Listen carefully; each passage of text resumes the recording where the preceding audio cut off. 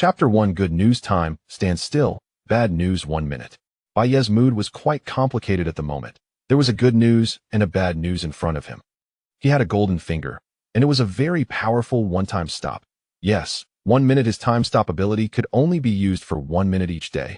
What can you do in 1 minute? Not even enough to pull down your pants. Bang! Immediately followed by a group of savage cheers that he looked up to see that the central square of Grey Dust Town was crowded with people. Did another one die? That's the third one already. TSK. Can't these barbarians get enough? Well, he was a slave to this group of coarse barbarians. Grey Dust Town was a human settlement of 800 people, and similar towns were everywhere in this wasteland. At a table sat a young man in a floral shirt, smoking a cigarette, while across from him was a bizarre corpse. Strange blood vessels not only covered the gun, but also extended into the corpse's right hand, deeply rooted there. The absurd and grotesque appearance was as if 5 needles were simultaneously inserted into a person's hand, infusing 5 bottles of liquid at once. Accompanied by the chilling sound of sucking, the corpse was sucked into a dried-up husk by a revolver. We won again. We won again. Sure enough, it's Magic Hanley Yu, able to win 3 rounds in a row. I bet if he wins a few more, he can meet the containment conditions for the taboo item Breath of the Bones. Huh? Breath of the Bones belongs to our West District now. In contrast to the excitement of these people, the onlookers from the East District behind the corpse had gloomy faces, and there was a dead silence. Who among you dares to go up? East District Leader Tan Jie scanned his subordinates with a cold glare. All those caught in his gaze turned their heads away, not daring to meet his eyes. Seeing his subordinates silent, Tan Jie grew increasingly angry, but alongside that anger was a sense of helplessness. He only had about 20 core members, and 3 of them were already dead. If more died, he, the East District Leader, would become a lone commander. How could he rule over the lowly people of the East District then? Waste. All of you are waste. The East District people hung their heads, afraid of drawing fire upon themselves, many secretly cursing. If you're so capable, you go up. Aren't you just afraid of dying and making us go? The silence from the East District made the West District even more arrogant, with all sorts of foul language continuously flying. At the back of the crowd, a ragged young man with his feet bound by chains had the corners of his mouth slightly curled up. This person was Bai Ye. He knew his opportunity was coming. An opportunity to escape the fate of slavery and take control of a taboo item. Bai Ye's current identity was a slave of the East District. When he had just crossed over yesterday, he was still a lowly person from the East District, but after using his time stop ability once, a tiny accident occurred, and today he had become a slave. He looked at the Breath of the Bones placed on the table, information about the taboo item flashing through his mind. That a century ago, a great catastrophe swept across the world, leading to the collapse of civilization. Animals, plants, and even some inanimate objects globally underwent varying degrees of mutation. Taboo items emerged as a result, and Breath of the Bones was one of them, mutated from an ordinary revolver and possessing bizarre abilities. To use a taboo item, one must meet its containment conditions, as taboo items are no longer inanimate objects, but living entities. They have their own thoughts, so only by meeting their conditions can one gain the right to use them, commonly referred to as recognizing a master. The containment condition for Breath of the Bones is quite simple. It's a gamble for life. In this civilization-deficient wasteland, a thrilling gambling game called the Fate Roulette is popular. The Fate Roulette is a game specifically for betting lives. That a revolver can hold 6 bullets, and the gameplay involves loading 1 bullet, then spinning the chamber. Where the bullet lands is all left to chance. The 2 betting individuals take turns shooting themselves, entrusting their lives to fate to see which bullet will hit whom. After several rounds, whoever survives is the winner. Before Breath of the Bones became a taboo item, it was used as a tool for playing the Fate Roulette. Perhaps due to the many people shot, or for other reasons, this ordinary handgun transformed into a taboo item. The containment conditions of taboo items are mostly related to their past experiences, so its condition is to win at the Fate Roulette. Winning once is not enough. One must keep winning until it recognizes you. Only those who are lucky enough and brave enough can earn the favor of Breath of the Bones. Bai Ye glanced at the clock hanging on the stone wall of the square, 23:49. Just wait a bit longer. It's not time, yet his ability could only recover after midnight. Tan Jie, if no one from your East District dares to come up and gamble, then Breath of the Bones will belong to our West District. West District Leader Wang Shi sneered, his metallic prosthetic eye in his left eye socket flickering with a strange red light. Tanjie's expression darkened as he said, "The taboo item was found by me. You West District had better not lay your hands on it." "Yoho." Wang Shi chuckled. "How long have you had the taboo item in your hands? You East District people are so useless that there's not even one who can make the taboo item recognize a master. Now, our gray dust town is being targeted by the mutated monsters outside. How can we deal with those monsters without a taboo item? Since your people can't make Breath of the Bones recognize a master, are you going to stop my people? Are you willing to bury the whole gray dust town for your own selfish interests?" His words caused various expressions among the residents of the town. They didn't care who from the East or West District got the taboo item.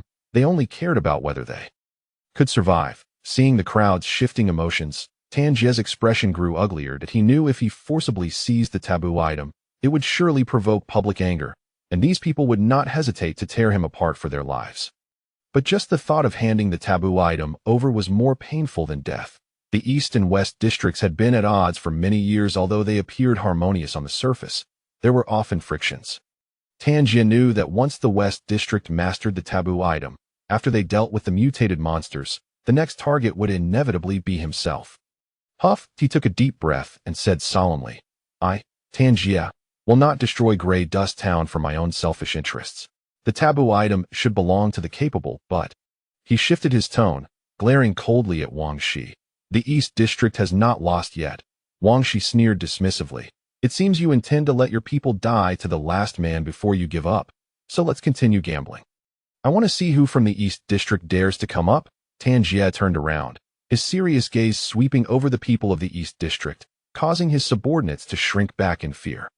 However, his gaze did not fall on his subordinates, but instead passed over them to the East District residents watching.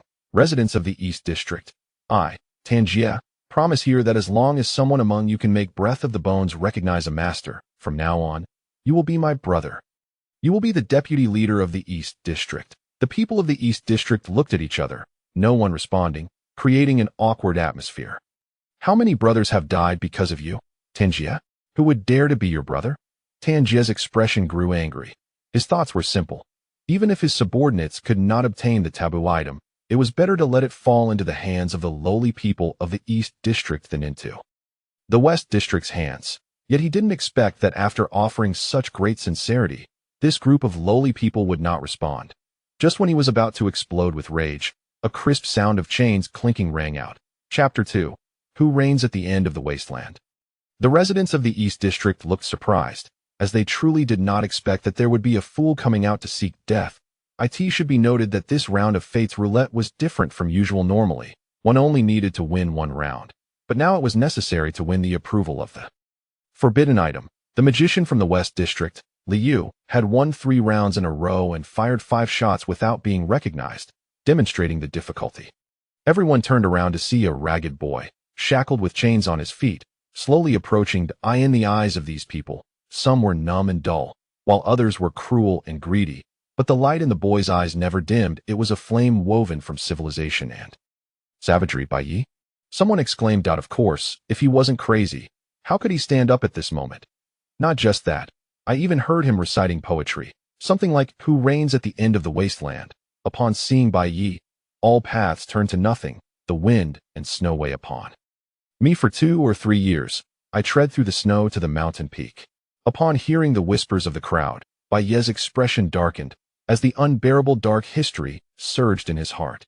Self-proclaimed as the god of a new era, he looked down on everyone else as if they were petty fools. That he immediately started to talk big, facing the dark muzzles of guns pointed by Tanjie and others. Just as he was about to display his might and showcase his power, he suddenly froze. Time stood still for 2 seconds before resuming, because he had previously wasted over 50 seconds experimenting with his ability. It was at that moment he realized he could only freeze time for 1 minute each day. In the era of catastrophe, there were many whose minds had been polluted. Tanjie and the others thought he had gone mad, and, not wanting to waste labor, relegated him to slavery. Hearing someone volunteer, the leader of the East District, Tanjie, couldn't help but feel delighted. But when he took a closer look at the person, his expression turned strange. Bai Ye. Just this morning, this kid was in front of him, self-proclaiming as a god, rambling about starting a new ER8 illness has recovered. I mistakenly ate poisonous mushrooms in the wild and experienced some hallucinations, Bai Ye said without changing his expression. He had always enjoyed telling a few little lies. Seeing Bai Ye speak clearly and no longer self-proclaiming as a god, a hint of joy appeared on Tanjie's face.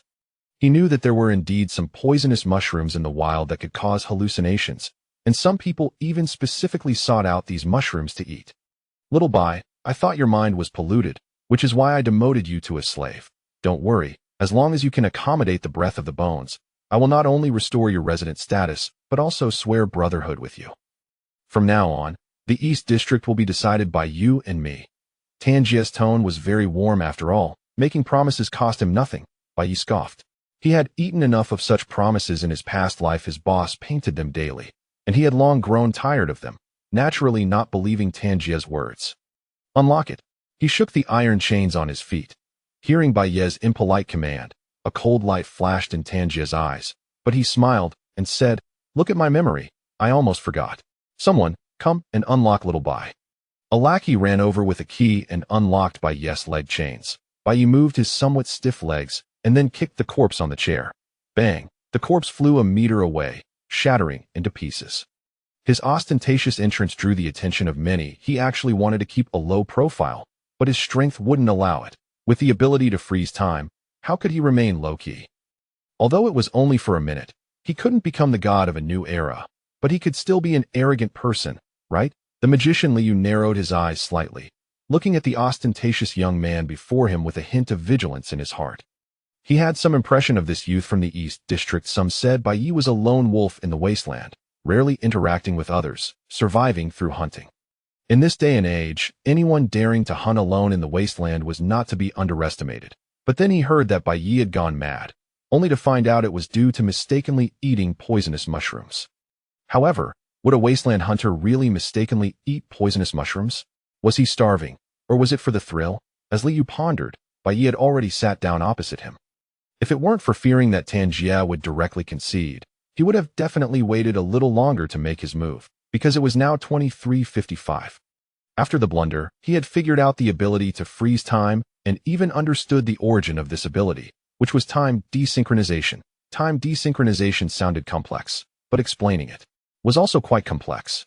The mysteries of time could only be fully understood from the dimension of time, much like how lower dimensional beings struggle to comprehend higher dimensions. He could not accurately describe the principle of the ability with words. He could only use metaphors to barely make sense of it in his mind. In simple terms, his previous world, the civilized world 200 years ago, and the current post-catastrophe world had different rates of time flow. There was a 1-minute deviation between the two worlds. Whether before or after the catastrophe, humanity defined a day as 24 hours. But if calculated according to 24 hours, a day in the civilized world was indeed 24 hours, while a day in the post-catastrophe world actually took 1 minute less, making it 23 hours and 59 minutes. The cause of the deviation was unclear to him. It was estimated to be a result of the great catastrophe 100 years ago. His soul, as a 24-hour being, arrived in a 23-hour and 59-minute world, thus gaining an extra minute of free time each day. This was why Bai Ye could freeze time for 1 minute each day. Let's begin, Liu said to D. Oh, you go first, or do I? Bai Ye pretended to ask to buy some time. Liu frowned. Naturally, we decide the order by rock, paper, scissors. Didn't you just watch how the Fates roulette works? Bang! Bai Ye slammed the table, the loud sound startling people from both the East and West districts. Some even instinctively reached for their guns. Who said someone was blind? I ask you, who said someone was blind? If you have the guts, say it again. Liu was stunned. When did I say you were blind? You dare to say it? Bai Ye instantly flew into a rage, grabbing the collar of Liu's floral shirt, looking as if he was about to hit him. Crack, crack. Members of the West District, including Wang Shi, drew their guns, pointing them at Bai Ye. Meanwhile, Tanjie and others behind Bai Ye also reacted, quickly drawing their guns and pointing them at each other. Chapter 3. The winning method of Fate's roulette. Let go. I didn't mean it. Liu was both shocked and angry, fearing that a massive brawl would break out and he would be killed on the spot. Oh, you didn't mean it? You should have said that earlier. You almost made me misunderstand. Bai Ye smiled and released his grip, glancing at the clock, 23:56. Bai Ye's behavior made Liu's eyelids twitch. He looked at the black handprint left on his floral shirt with a face full of despair. Little Bai. A cautious voice came from behind Bai Ye. It was Tanjie. Are you sure you're completely back to normal? Or else that he raised an eyebrow and angrily said, or else you come. Or else you come. I hate it when others are whispering behind my back if you don't trust me. You come yourself. But he still held back. The aberrant creatures were eyeing Grey Dust Town outside, and if they couldn't find someone to accommodate the breath of the bones, then the entire Grey Dust Town would be doomed. He suppressed his anger, constantly comforting himself not to argue with a madman. Is he really mad? Or just pretending? Forget it. It's not important anymore, because next, I will dominate this game of chance. His nickname is the Magician, and he naturally has his own unique skills. Not only can he discern the suits of playing cards, but he can also manipulate the cylinder of a revolver to land on the position he desires, which means he can decide when the gun will fire. Next, I will play scissors, Liu said, his gaze sharp. He deliberately stated his strategy, engaging in a psychological battle with Bai Ye. Damn, why is 3 minutes so long? At this moment, Bai Ye suddenly sneered. Do you know there is a guaranteed winning method for the roulette of fate? Upon hearing this, not only did Liu pause for a moment, but the other onlookers were also taken aback. Not going to engage in my psychological warfare. Liu narrowed his eyes slightly and chuckled dryly. This life and death game relies entirely on luck. How could there be a guaranteed winning method? Bai Ye looked at him with disdain, as if judging him for being naive. Just because you don't know doesn't mean it doesn't exist. The boy spoke with such conviction that even Liu, a seasoned cheat, began to doubt. What is this guaranteed winning method? Bai Ye smirked. The guaranteed winning method is to let your opponent shoot first. Everyone was puzzled. This is how you win. How is that possible? And then what? What kind of joke is this? Then what? Liu questioned with skepticism, doubting Bai Ye was just telling a bad joke. Then, Bai Ye shrugged. Then you hand the gun to your opponent with 5 bullets. Liu. The most dreaded silence suddenly fell. In the square filled with hundreds of people, the atmosphere dropped to freezing point because of Bai Ye's words. It turned out that cold jokes really can create an awkward silence. Someone couldn't help but laugh. Others began to curse. You fing. What kind of nonsense guaranteed winning method is this? Why don't you just shoot your opponent 6 times directly? Liu sneered twice. This joke isn't funny at all. Let's just play rock, paper, scissors. Looking at the hand extended by his opponent, Bai Ye remained silent. There were still 2 minutes left. Time passed second by second. Liu's arm was getting sore from holding it up, while whispers began to rise around them.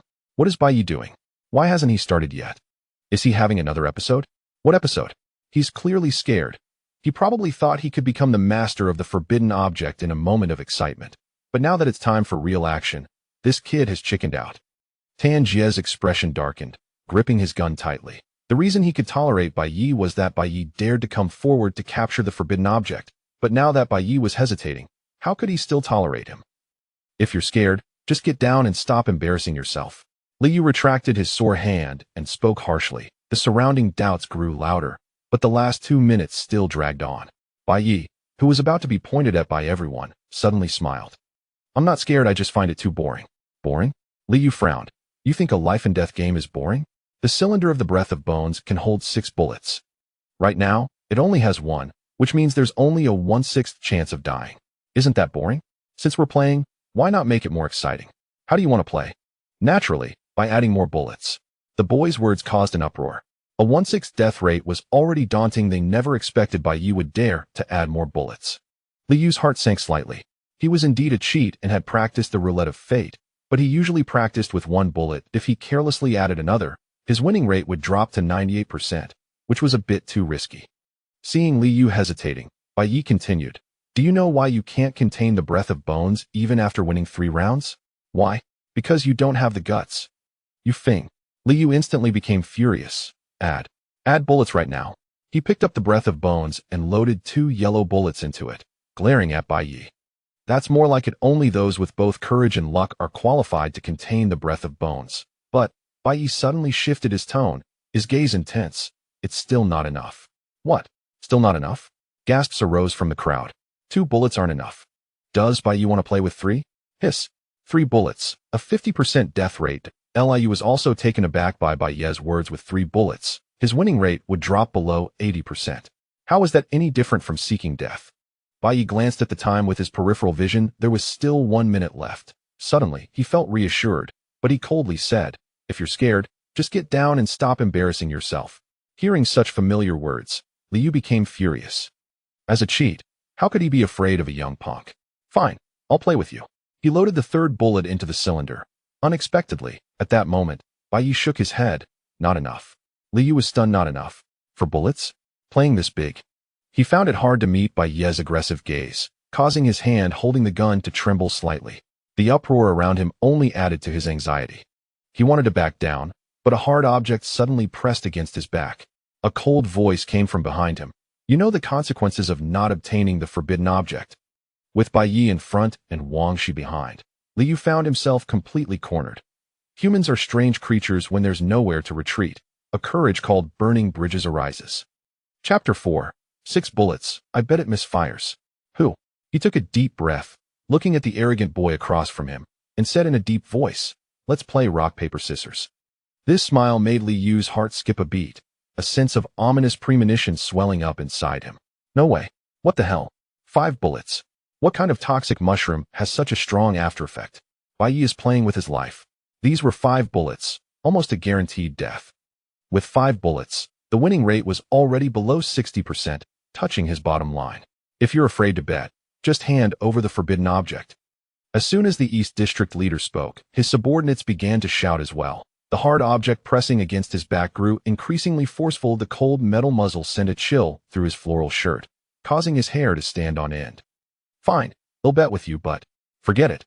Let's just play rock, paper, scissors. Liu initially wanted to follow Wang Shi's advice and let Bai Ye shoot first, but ultimately abandoned the idea because he wasn't used to leaving his fate in someone else's hands. What if Bai Ye's luck truly was through the roof and he fired a shot without dying? Wouldn't that mean his own death was guaranteed? Liu loaded the 5th bullet. At this point, there were 30 seconds left until midnight. Wow.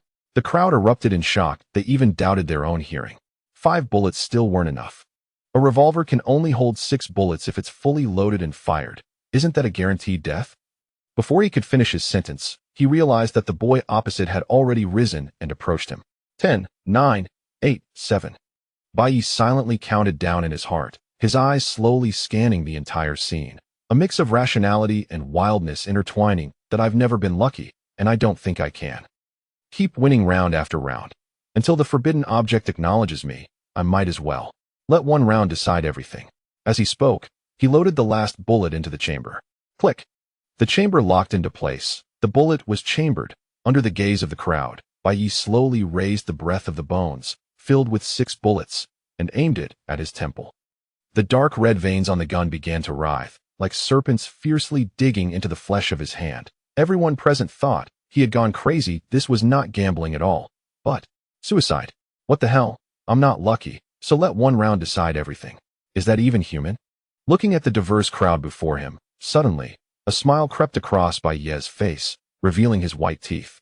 6 bullets. I bet it will misfire. The crowd was stunned. They had never heard such a rare statement before. Who told you the roulette of fate is played like this? Amidst the shocked gazes, Bai Ye pulled the trigger hard. Women and children in the crowd covered their ears in fear, while some instinctively dodged to avoid getting splattered with blood. 3, 2, 1. The countdown ended, and the midnight bell rang. Boom! In the endless night, in a dimension unseen by the crowd, a massive and magnificent golden dial emerged from beneath Bai Ye's feet, quickly covering the ground. He stood alone on the gigantic dial, like a traveler abandoned by time. At the same time, the surrounding crowd, trees, buildings, and even the sky seemed to vanish, as if a divine hand had swept away all existence, leaving only variously sized golden dials. That it was the manifestation of time for all things. The pointers on the golden dials of these people and things all pointed to 12 o'clock, except the giant golden dial beneath Bai Ye's feet showed 12:01. This was his own time, 1 minute more than that of this world. Feeling the return of power, Bai Ye did not hesitate to activate his ability. Time stopped. Buzz. A strange wave of time rippled. The world seemed to be paused. The once noisy square suddenly fell silent. Everyone frozen like statues. The horror in Liu's eyes solidified. The second-hand smoke he exhaled hung motionless in the air. In this absolutely still world, the only one who could move was Bai Ye, the boy who had just performed a miracle. In the instant time stopped, swiftly opened the chamber of the breath of the bones, and began to pull the bullets. Hurry, hurry, hurry. Can't waste time. Time is life. Ever since he learned that he only had 1 minute each day, he became especially precious of time because he had done the math. 1 minute a day means 365 minutes a year. That's 6 hours and 5 minutes. Calculating a year as 6 hours, in 10 years, that would only be 60 hours. His current body age is 16, and in the era of catastrophe, living to 50 would be a blessing assuming he actually lived to 56. That would still only be 40 years. Accumulating 240 hours, and 240 hours equals 10 days. When Bai Ye calculated that his entire life amounted to merely 10 days, he truly grasped the meaning of the phrase time is life. Perhaps due to the dirt on his hands and the long and trim nails, he tried several times but couldn't dig the bullet out. Come on, pull it out. At that moment, cold sweat broke out on him. In the face of the danger-ridden era of catastrophe, he was not panicked. Facing the life and death roulette, he was also not panicked. But now, just the thought of time passing for several seconds made him genuinely anxious. What was passing was not just time, it was his life. Fortunately, on the fourth attempt, he finally pulled the bullet out. Phew! Bai Ye let out a sigh of relief and quickly placed the bullet into his pocket. He only pulled out one bullet, the one that was about to be fired, so this shot would be a blank. After doing all this, he wiped the cold sweat from his forehead and began to pose. He repositioned the gun against his temple, quickly adjusted his mentality, and a smile reappeared on his face, ensuring the curvature of the smile was exactly the same as before. Before releasing the time pause, release, buzz, the strange wave of time dissipated, and the flow of time in the entire world resumed. In 01 knew that time had once stopped. Everyone's attention remained focused on Bai Ye. In their eyes, Bai Ye smiled and calmly pulled the trigger, exuding a powerful confidence that drew attention. The revolver, with its metallic texture and the feel of flesh intertwined, had its trigger slowly compressed. The trigger moved the hammer backward, compressing the hammer spring, and at the moment the trigger hit the bottom, the hammer quickly moved forward under the spring's force. It slammed hard against the firing pin on the gun. Click! A crisp sound rang out, with no smoke, no flames, and no bullet. Chapter 5 Earlier, you called me Xiao Bai, and I didn't argue with you. Silence. A deathly silence fell over the crowd, as everyone stood frozen in place. Their faces filled with disbelief, as if time had stopped again. It actually misfired? After a long time, someone exclaimed in horror. More and more gasps of astonishment arose. Damn! The fate roulette of 6 bullets. Even if the King of Heaven came, he would have to take this shot. Yet Bai Ye remained unscathed. You don't understand. It's not a misfire. The forbidden item has its own will, and it's surely recognized Bai Ye, which is why it didn't fire. Under the astonished gazes of the crowd, the forbidden item, Breath of the Bones, suddenly erupted in a dazzling blood light, which spread continuously, enveloping Bai Ye's entire body, as if a god had descended. Suddenly, a strange feeling arose in Bai Ye's heart. He looked at the Breath of the Bones in his hand, as if looking at his own right hand, feeling an illusion of a blood connection. Bai Ye was not surprised. If the fate roulette of 6 bullets still couldn't contain it successfully, that would be somewhat impolite for the Breath of the Bones. The gun body made of bones gradually faded, turning into a pitch-black matte metallic color. Finally, the Breath of the Bones became indistinguishable from an ordinary revolver. He twirled the gun and casually tucked the revolver into his pocket. It was only at this moment that the crowd snapped back to reality. But their gazes towards Bai Ye remained shocked, as if what had just happened had draped a veil of miracles over him. Ha ha! A loud laugh rang out. As East District Leader Tan Jie beamed with joy. The forbidden item belongs to our East District now. Wang Shi, do you have anything to say? Tan Jie's smile gradually faded, and he signaled to his subordinates, instantly creating a tense atmosphere. Tan Jie's expression changed suddenly, and he hurriedly stepped forward to Bai Ye's side, putting an arm around his shoulder. The matter of the slave was just a misunderstanding. Now Xiao Bai is my brother Tan Jie, the vice leader of the East District. How could he possibly join the West District, right, Xiao Bai?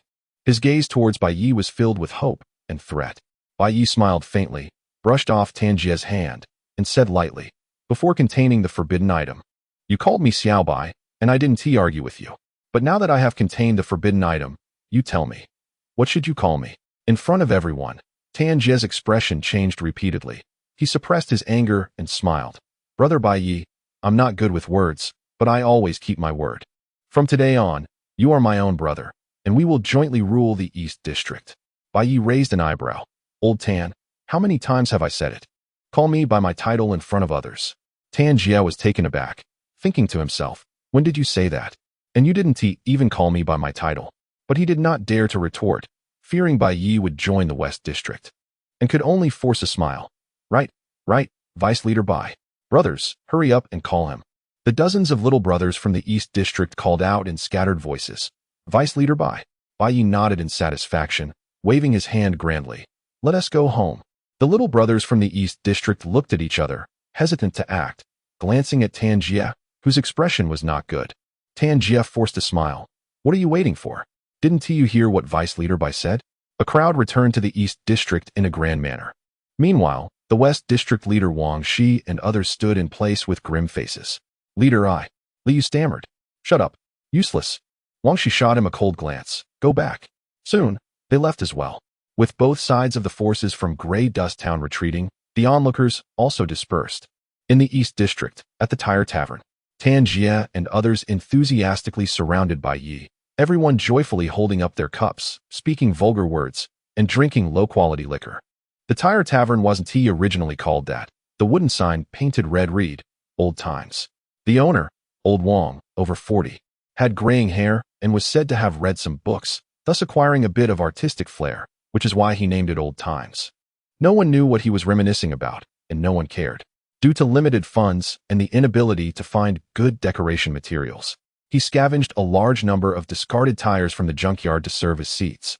Most people in Grey Dust Town couldn't read and didn't recognize the words Old Times, so they simply referred to it as the Tire Tavern. Now that Vice Leader Bai holds a forbidden item, we no longer need to worry about that group of mutated monsters outside. Yes, that group of mutated aberrations has been surrounding our Grey Dust Town for almost a month. If we don't deal with them soon, we will starve to death. Those aberrations are really cunning. I feel their intelligence is almost on par with humans. They know that a strong assault on Grey Dust Town would lead to heavy losses, so they deliberately stay outside, cutting off trade routes and preventing us from going out to get food.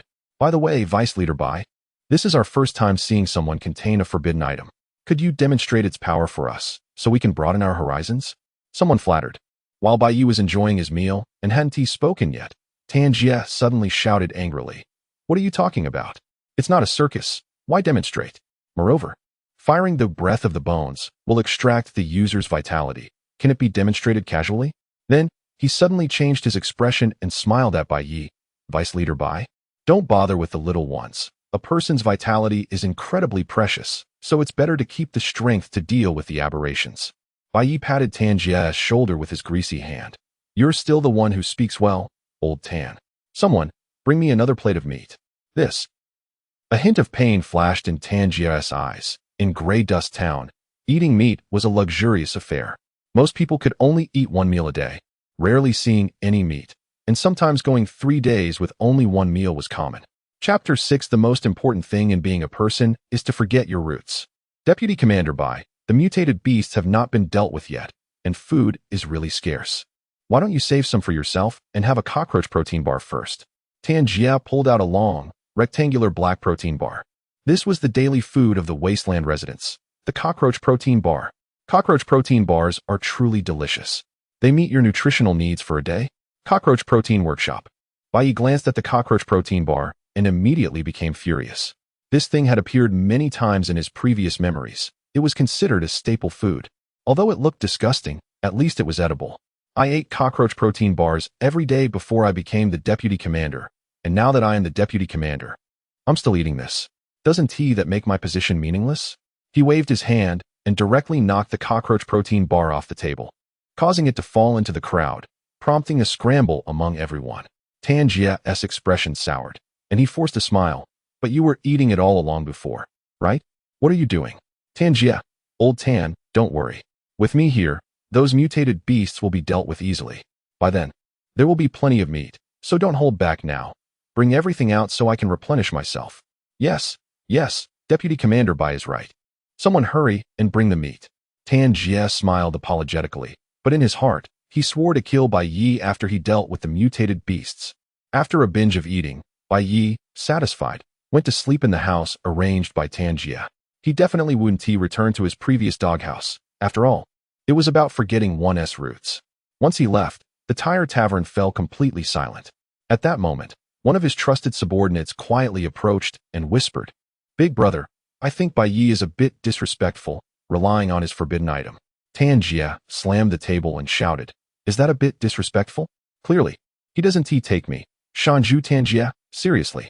As he got angry, the hairs on his body stood on end, turning dark and stiff, resembling the bristles of a wild boar, and a fierce aura unique to beasts spread out. 2 wisps of white vapor were faintly exhaled from his nostrils. Seeing this, everyone quickly prostrated on the ground. Big brother, calm down. Big brother, calm down. You are a genetically modified person who has injected gene agents, while that kid is just an ordinary person relying on external items. Once he finishes off the mutated beasts, he will definitely suffer blood loss and will find it hard to shoot. At that time, won't he be at our mercy? Humph. Tan Jie's expression eased slightly. Although his subordinates' words resonated with him, as the commander, he couldn't just go along with it. He had to maintain his image. I originally wanted to become brothers with Bai Ye, to jointly govern the Eastern District, but I didn't expect this kid, after obtaining the forbidden item, to become so arrogant. This person's character is eccentric and greedy. If he were to govern the Eastern District with me, it would surely bring disaster to the citizens of the Eastern District.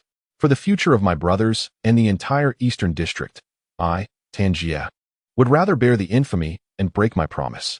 Big brother is noble. We swear to follow you to the death. In the dilapidated red brick house, Bai Ye stood in front of the mirror, having just taken a shower, completely naked. He stroked his chin and examined himself.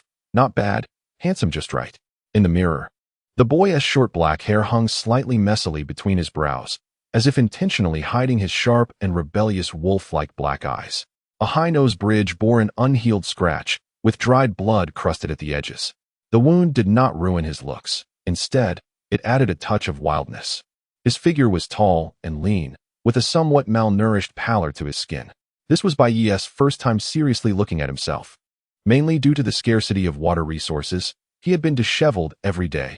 Most people in the dusty little town were like this, except for some special workers. Now, with Tan Jie backing him, he could comfortably take a shower.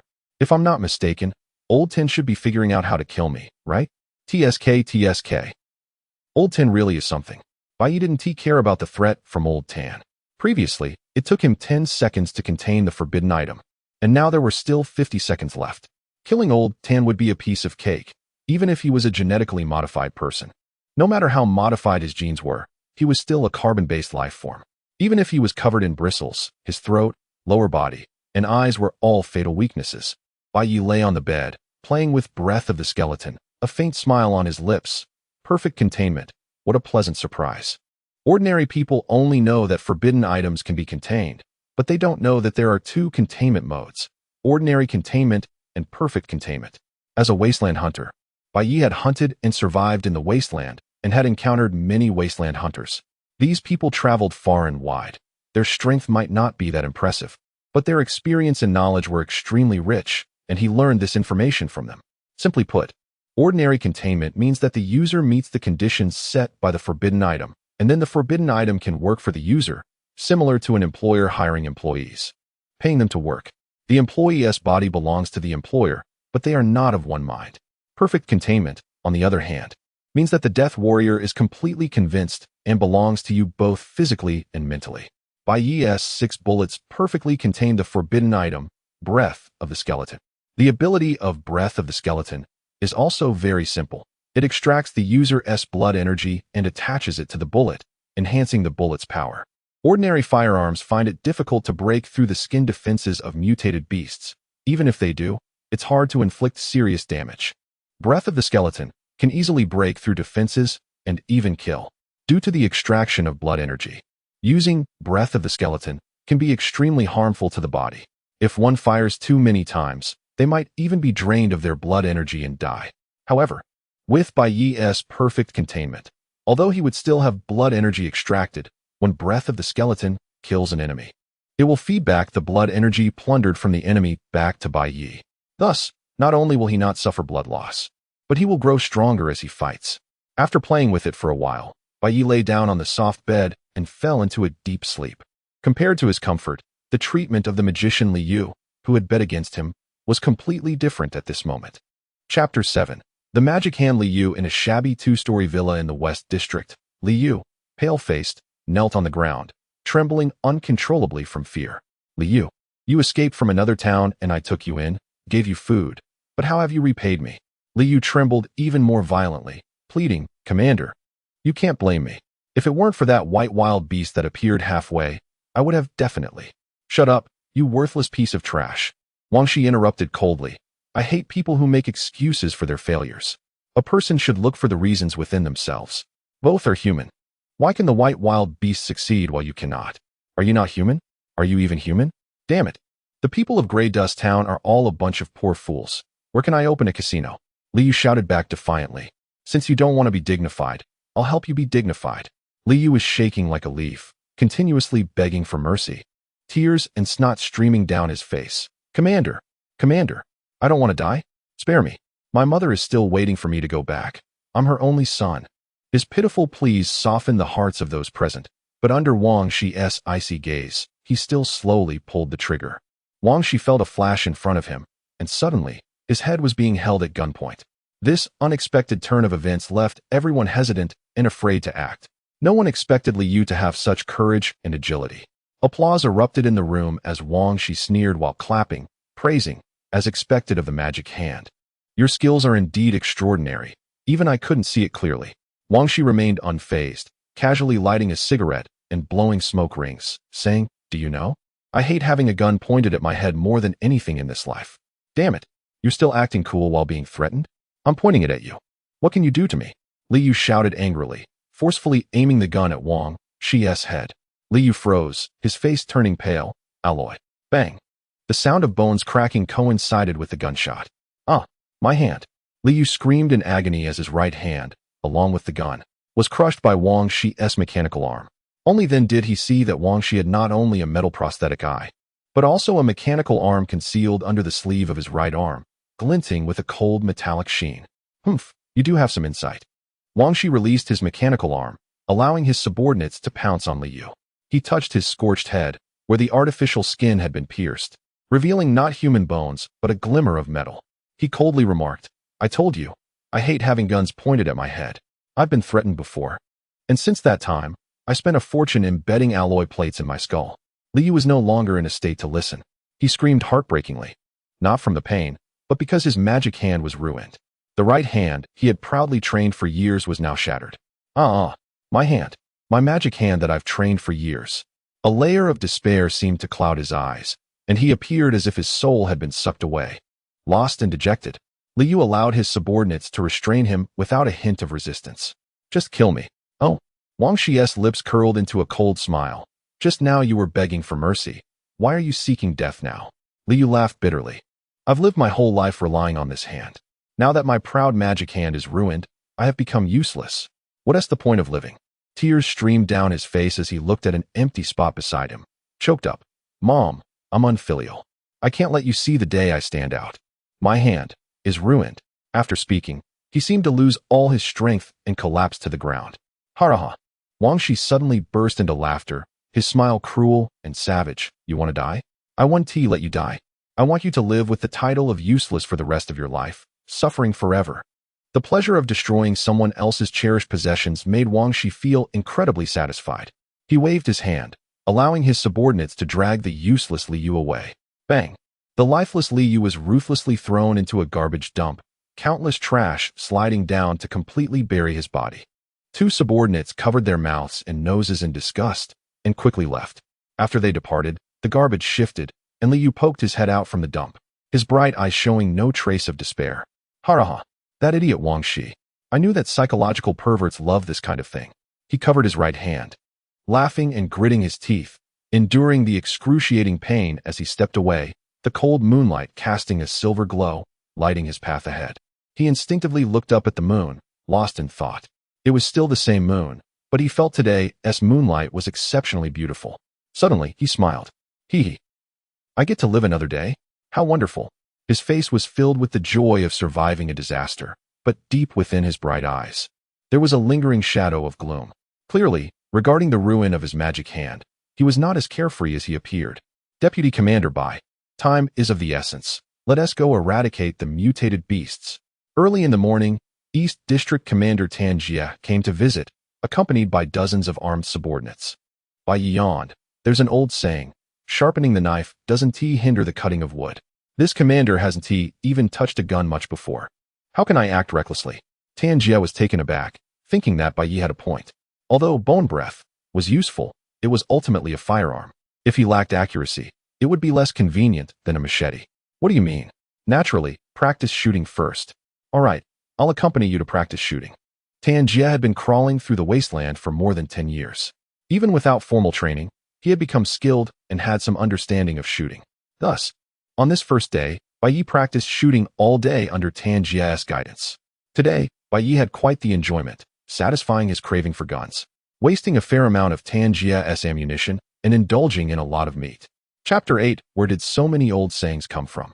The next day, Deputy Commander Bai, you're quite familiar with the gun by now, and the mutated beasts are not small in size. When the time comes, getting close should not be a problem. How about we set off today? Tanjia inquired. Tanjia suppressed the anger in his heart and reluctantly nodded. Deputy Commander Bai, you've practiced with the moving target. It's time for action today, right? I'm not rushing you, but the food in our East District is almost depleted, and we don't have many bullets left. If this continues, we might not last long enough to deal with the mutated beasts, so. Old Tan. There's an old saying that goes, haste makes waste. Just as he was about to explode, he heard Bai Ye change the subject. But there's another saying that goes, speed is of the essence in warfare. Cut through the chaos swiftly, so. Let's not delay. Let's set off as soon as possible. His chest heaved violently, and his triangular eyes stared fiercely at Bai Ye. So angry he wished he could split open Bai Ye's head to see how many old sayings were crammed inside. Old Tan, what are you still dawdling for? Hurry up and move. Quick, quick, quick. Just thinking about the residents of Grey Dust Town suffering from hunger due to the threat of the mutated beasts makes my heart feel like it's being cut by a knife. Tanjia took a deep breath and silently followed his little brothers, a surge of killing intent boiling within him. He could hardly contain himself. After Bai Ye shot the mutated beast, he swore he would immediately kill Bai Ye, otherwise, he would die of anger sooner or later. The wall was more like an earthen wall built from dirt, bricks, and barbed wire. Though crude, it was very effective. Brother Bai Ye, we haven't seen each other for 3 days, and you're looking even more impressive. On the wall, Wang Shi greeted with a smile, directly ignoring Tanjia. Bai Ye glanced at Wang Shi and said flatly, call me Deputy Commander Bai. It turned out Bai Ye wasn't targeting me. He treated everyone this way. Wang Shi narrowed his eyes slightly, secretly calculating. He had heard about Bai Ye's attitude towards Tanjia these days. Their discord suited him perfectly. What he feared most was if the two got along like brothers, then the pressure on his West District would be significant. Could this kid be blinded by the forbidden item? Thinking that holding a forbidden item made him invincible, so he looked down on the two commanders? In fact, Bai Ye wasn't hiding his strength. He simply had an air of arrogance. A mere commander of a small town was not in his eyes. Let alone 3 days had passed. The saying a soldier should be viewed differently after 3 days applied very well to Bai Ye, because after 3 days, his time reserve had reached 3 minutes and 50 seconds. What does 3 minutes and 50 seconds mean? It means Bai Ye could instantly kill Wang Shi, Tanjia, and even their subordinates. This was also the reason he looked down on Wang Shi and Tanjia, perhaps to ordinary people. The commander of an 800-people town was an unreachable big shot, controlling life and death, but to him, sorry, each one of you here is trash. The reason he hadn't killed them yet wasn't because Bai Ye was kind-hearted. Although he came from a civilized world, he was not a do-gooder. The crimes Wang Shi and Tanjia had committed in Grey Dust Town over the years were enough to warrant execution 100 times over. He had no psychological burden in killing such people. The main reason was the mutated beasts. The mutated beasts were not just one, but a group. Bai Ye needed Wang Shi and Tanjia to assist him in dealing with the mutated beasts. Otherwise, once the beasts broke through the city, he would suffer as well. At that moment, Tanjia handed over an old tactical binocular. The mutated beasts are hiding nearby. These bastards never come within 100 meters of Grey Dust Town, just circling outside. As soon as someone dares to go out, they will launch an attack. Bai Ye took the binoculars, and what he saw was a desolate land, with the yellow-brown ground cracked into countless jagged wounds, and the howling wind stirred up clouds of dust. Given this geographical landscape, there should be no plants surviving. But sporadic weeds, dead trees, and even a few patches of bushes were growing on the ground. These were mutated plants, but the degree of mutation was not deep, so they hadn't become living forbidden items. His gaze swept across the ground through the binoculars, and soon he spotted a pair of scarlet eyes in a bush about 100 meters away. The howling wind pressed down the bushes, revealing their full appearance. Hyenas. These mutated beasts were mutated hyenas. Their original brown fur had largely fallen off, replaced by gray-purple tumors covering their bodies, with vascular protrusions all over the surface of the tumors, and their claws were sharp as blades. Why are there only a few? Bai Ye put down the binoculars and asked. These few mutated beasts are just hyena sentries sent to keep watch, to prevent us from escaping, Tangier explained. Those pups aren't low in intelligence. What is your battle plan? Out of the city. Wangxi narrowed his eyes. Watching the hyenas hidden in the bushes, Tangier and I will each take our elite team, and you will join us to leave the city. We will be responsible for engaging the hyenas, and you will use breath of the undead to kill them. Why must we leave the city? Bai Ye felt a bit surprised. Can't we lure them over and shoot from a high position? Wangxi shook his head. We have tried this before. We once sent someone as bait to lure the hyenas within 100 meters, and although we killed a few hyenas by shooting, afterwards, the hyenas learned. And no matter how we tried to lure them, they wouldn't recklessly approach. So we can only engage them outside the city. Bait? Bai Ye's heart stirred. He didn't need to think to know the fate of those baits. They had certainly ended up in the hyenas' bellies. Chapter 9. Bai Ye is still shooting? What are we waiting for? Follow your commander out of the city to confront the enemy. With a wave of his hand, Bai Ye took the lead and walked towards the city gate. He couldn't wait to test the power of the forbidden object. Soon, a group of more than 30 people marched out of the city gate. They formed a circle around Bai Ye, Wangxi, and Tangier, slowly advancing forward. Faced with this scene, the hyenas in the distance remained indifferent. It wasn't until they were 100 meters away from the city wall that several hyenas suddenly began to bark wildly from the bushes. More and more beast roars echoed. And on the horizon where their vision ended, a cloud of yellow sand blew across, revealing a dense mass of black dots slowly emerging from the sand. More than 50 hyenas came rushing in from a distance, their size far exceeding that of ordinary hyenas, almost the size of adult bulls. The ground resonated with the sound of their frenzied running, causing the earth to tremble slightly, and even Tangier and the others felt their hearts shake. Facing the oncoming hyenas, the 30-plus people raised their guns and began firing wildly, a dense barrage of bullets forming a net of fire that covered the hyenas. It was this life-and-death crisis that prompted the leaders of the East and West districts to unite without reservation. The rain of bullets blocked the charge of the hyenas. But Bai Ye and the crowd did not fire, as the distance was too far and his marksmanship was not very good. So he couldn't waste his vitality using the forbidden object. He had to wait for the hyenas to get closer. The bullets could only break the hyena's skin.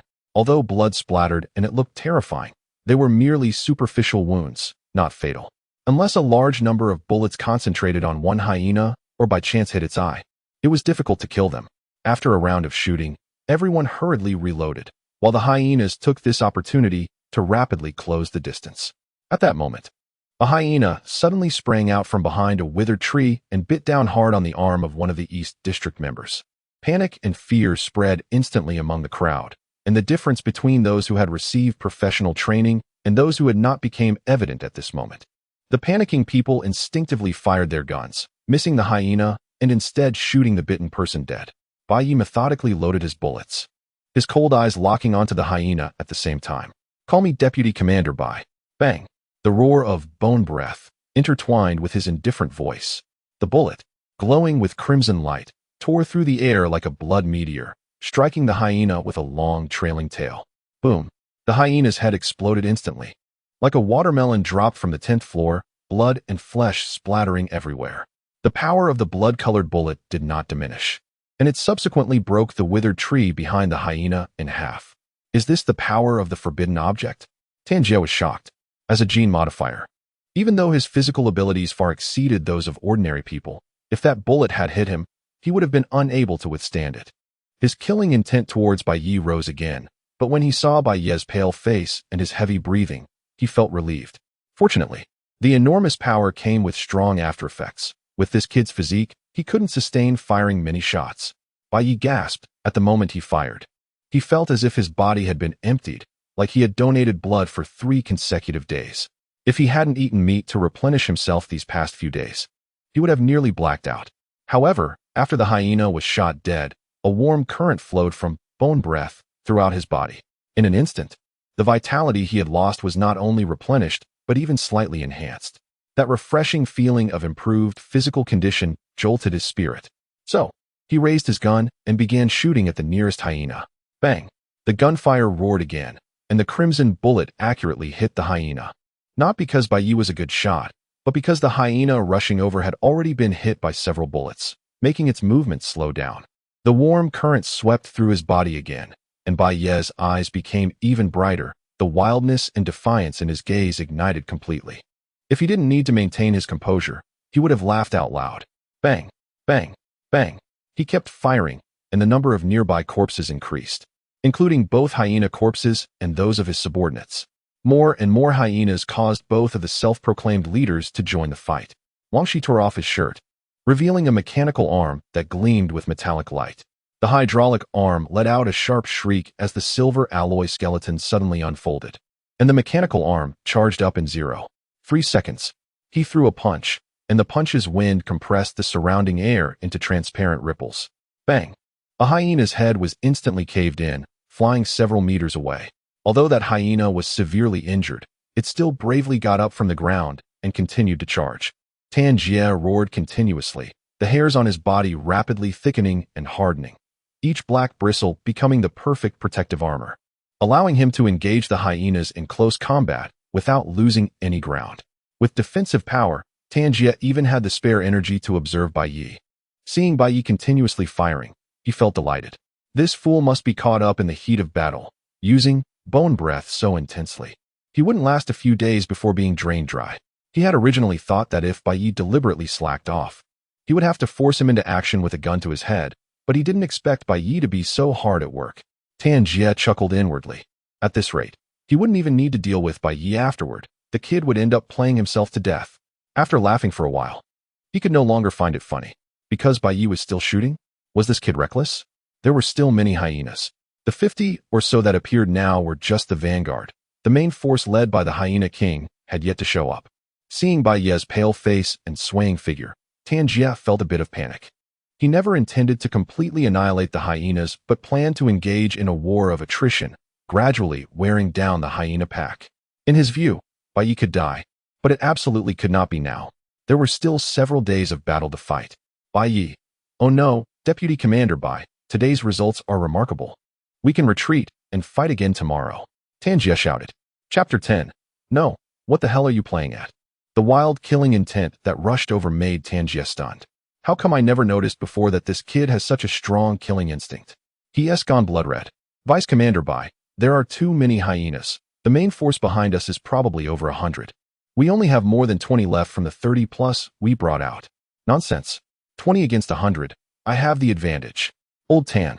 If you dare to waver the morale again, I'll be the first to take you down. Facing Bai Ye's furious glare, Tan Jie was both shocked and angry. And amidst his astonishment and rage, there was even a hint of absurdity. Who is the commander here? Me or you? No, you're just a powerless vice commander. What the hell are you playing at? Not listening. This is really out of line.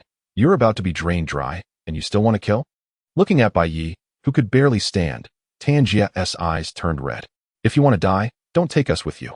Once the hyena pack is completely wiped out, no one will stop you, but you can't die now. Just as he was about to forcefully take Bai Ye away.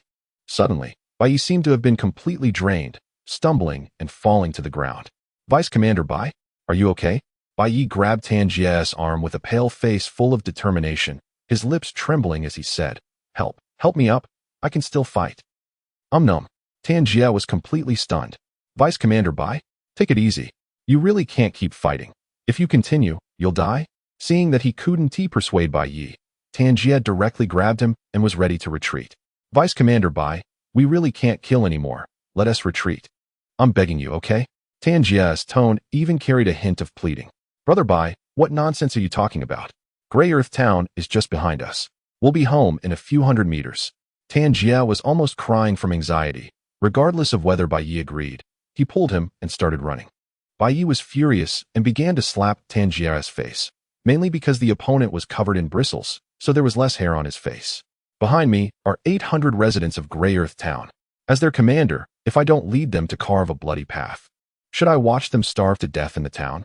After receiving several slaps, Tanjia was enraged and was about to explode, but unexpectedly at that moment. Rumble. From the distance in the yellow sand, the sound of thousands of horses galloping suddenly echoed, and a series of ferocious black shadows quickly approached under the cover of the sand, with the leading shadow being particularly tall and terrifying, over 2 meters high. The Hyena King. Tanjia turned pale with fright, not caring about anything else, and desperately carried Bai Ye to run. And Bai Ye was still attacking. Let go of me. I want to fight the Hyena King to the death. The smoke from thousands of homes still lingered. The cries of children still echoed in my ears. Today, the weapons in our hands are the last barrier to protect this human smoke and fire. Tanjia said nothing, only ran wildly. They call me Vice Commander Bai. This is not just a title, but a responsibility. Even if I die in battle today, my broken body will become bricks and stones for the city wall, forging a flesh and blood great wall against the hyenas. Tanjia was stunned by this passionate roar. Madman. This kid must have been poisoned by toxic mushrooms, causing permanent brain damage, completely gone mad. Every inch of land beneath my feet is buried with the seeds of the people, and every piece of armor on my shoulders is tied to the lights of thousands of homes. Only battle. Vice Commander Bai? Stop shouting, we're home. Tanjia abruptly set Bai Ye down on the ground. The passionately excited Bai Ye was stunned, looking around in confusion. Grey Earth Town? We're back? He was so passionate that he didn't even notice they were home. In fact, at first, he just wanted to find a reason not to retreat and kill a few more hyenas. But the brutality, bloodiness, and wailing of the battlefield stimulated his adrenaline to surge wildly, the thrill rushing to his head, commonly known as being high, and he accidentally got into character. Hurry and close the door. The bloodied king snake shouted, and the subordinates and residents waiting in the town quickly closed the city gate. The heavy iron and wooden door was embedded with dense iron nails, a weapon to block the hyenas. Don't close the door. Let us in. Boss, we're still outside. Please, open the door quickly. A few injured younger brothers were left outside because they couldn't move quickly enough. Moments later, the fierce howling and screams rang out, mixed with some chilling chewing sounds. The impact of the sounds made the survivors turn pale, their hearts filled with lingering fear. Some people showed a look of reluctance, turning their heads away, their eyes reddening uncontrollably. Those stuck outside the city gate were their brothers they had lived with for many years. But now, a door apart was a matter of life and death. Clearly, the Hyena King was still far away, and they still had a chance to escape back to Grey Earth Town. But King Snake and Tanjia were unwilling to take any risks and directly kept them outside. Such actions were chilling. Perhaps no one dared to say anything. But this matter would always hang over everyone like a dark cloud. Open the city gate. I want to save them. The passionate voice of the young man was like a golden sword, piercing through the dark clouds in everyone's hearts. The residents participating in the defense and people like King Snake turned back in astonishment. Countless gazes focused on Bai Ye's resolute face. Expressions varied. Seeing no one respond, Bai Ye said nothing and took out the breath of the bones, striding directly towards the city gate. This action frightened Tanjia, who quickly stepped forward to block him. Vice Commander Bai, you absolutely cannot go out. The Hyena King is right outside. Get out of the way, old Tan. Bai Ye said coldly. The brothers outside, whether from the East District or the West District, are all citizens of Grey Earth Town. As long as I am Vice Commander for a day, I will protect them completely for a day. Chapter 11. Youthful Madness. Vice Commander Bai, it's not that I don't want to save you, but they are already dead. Listen. The screams have stopped. Tanjia said anxiously, beads of sweat forming on his forehead. Then I'll go collect their bodies. Do you not understand human language? Bai Ye sighed deeply, knowing that today he wouldn't be able to kill the hyenas and gain more vitality, ultimately leaving in disappointment. After a long while, Tanjia spat a thick phlegm on the ground, cursing, crazy. This kid is a complete lunatic. His curses went unanswered as the others silently threw stones from the city wall to drive away the hyenas outside, but different thoughts began to arise in their hearts. They too believed Bai Ye was insane, because in this wasteland, only a madman would sacrifice their life to protect unrelated people. Yet they felt this madman was 100 times, 1,000 times better than the current two commanders. A century ago, in the era of civilization, they were called heroes. In a shadow unnoticed by anyone, a pair of eyes disappeared along with Bai Ye's fading figure. In the recent battle, he had shot down 12 hyenas, and the breath of the bones had returned him 12 points of vitality. With these 12 points of vitality, his long malnourished body finally rejuvenated. If he were to kill nearly 100 hyenas and their king, how much stronger would his physique become? What truly delighted Bai Ye was not just the enhancement of his physique, but more importantly, he could save more time. This meant that within the same amount of time, his efficiency in doing things had greatly improved, effectively saving time. He clearly understood that time stagnation could only be considered a trump card, a support to help him gain more power, for time is limited. Using a little means having a little less. Therefore, he must utilize the limited time to exchange for more power. This is the only way to prevent a day when time runs out while he still has the strength to protect himself. In this crisis-ridden wasteland, only power is the truth. Here, there are not only various mutated beasts, but also powerful gene modifiers, mechanical modifiers, and even more mysterious transcendent beings. This is an era where the strong dominate everything. In the memories of his former self, he had witnessed far too many bloody events. Killing? It was not a new thing. A piece of blackened bread, a bottle of murky water, or even a glance could become a motive for murder. I'm hungry. And you just happen to have food. Then sorry, you must die. You say you are indifferent to the world and have no conflicts with anyone? Wait until the slave-catching team comes knocking. They will show you what despair truly means. Knock, knock, knock. A series of knocks interrupted Bai Ye's thoughts. Vice Commander Bai, the hyenas have retreated, and the commander is holding a celebration banquet and wants you to come. Upon hearing that there would be food, Bai Ye's eyes immediately lit up. After fighting for so long, he was indeed hungry. He opened the door and instantly turned into a weak figure, leaning against the young man who had knocked. The young man was startled. Vice Commander Bai Ye. Help me over, Bai Ye said weakly. The young man glanced at Bai Ye's frail appearance, recalling his earlier fearless actions, and felt a sense of respect, quickly helping him with great reverence. The celebration banquet was naturally held at the Tire Tavern. The town was too poor, and this was the only tavern available. Inside the tavern, dozens of people were raising their glasses and celebrating. For these wasteland dwellers, drink today, be drunk today was already the greatest luxury. They had no time to mourn the dead because the next could very well be themselves. It was better to enjoy the moment. This celebration banquet not only included Tanjia, but also the Western District Commander, Wang Shi. The two commanders shared a table, raising their glasses, smiling broadly, and chatting joyfully. It was just unknown how much sincerity and how much pretense lay behind their smiles. Bai Ye had truly stolen the spotlight this time. I can see that the gaze of the people from the Eastern District towards him has changed. Wang Shi took a sip of his drink, half smiling. Tanjia coldly snorted, naturally catching the underlying meaning in his words. After all, the ones who understand you best are not your friends, but your enemies. You don't need to sow discord. You can see clearly who Bai Ye is. This kid has been poisoned by the toxic mushrooms and has lost his mind. A madman will not submit to anyone. In other words, I, from the Eastern District, cannot tolerate him, and neither can you from the Western District. Wang Shi nodded in agreement. He had long seen the answer in Bai Ye's eyes. Whether it was himself or Tanjia, Bai Ye had not put either of them in his eyes.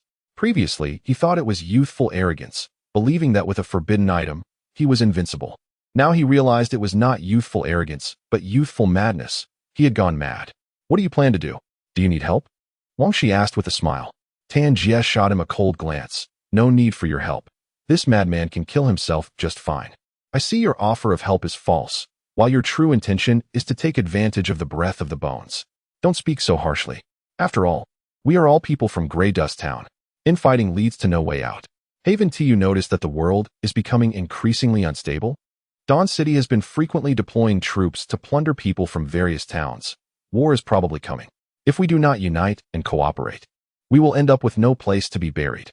Chapter 12 Old Tan, you will regret it. A shadow flickered in Tanjia's eyes. As the leader of the Eastern District, he felt like an ant in the eyes of the colossal Dawn City. If war were to come, Grey Dust Town would be no different from cannon fodder. Wang Shi continued, have you considered that the sudden appearance of the hyena pack is related to Dawn City? Deputy Leader Bai? A loud voice rang out in the Tire Tavern. Supporting his blushing younger brother, he whispered, Deputy Leader Bai, I've shouted as you instructed. Don't forget to reward me with a piece of meat later. Feeling the gaze of the crowd, Bai Ye patted his younger brother's shoulder with satisfaction. Don't worry, I've already forgotten. Deputy Leader Bai, you finally arrived. How are you? Are you in good health? Tanjia greeted him with a full smile, personally helping Bai Ye to take a seat. Tanjia wasn't angry. Ever since he accepted the fact that Bai Ye was a madman, His mindset had surprisingly improved. He wasn't even upset about being scolded by Bai Ye. He had previously been slapped dozens of times without getting angry. Bai Ye directly sat between Tanjie and Wang Shi, exuding an air of authority. Soon, food and drink were served. The dark roasted meat was made with no culinary skill, relying solely on the most primitive ingredients. But Bai Ye ate it with great relish. There was no choice. This bodyhunty experienced many hearty meals. This kid really puts his life on the line in battle. How could that be? You are a great contributor. I should be praising you instead. We were just discussing the hyena pack. Wang Shi picked up the conversation. This hyena pack appeared suddenly, and I suspect it's related to the recent movements in Dawn City. Of course, he had heard of Dawn City. To be precise, almost no one in Grey Dust Town was unaware of it, as it was the holy land in the hearts of the residents. It's like this. Wang Shi organized his thoughts and slowly said, recently, Dawn City has frequently mobilized troops and slave-catching teams, rampantly plundering the population of various major markets, seemingly preparing for war. Bai Ye nodded. There were not only large cities like Dawn City in this wasteland. 100 years had passed since the Great Catastrophe. During this century, humanity had recuperated, and one large city after another had risen in the wasteland, with various powers competing and dividing the territories. What does this have to do with the hyena pack? As far as I know, the hyena pack originally occupied the vicinity of Black Mountain. Although they have mutated into aberrant beasts, their animal instincts remain, and they have a sense of territory, so they usually wouldn't leave Black Mountain. Now that they suddenly appeared in Grey Dust Town, I guess something must have happened at Black Mountain. When I went to Dawn City to trade for supplies, I inadvertently overheard people from Dawn City talking about how the Dawn Army frequently entered Black Mountain. So I think Dawn City wants to occupy the strategic location of Black Mountain to prepare for war, Wang Shi explained. Does it really have to be war? Perhaps Dawn City is trying to eliminate the aberrant beasts on Black Mountain? Tanjie scoffed. Deputy Leader Bai, you really have too high an opinion of Dawn City. You haven't been to Dawn City, so you don't know the character of those people. Compared to the wasteland people who lick blood at the tip of their knives, the city folks are the real cannibals. Those big shots would never do anything without benefits. If all the major powers united against the aberrant beasts, those damn monsters would have been exterminated long ago. It's precisely because of their constant infighting that no one is willing to waste military strength to clear out the aberrant beasts outside their own territories. Some factions even intentionally keep aberrant beasts as a buffer between themselves and other factions. Bai Ye smiled slightly. Very good. It aligns well with my stereotype of humanity. All right, let us stop discussing this. Wang Shi changed the subject. We can't do anything about those big shots. The pressing matter is to deal with the hyena pack first. Deputy Leader Bai, can you continue to fight tomorrow? Yes, I must. Bai Ye was already itching to go. No, Tanjie hurriedly stopped him. You've exhausted yourself today. It's better to rest for another day. Actually, the food in Grey Dust Town can last for a few more days. There's no rush. He was genuinely afraid that Bai Ye would perish in the middle of battle. Who would shoot the Hyena King then? Didn't he see that Bai Ye needed support just to walk? Old Tan. Bai Ye suddenly slammed the table, his voice loud enough to drown out the tavern's noise. Everyone in the tavern stopped what they were doing and looked at the three leaders. The atmosphere abruptly quieting down. Seeing this familiar stance, Tanjie felt a headache coming on. Deputy Leader Bai, you what about me? Bai Ye retorted. As the old saying goes, one must build up momentum or risk losing it. Stop. You talk too much. I can't argue with you. But don't forget, I'm the leader. You must rest tomorrow. Tanjie insisted firmly. Bai Ye stared hard at Tanjie, enunciating each word. Old Tan, you will regret it. After saying that, he picked up the food and drink and turned to leave. Hey, someone, hurry and support Deputy Leader Bai. Night fell. Bai Ye lay comfortably in bed, but his mind replayed the conversation with Tanjie and Wang Shi from earlier. War is imminent. A sense of crisis suddenly arose. War is not a banquet, but one involving guns and ammunition.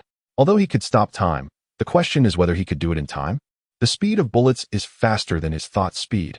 In a real battle, with tens of thousands of soldiers firing, even a minute wouldn't be enough to escape the battlefield. Besides bullets, there are also cannons, sniper rifles, tanks. In chaotic battles, he couldn't always rely on stopping time. There wouldn't be enough time for that either. Grey Dust Town is nominally under the jurisdiction of Dawn City. Once war starts, would other factions let Grey Dust Town off? What if one day he fell asleep and suddenly a few shells fell from the sky? And he didn't even have time to stop time before dying? Who would he complain to? Even if he remained vigilant. Assuming he was alert enough to sense all attacks in advance and use time stop to dodge, how many times could he do that? He couldn't waste all his time on this, right? Damn it, no? The wasteland is too unsafe. He must find a safe place to better accumulate time. With this thought, Bai Ye began to consider Dawn City. If he could enter Dawn City, it would at least be much safer than in the wasteland. Even if war broke out, the citizens inside would be the last to suffer. Chapter 13, What to Show Off. Extraordinary people are impressive. Sizzle. A slight friction sound abruptly echoed in the room. His window actually opened by itself. Bai Ye remained expressionless, still lying in bed, calmly watching the window. Faced with this supernatural phenomenon, he didn't even reach for the breath of the undead beside him, knowing it would be of little use. After waiting for about 30 seconds, a piece of yellowed letter paper floated in without wind, drifting straight in through the window. On it was a line of blood-red text. At midnight tonight, meet me in the northern woods of the town. Don't make a sound. This concerns your life. Floating letter paper, blood-red words. Such a bizarre scene not only did not scare Bai Ye, but instead stirred his ferocity. Time stopped. Buzz. He suddenly sprang up from the bed, holding breath of the undead, and charging out through the window. You're trying to scare me with a piece of torn paper in the middle of the night? No matter if you're human or ghost. I won't let you off easily today. It's your fault for hiding your congenital deformity so well. Outside the window, Bai Ye looked around with his gun and soon spotted a sneaky figure crouching in the corner, its bandaged right hand raised high, pinching the air with its index finger and thumb, as if gripping an invisible piece of letter paper. He charged over, and as he got closer, illuminated by the moonlight, he exclaimed, "Oh, it's a familiar face." He had heard about Liu long ago, that his right hand was broken by the king's snake, leaving it to fend for itself. He never expected to see him here in the dead of night. An extraordinary person? The three words popped into Bai Ye's mind. Although he had never seen an extraordinary person, he had heard some legends. Compared to gene and mechanical modifiers, extraordinary individuals were even more mysterious and rare. It was rumored that extraordinary people possessed all sorts of magical abilities, and now what Liu exhibited seemed very much like that. He speculated that Liu's ability should be related to his right hand. After all, the way he crouched in the corner with his right hand raised was too strange. To verify his guess, Bai Ye began to feel along Liu's right hand, and sure enough, he discovered something odd. An invisible, intangible large hand extended from Liu's right hand, its texture as hard as steel, and this invisible hand was long, at least 3 meters. At this thought, Bai Ye understood everything. The window was opened by Liu using the invisible hand, and the letter paper was also brought in by this hand, which is why it floated in midair. All right, you're trying to play tricks on me, huh? Time resumed. Liu rubbed his aching right hand with his left, muttering, "You should be done by now, right? Why is there no movement at all? Normally, he should at least be scared enough to jump out of bed, right? Could he be asleep?" Suddenly, a cold voice sounded behind Liu. "I'm not asleep, but I know you're about to sleep for good." Click. That was the sound of a bullet being chambered, the cold muzzle pressed against Liu's head. Liu's body instantly stiffened, his face changing dramatically. "Bai Ye? Don't move. If your right hand dares to drop even a little, I guarantee you won't see tomorrow's sun." Liu stiffened even more, his right hand, which he was just about to lower, remained rigidly suspended in midair. He silently cursed. This was bad. This guy discovered my ability. He had originally planned to subdue Bai Ye with the invisible right hand, believing that even if Bai Ye had forbidden items, he would still be caught off guard by an invisible hand, but he never expected his ability to be seen through at a glance. "You, didn't he fall asleep?" Liu spoke to Bai Time while desperately thinking of a countermeasure. Hee. Bai Ye's cold laughter came from behind. "Haven't you gone to the bathroom in the middle of the night?" Liu didn't believe a word of this, because before he opened the window, he had secretly glanced, and at that time, Bai Ye was still in bed. So he definitely didn't come out to find him while going to the bathroom. Instead, he must have dashed out the moment he saw the window open, and while he was sending the letter paper, quietly approached him from behind. No wonder there was no movement while holding the letter paper for so long. He had already come out. This is bad. This is completely different from what I expected. How could Bai Ye's thought process be so different from a normal person's? A normal person seeing the window open shouldn't just freeze and think about the source of the anomaly, right? Who would be so reckless as to charge out the moment they see something strange? Aren't you afraid of encountering a ghost in the middle of the night? Liu. Oh, no. I should call you Li left now. Bai Ye nonchalantly pointed his gun at Li Yu's head. The continuous touches of the cold muzzle made Li Yu shiver. He hurriedly said, Bai Ye, actually call me Deputy Commander Bai. Bai Ye kicked him in the butt, interrupting his words. Li Yu was stunned for a moment. A flash of anger crossed his face. But he quickly corrected himself. Deputy Commander Bai, I didn't mean any harm. I just have urgent matters to discuss. Oh, a dangerous curve appeared at the corner of Bai Ye's mouth. Isn't that a coincidence? You mean no harm, but I do. Do you know that I absolutely hate it when others waste my time? Because of your unreasonable actions, you wasted my precious 10 seconds. That's 10 seconds. How many 10 seconds are there in a lifetime? Li Yu didn't know that Bai Ye was referring to the time that had stopped. He thought he was talking about the time it took to walk out of the room. After a moment of silence, he cautiously replied, assuming a person lives to 60. There are about 189, 216, 000 10-second intervals in a lifetime. You bastard. Bang. Bai Ye kicked Li Yu's butt again, almost causing him to fall flat on his face. So you think you're good at math?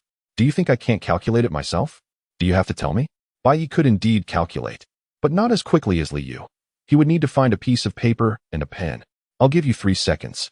Give me a reason that will make me not kill you. Li Yu hurriedly said, I'm here to help you. You think you're worthy? I'm an extraordinary person. Bang. Another kick. Chapter 14 Becoming an extraordinary person requires a mother. No, what I mean is, don't you want to know how I became extraordinary? Tell me about it. Okay, I promise not to kill you. Bai Ye interrupted. Then say it again. Li Yu. But thinking of my mother far away in my hometown waiting for me to succeed and return in glory ignited a flame in my heart. I swore I could not disappoint her.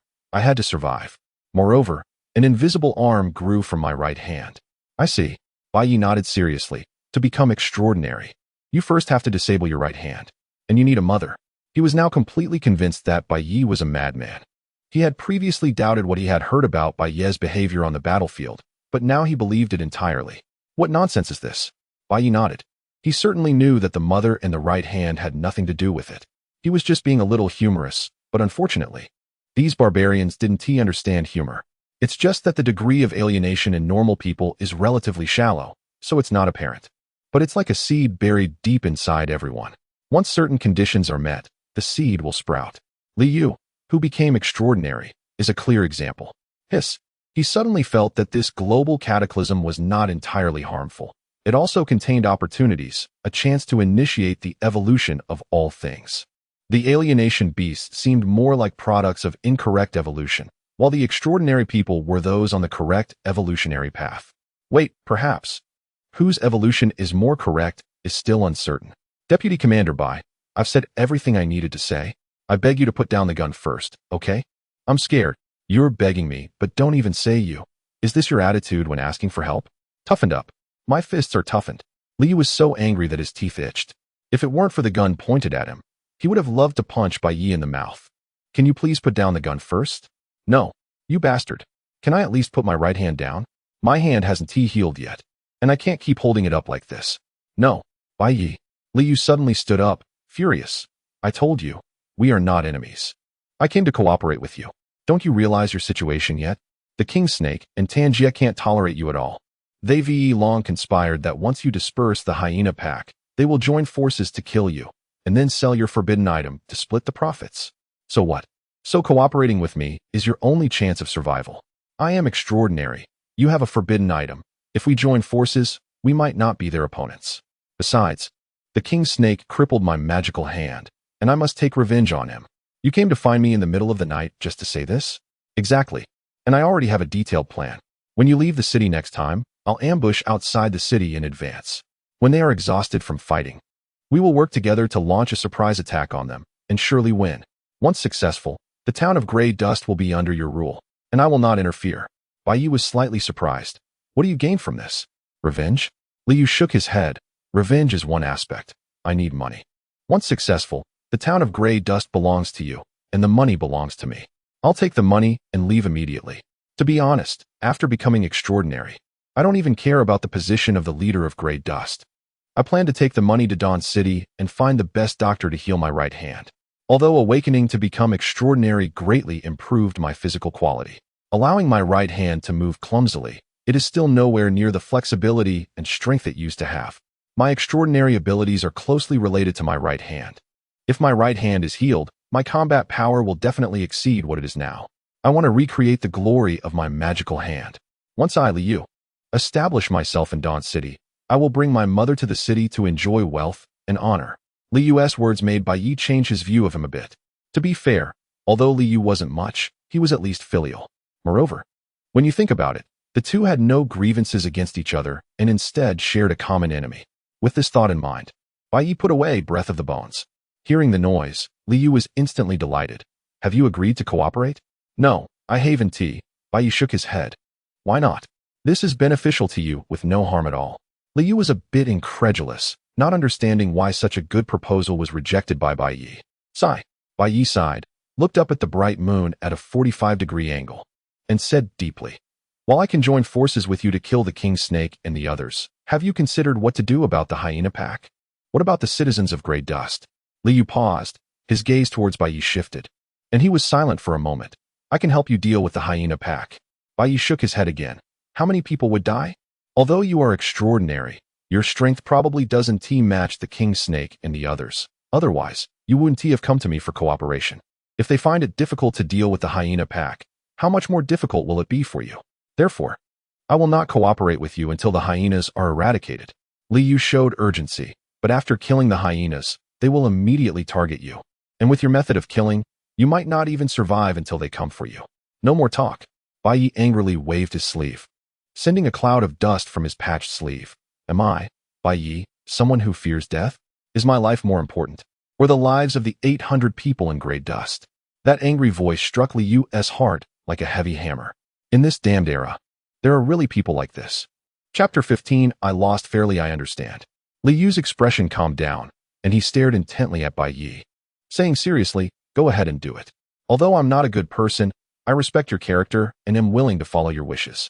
After you deal with the hyena pack, we will cooperate to deal with Wang Shi and the others. No problem, my mind is made up. Bai Ye stood with his hands behind his back, the cool moonlight falling on him, as if giving him a silver edge. No need to see me off. The rustling sound echoed as Liu disappeared into the woods without looking back. It can't be considered deceit. After all, a gentleman discusses actions, not intentions. He could indeed follow Liu's plan to kill Wang Shi and Tan Jie from within and without, but then what? Who would protect him from the hyenas? Could Liu, this half-hearted ally, really protect him? By then, he might have to waste time using time stop to kill all the hyenas. In the previous battle, they had led the others to protect him in the center position, allowing him to shoot easily. How thoughtful that was. Thinking of this, Bai Ye couldn't help but smile. I really am a master of time management. When Bai Ye woke up, it was already noon.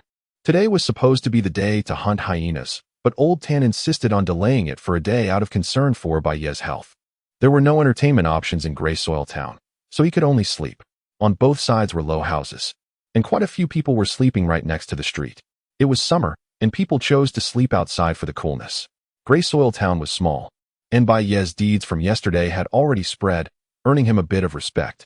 The arrogance on the boy's face stood out vividly against the apathetic people around him, like a colorful figure in a black and white photo.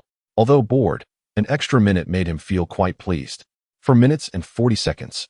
He wasted 10 seconds yesterday because of Liu. Suddenly, several panicked voices came from a distance. Not good. The hyena pack is attacking the town. The aberrant beasts are attacking. Bai Ye focused his gaze and saw several ragged residents running in panic from the city gate. He grabbed one of them. His eyes filled with joy, and asked, what's going on? The person was still in shock, glancing back occasionally, their face pale. The aberrant beasts. They have gone mad. They are attacking the town. Bai Ye's joy increased even more. Attacking the town? He was worried about not being able to fight the aberrant beasts today, but unexpectedly, they had come to attack the town directly. This made things easier. He wouldn't even need to lure them out of the town and could shoot from atop the city walls. However, amidst the excitement, he felt a bit puzzled. Why would the aberrant beasts suddenly attack the town? At this moment, Tan Jie, the leader of the Eastern District, also rushed out with his men upon hearing the commotion. Come on, let's go check the city gate. Tan Jie shouted to his subordinates. When he spotted Bai Ye, he quickly said, Vice Captain Bai, let's hurry over. Bai Ye pulled out Breath of the Bones and couldn't help but follow. Once they climbed the city wall, They saw nearly 100 hyenas charging toward Gray Soil Town under the lead of the Hyena King. What the hell is going on? Why have the hyenas suddenly gone mad? Tanjia asked anxiously. His biggest fear was that the hyenas would recklessly launch a strong attack on Gray Soil Town. The city gate seemed solid, but it could not withstand the strong assault of nearly 100 hyenas. As long as the hyenas disregarded casualties, they would eventually break through. Until now, they had not launched a strong attack mainly because the hyenas were wary of the number of people in Gray Soil Town, which was 8 times that of the hyenas. Aberrant hyenas were not low in intelligence, but they could never reach the level of humans. They thought humans would fight back desperately in the face of life and death crises, not knowing that most people would just wait to die. I don't know. They suddenly started appearing one after another. A guard said in a panic, "Don't panic. They're attacking the town, might not be a bad thing." Wang Shi's cold voice came from a distance as he walked up the city wall, surrounded by a group of people. With the city wall as protection, we can shoot from a high position. As long as Vice Captain Bai can hold up, even if the city gate is breached, they will suffer heavy losses. I'm just afraid he can't hold on. Tanjia looked at Bai Ye with worry, and if one didn't know better, they would think the two had a close relationship. Humph, Bai Ye snorted coldly, his arrogant gaze sweeping over. If you can't speak, then shut your mouth. Even if you die, I won't. Because time had increased by another minute, he was too lazy to even call old Tan. Tanjia's face turned ugly. He couldn't tell if it was his imagination, but he felt that as the days went by, Bai Ye's disrespect for him was increasing. However, he knew this was not the time to take it out on Bai Ye. After all, who would deal with the Hyena King without Bai Ye? Feeling angry inside, he could only vent his frustration on his subordinates. What are you all standing there for? This group of beasts has come knocking. Do I need to teach you how to act? Raise your guns, and when they get closer, shoot them hard. Everyone quickly found their positions, aimed their guns, and waited for the hyenas to approach. Excitement flickered in Bai Ye's eyes as he found the most central position, raised breath of the bones, and waited for the hyenas to arrive. Closer, closer. He could even see the true form of the Hyena King with the naked eye. Last time, he was too far away and, with the dust storm, he could only vaguely see a black shadow over 2 meters tall. The Hyena King was covered in dark purple skin, which was almost translucent. Countless crimson veins twisted and crawled along with its running. And on its head was a fist-sized dark purple tumor, looking hideous and terrifying. Bai Ye did not recklessly shoot. The effective range of an ordinary handgun is only 50 meters. Although Breath of the Bones has a longer range of 200 meters, it lacks precision.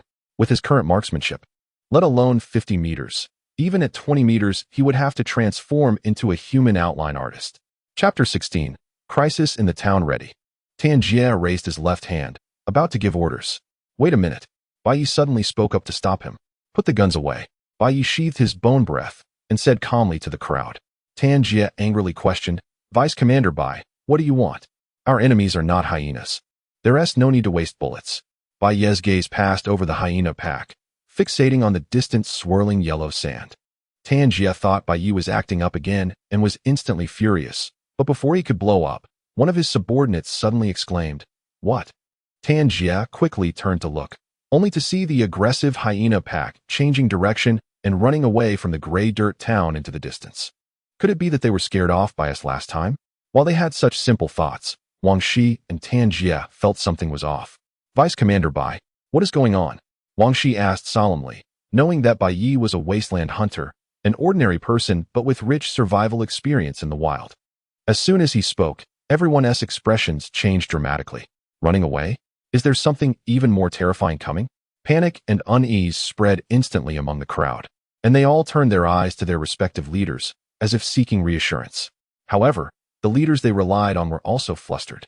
Tanjia and Wang Shi exchanged a panicked glance, unsure of what to do. A military force? They're no better than aberrant beasts. Wang Shi said darkly, Buzz, buzz, buzz. A faint buzzing sound came from the horizon, the frequency so high it seemed to penetrate the eardrum and reach the soul, causing an inexplicable shiver. What is that sound? Someone panically asked. The buzzing grew louder. It sounds a bit like electricity. No, it's birds. Look. Everyone looked up in horror, only to see a dense swarm of black dots appearing abruptly in the distant sky, merging with the white clouds, the cloud sea appearing riddled with holes.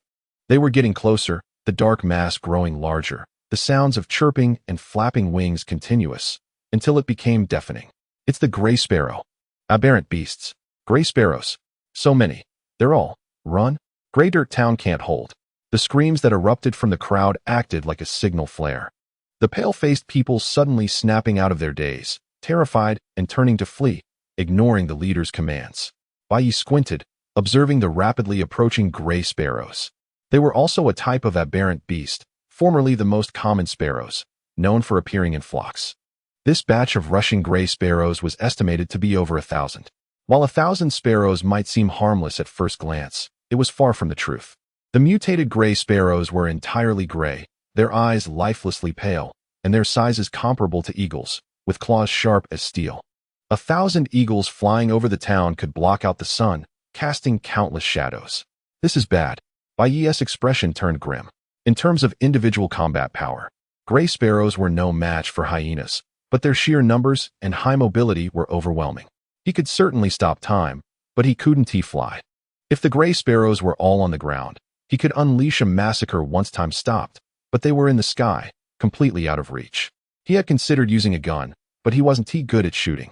Targeting and shooting one by one would likely take him more than 4 minutes. And he still might not be able to kill all the gray sparrows. He could only retreat into a building and take it step by step. Bai Ye jumped off the city wall and ran at full speed. His enhanced physical abilities made him incredibly fast, quickly surpassing the first group of fleeing people. But there were still others ahead of him. Wang Shi and Tanjia. These two fled at the first sight of the gray sparrows. Fully aware that the walls of Gray Dirt Town could not withstand attacks from the sky. However, no matter how fast one ran, they couldn't outrun birds. Especially mutated ones. A piercing scream echoed through the crowd. A gray sparrow swooped down from the sky, its metallic beak piercing through a person's skull like an arrow, then greedily sucking blood and brain matter. More and more gray sparrows descended from above, hunting like they were catching insects, brutal and swift. Bang, bang, bang. The chaotic gunfire erupted as some fought back desperately. I'll fight you to the end. Oh, some people scrambled into nearby houses. Get inside. The fleeing residents cried and rushed home, seemingly mad. However, how could the poorly constructed wooden houses withstand the gray sparrows? Even brick houses could only barely hold up. What about the windows? It's important to note that aberrant beasts didn't just mutate physically, but mentally as well. It's all chaos. Complete chaos. The entire Gray Dirt Town fell into utter disarray. Bai Ye accelerated through the panicking crowd.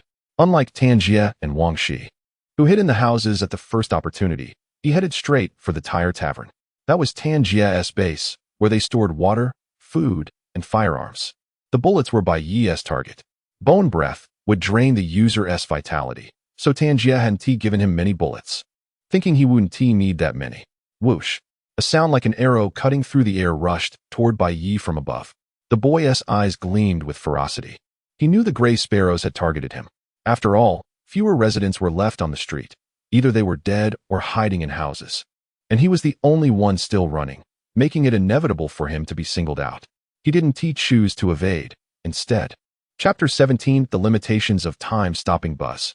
The dazzling golden dial rose from beneath Bai Ye's feet, and the gears of time came to an abrupt halt at that moment. Bai Ye, propelled by inertia, ran another 2 meters before finally stopping. When he turned around, he faced a pair of pale, lifeless eyes. Those were the eyes of the gray sparrow. The hawk-like gray sparrow was frozen in midair 3 meters above the ground. Its gray feathered wings spread wide, sharp claws aimed directly at Bai Ye's head. If Bai Ye had delayed the time stop by another second or two, his skull would have been shattered. Crack. The breath of bones was chambered. The muzzle pointed straight at the gray sparrow's head. Bang. Bai Ye was stunned, staring blankly at the blood-colored bullet frozen in midair, just 2 centimeters from the muzzle. It remained there, motionless. Could it be? The more he thought about it, the more plausible it seemed.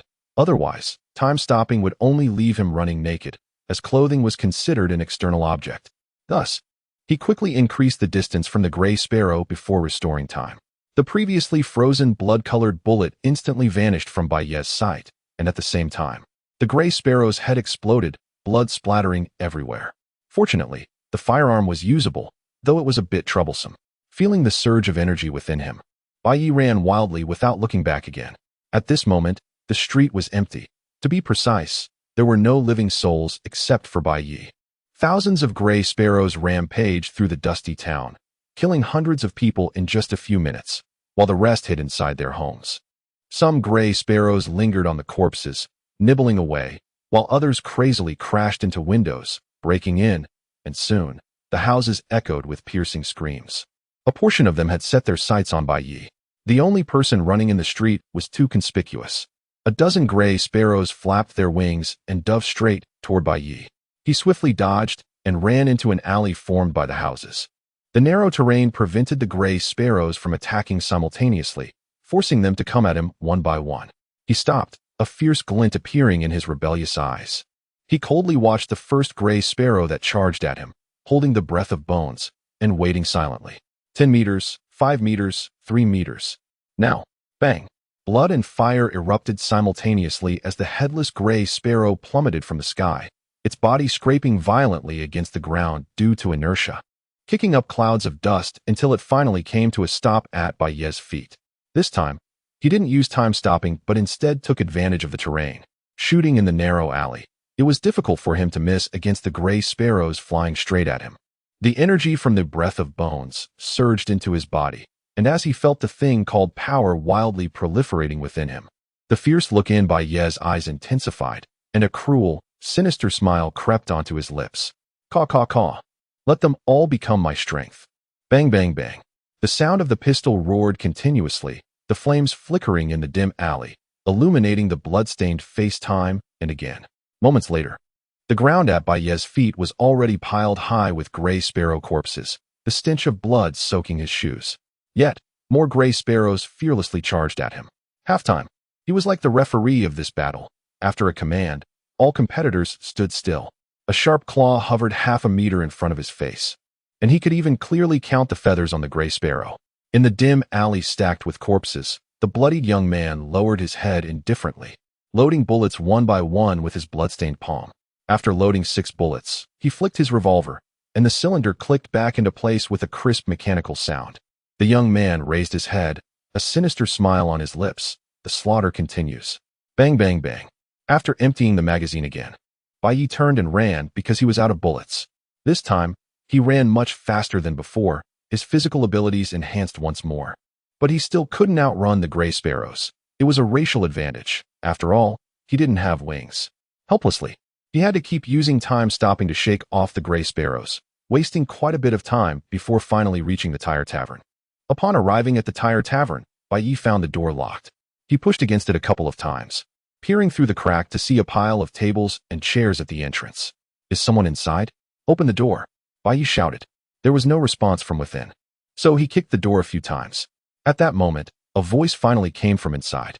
Get out of here, don't attract the gray sparrows. Bai Ye recognized the voice. It was Old Wong, the owner of the tire tavern. Old Wong was also part of Tan Jia's group, though older. He had read some books, understood brewing, and had a bit of culinary skill, so he managed the logistics. He named the tavern Old Times, as he didn't like mingling with Tan Jia and the others, often burying himself in pre-catastrophe books, frequently complaining about not being born in a civilized era. Old Wong. It's me. Open the door. There's no danger outside for now. I need bullets to deal with the gray sparrows. The gray sparrows had temporarily been shaken off by his time stopping and wouldn't he catch up for a while. I know it's you, Bai Ye, but I can't open the door for you. What if the gray sparrows take the opportunity to come in? Old Wong's trembling voice came from inside. Don't blame me for not saving you. I just want to survive. I have no obligation to help you. Bai Ye stopped kicking the door and stood quietly in front of it. At this moment, the gray sparrows circling above had already noticed him. I'll say it one last time. Open the door. His indifferent words carried an undeniable tone, and inside, the panicking Old Wong seemed to be stimulated, shouting loudly. Do you really think you're some vice commander? You're just a lucky little brat who hasn't even read any books. What right do you have to command me? Old Wong shouted in frustration. But there was no response from outside, only the sound of gray sparrows flapping their wings as they attacked. Chapter 18. The Reader and the Dog Butchers Outside. 5 gray sparrows circled in the air, their pale, lifeless eyes fixed intently on Bai Ye as they swooped down on him from 5 different directions. As the 5 creatures closed in, time seemed to freeze, making it easy for Bai Ye to slaughter them. Not opening the door, huh?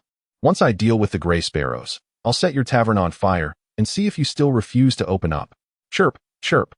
Bai Ye gripped his dagger tightly, a fierce light growing in his eyes as he waiting for the gray sparrows to come closer. A sound like a breaking airwave exploded in the air, and to Bai Ye's astonishment, the 5 gray sparrows seemed to be struck down by an invisible force. Bang, bang, bang. It's Liu. Bai Ye. Over here.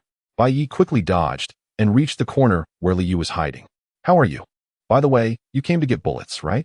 Bai Ye paused slightly, glancing at the bulging snakeskin bag behind Liu, and in an instant, he understood. Firearms, bullets, cockroach protein bars, water. Hee. Liu chuckled. I have a grudge against the king snake, so I can only hide in your east district.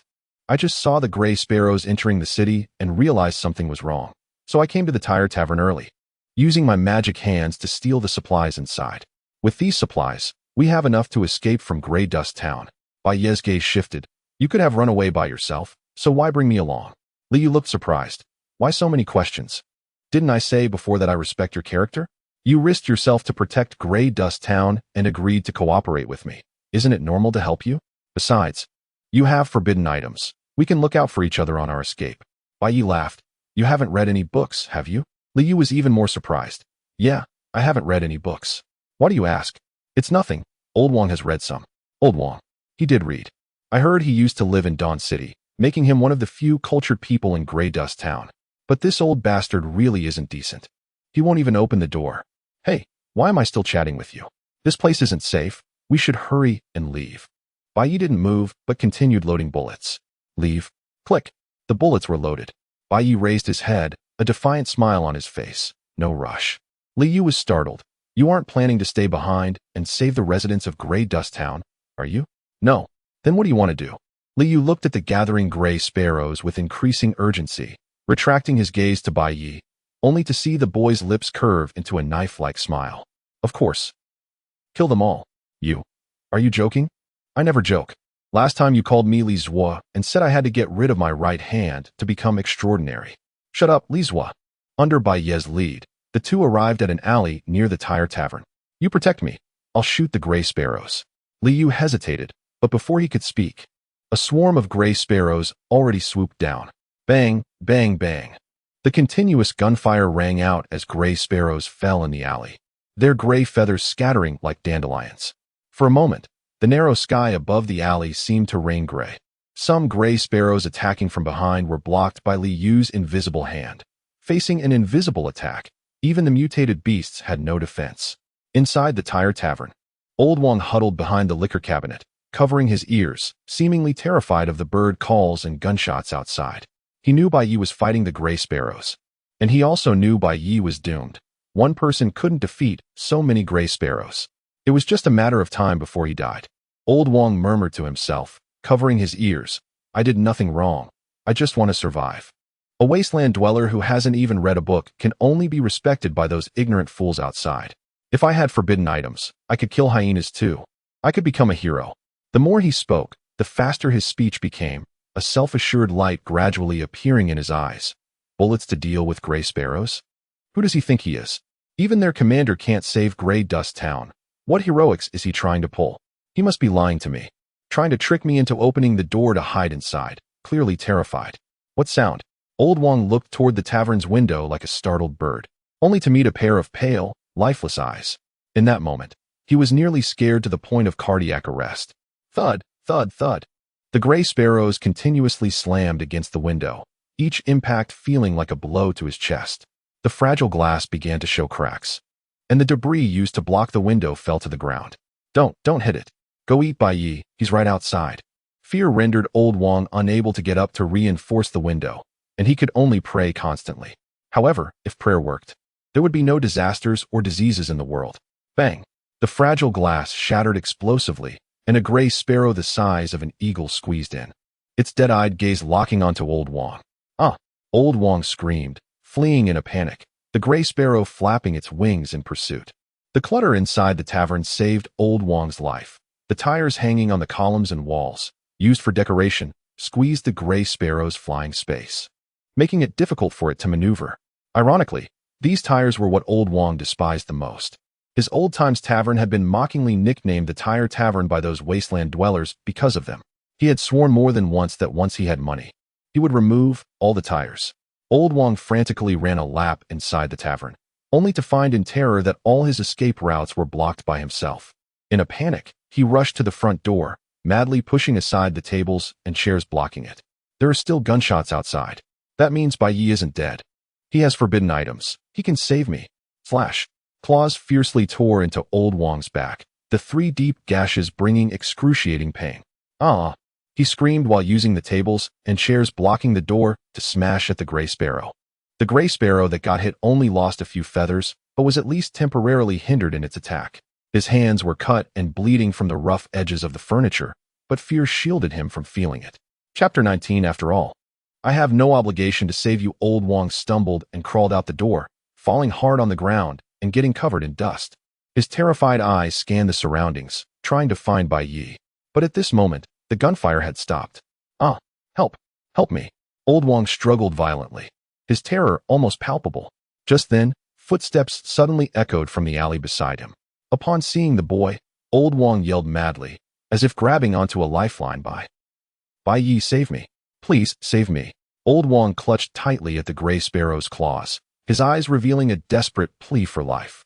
Bai Ye leisurely opened the revolver's chamber, and with a gentle flick, 6 yellow shells fell to the ground with a crisp sound. Vice Commander Bai, I beg you, save me.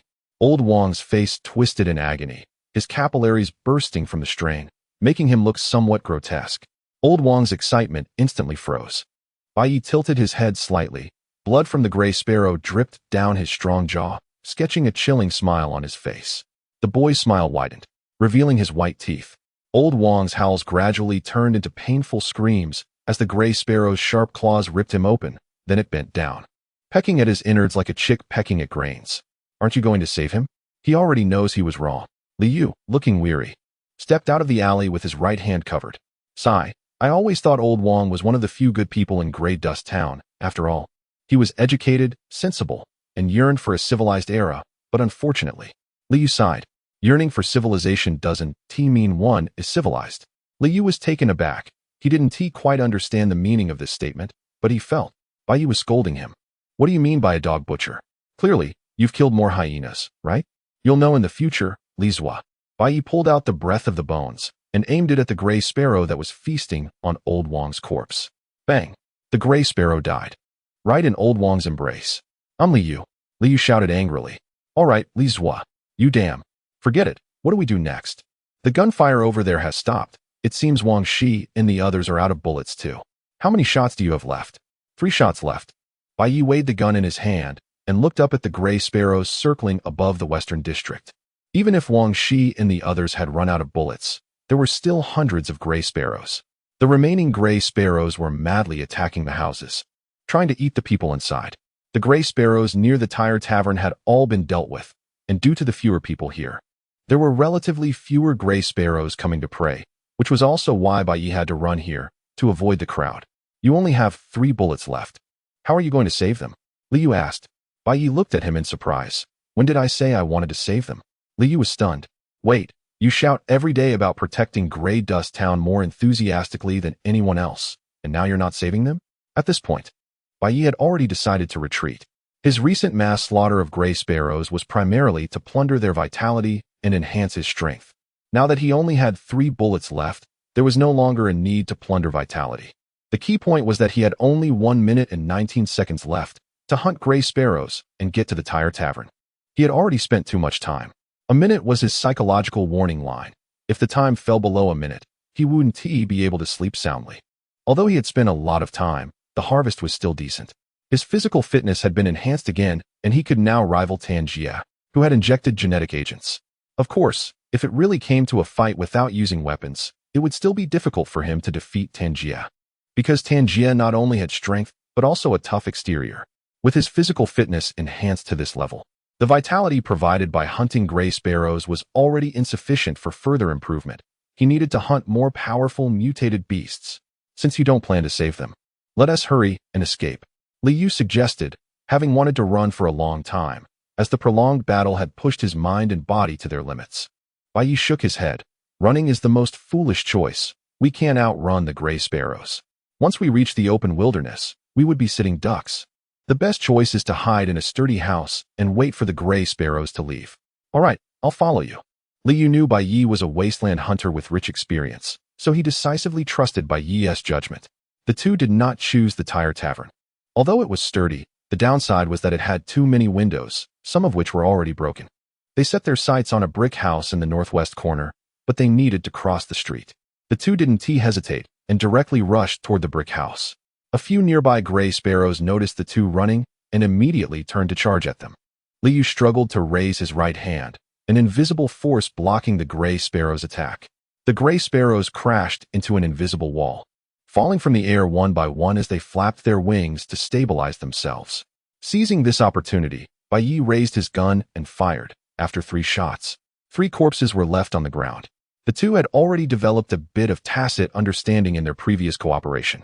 With the bullets completely exhausted, only 2 gray sparrows remained, and Bai Ye put away his pistol, pulled out a dagger, planning to deal with them before entering the house. Otherwise, they would keep attacking the house from outside, likely causing significant damage. Chapter 20. So handsome you don't care about your life? Bai Ye furrowed his brows slightly. What's wrong with you? Extraordinary abilities are driven by mental strength, and my mental energy is severely depleted. The 2 gray sparrows shook their heads and then kicked off the ground, instantly transforming into 2 gray arrows that shot towards him. Just as he was about to take action, a sudden sound of hurried footsteps came from the roof nearby. Immediately after, a crisp sword sound, like a dragon's roar, rang out. Clang! The bodies of the gray sparrows and the night girl fell to the ground simultaneously. Bai Ye's gaze sharpened. Such a fast sword. He barely saw a flash of sword light before the 2 gray sparrows were shattered. Who is it? An extraordinary person or a genetic modifier? She said nothing but calmly stared at Bai Ye, who was covered in blood.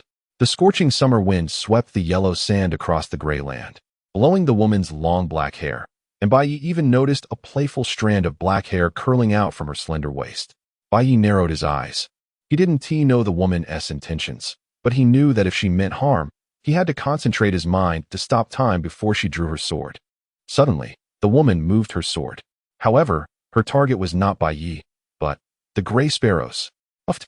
Watching this scene made Bai Ye's eyelids twitch. He felt like cursing. Damn, so handsome. Are you not afraid of your life? The woman casually flicked her wrist, and the gray sparrows' bodies and blood slid off the bright silver sword. Her light brown eyes deeply glanced at Bai Ye before she turned to leave. She lightly tapped her toes, her graceful figure landing on the roof like a flying swallow, and then headed straight towards the gray sparrows in the sky over the western district. It's her. Liu at the door of the brick house exclaimed as he watched the woman leave.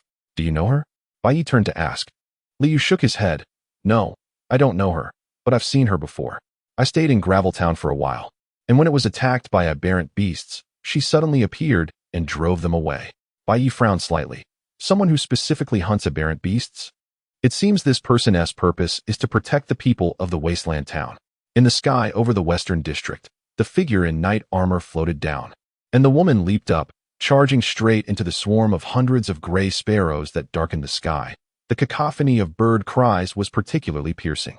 In the next moment, the pure silver cross sword emitted a clear dragon's roar, overpowering the sound of the birds.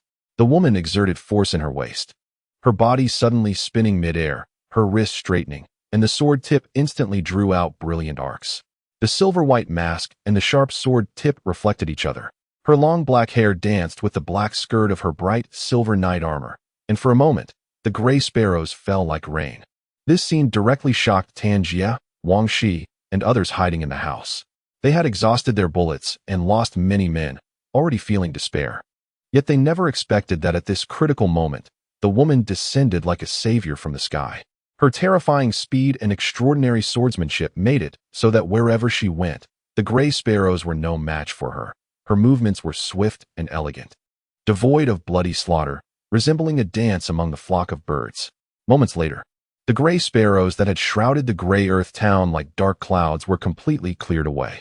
The woman stood in the midst of countless gray feathers, her wrist twisting, and the pure silver cross sword spun before accurately inserting itself into the sheath. Everyone witnessing this scene was dumbfounded. No one expected that the gray sparrows, which were about to slaughter the gray earth town, lasted only a few seconds in the woman's hands. Survived? Survived? Someone in the house erupted into a frenzy of joy at having survived. After hesitating for a moment, Wang Shi and the others finally stepped out of the house, their faces filled with fawning humility as they thanked the woman. They knew that in front of such a strong person, the houses that barely resisted the gray sparrows were like paper, and rather than cower in fear, it was better to quickly express gratitude and respect to the strong. Thank you, my lady, for saving our lives. We have no way to repay you. Tan Jie's big face was filled with a sycophantic smile. The woman did not respond. Instead, she stood still, as if contemplating something. May I ask for your name, my lady? Wang Shi said cautiously. Please don't misunderstand. We mean no offense. We just want to know the name of our savior, so we can repay you in the future. No need to wait. You can repay me now. A cold young girl's voice came from beneath the silver mask, her words flowing without a hint of emotional ripples. Her voice as clear as a windless morning lake, calm and serene. Wang Shi and the others were taken aback. They didn't expect the woman beneath the mask to have such a young voice, nor did they anticipate her to be so direct. Wang Shi hurriedly said, as long as my lady has use for us, just give the order. The night girl extended her hand and said, give me money. Wang Shi and Tan Jie exchanged glances, their eyes communicating for a moment, and then hurriedly sent a little brother to get the money. They didn't know how much would be appropriate, but their long experience of surviving in the wasteland told them that the more, the better. Money can be earned again if lost, but if life is lost, then nothing remains. My lady, here is the money. Wang Shi cautiously handed over a package, not daring to make any physical contact with the girl. The girl took the package and weighed it before saying, Silent Court. These 4 words were like thunder, leaving Wang Shi and Tan Jie standing in shock, their expressions horrified. Silent Court? She is from the Silent Court? So the lady is. Wang Shi was about to flatter her a bit more when he suddenly realized that the girl wasn't speaking to him. But Wang Shi turned to look, and Bai Ye was in his line of sight. Chapter 21, Kain? The Silent Court is an organization composed of extraordinary individuals. Are you interested in joining?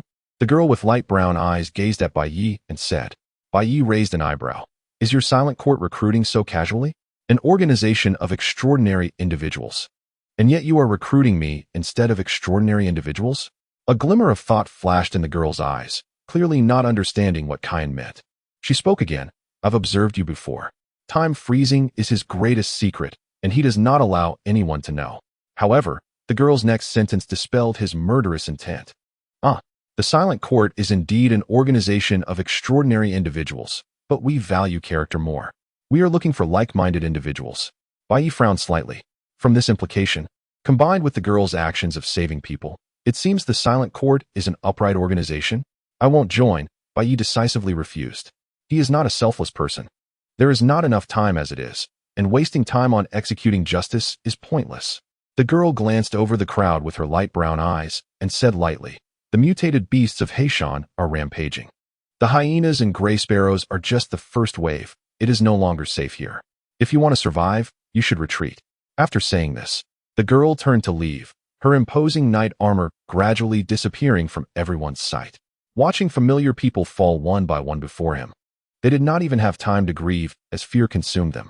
The leader of the East District truly felt the insignificance and helplessness of his own life in the face of the mutated beasts.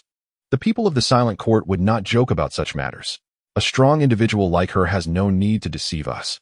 Wang Shi suppressed the horror in his heart and swallowed hard. We can't stay in Gray Dust Town. Tan Jie, although you and I have fought for many years and had our frictions, we do not have any real deep-seated hatred. In this current situation, only by uniting can we live longer. What do you think? Wang Shi said in a low voice. What do you plan to do? The mutated beasts are on the move. All the nearby settlements are unsafe. This time we were lucky to have the Silent Court come to our rescue. But next time we may not be so fortunate. In my opinion, to be safe, we can only go to Dawn City. Wang Shi's thoughts coincided with Tan Jie's. But Tan Jie expressed his concerns. Dawn City does not accept wasteland people at all. To obtain a legal identity, we would have to spend money. But all our money has been taken by that woman. Even if it hadn't been taken, we still wouldn't have enough, with these people under us. At this point, what are you still fantasizing about? Thinking that once we get to Dawn City, we can still have a grand entrance?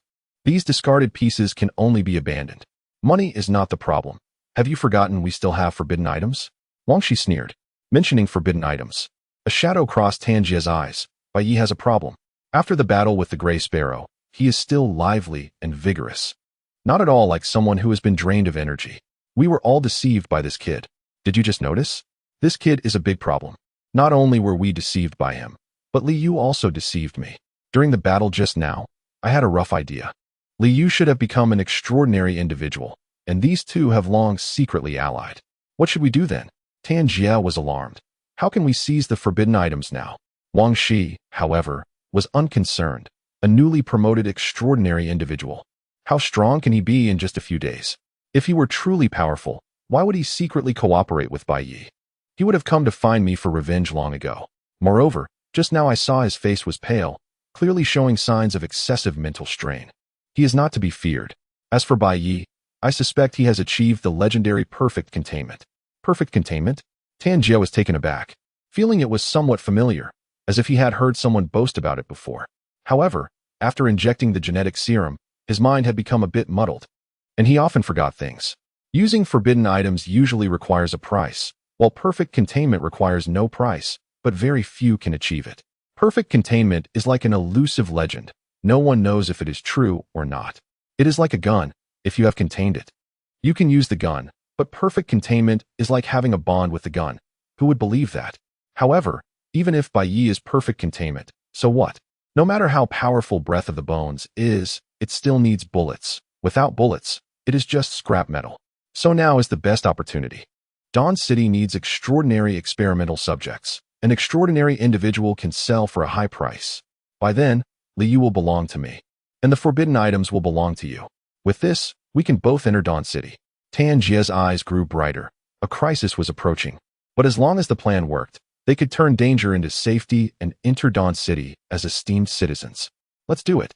In a moment, we will take people to capture Bai Ye and them, and we can also let our subordinates exert their last efforts. His sinister gaze subtly swept over the bewildered subordinates. Then he looked toward the East District, only to be instantly stunned. Where are Bai Ye and Li Yu? Wang Shi turned his head in surprise to see that the two who had been standing in the East District had long since disappeared. Oh no, they are trying to run. Hurry, chase after them. Where did they run to? I don't know. How about this? Let's split into two teams to chase them, surrounding them from the front and back, to prevent these two from escaping separately. Wang Shi and the others hurriedly called their underlings to take action. Run. If we don't run now, it will be too late. Li Yu urged the slow-moving Bai Ye while clutching his right hand and running. We can't escape, Bai Ye said calmly. They have cars. Do you have one? Although they are just a few old off-road vehicles, for wheels are faster than two legs. Rather than wasting energy running away, it is better to focus on recovering strength and preparing for battle. But we can't just wait here to die.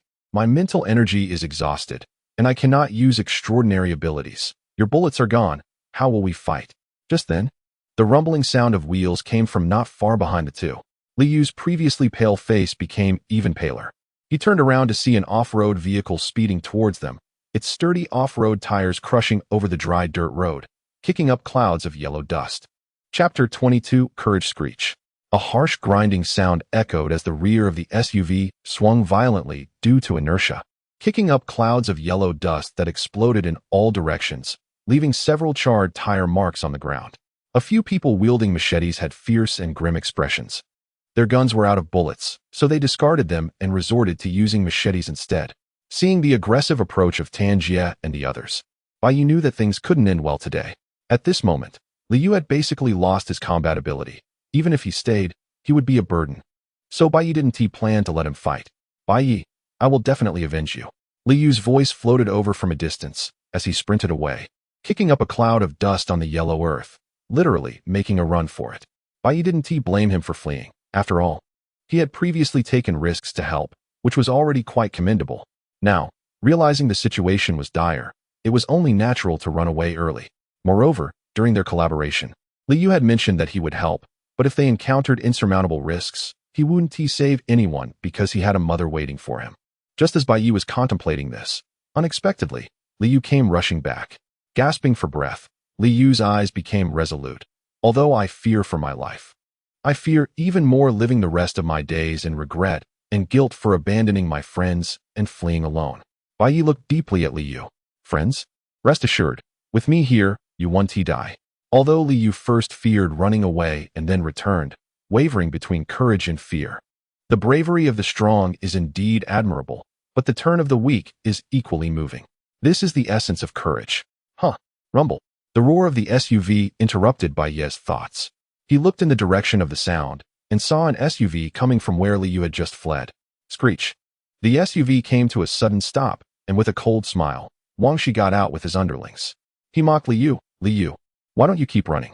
Haha. I anticipated you would split up, so I preemptively blocked your escape route. Otherwise, you would have almost gotten away. A polite yet awkward smile appeared on Liu's face. Bai Ye, let me explain, actually. Stop. It would be rude to go on. Bai Ye felt like hitting someone. Damn it. He almost let this kid Liu trick him with sweet words.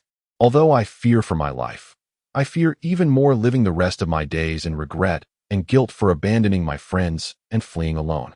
Damn. Clearly, he was chased back by Wang Shi, yet he pretended to be noble and self-sacrificing for his friends.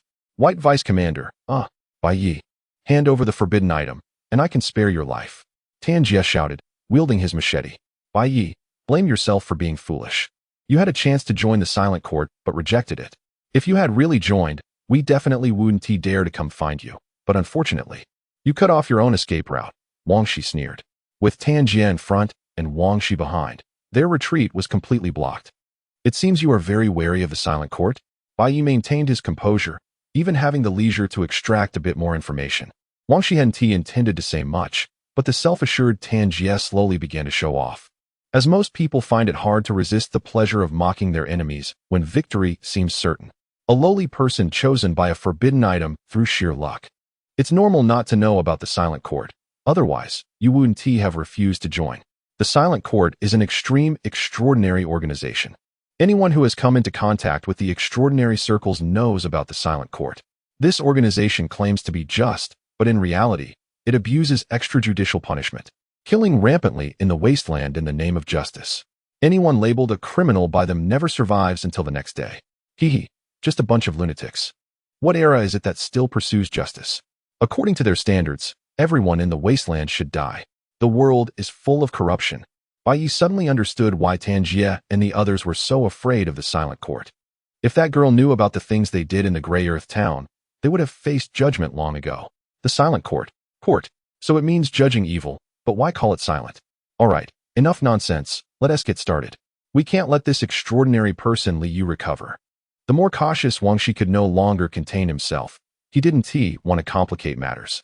However, he didn't take action himself, but let his subordinates test the waters first, and Tan Jie made the same choice. Under the instructions of the two leaders, more than a dozen underlings, wielding rusty machetes, formed a pincer attack, slowly closing in on Bai Ye and Liu. They didn't dare to be 100% sure whether there were bullets in Bai Ye's gun, nor could they confirm whether Liu could still activate his extraordinary abilities. So they moved extremely cautiously. Sigh. A long sigh broke the tense atmosphere. Actually, Bai Ye slowly spoke, attracting everyone's attention. We got along quite well before. There's no need to escalate this to a life-or-death situation.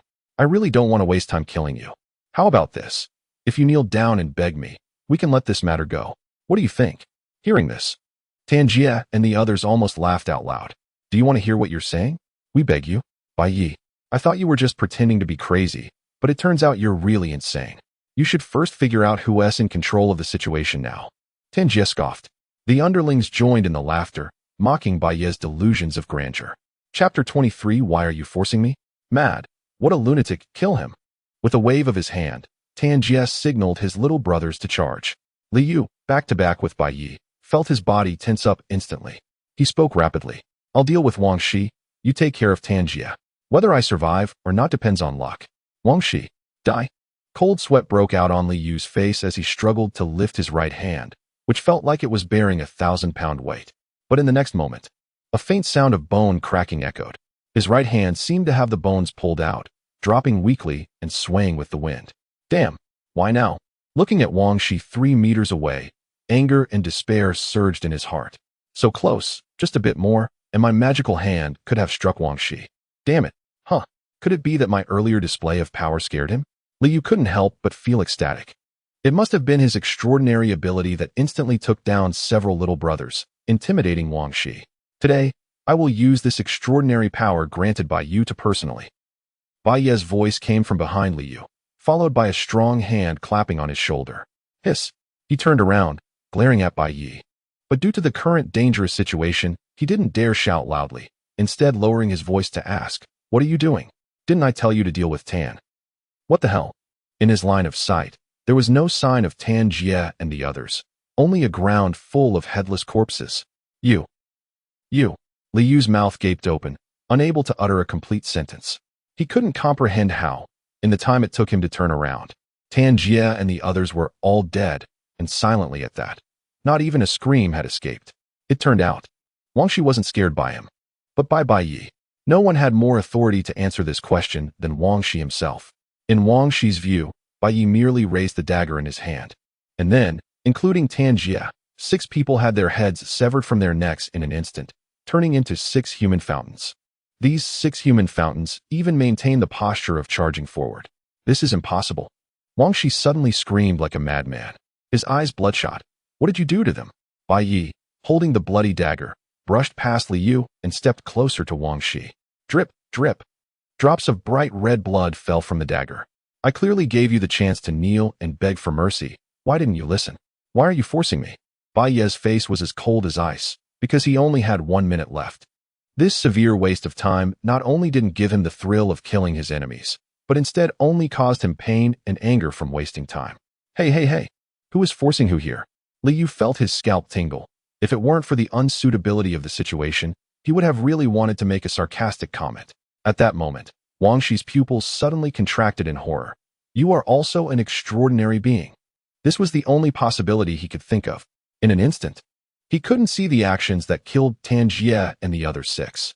This terrifying power was even stronger than that of the girl from the silent court.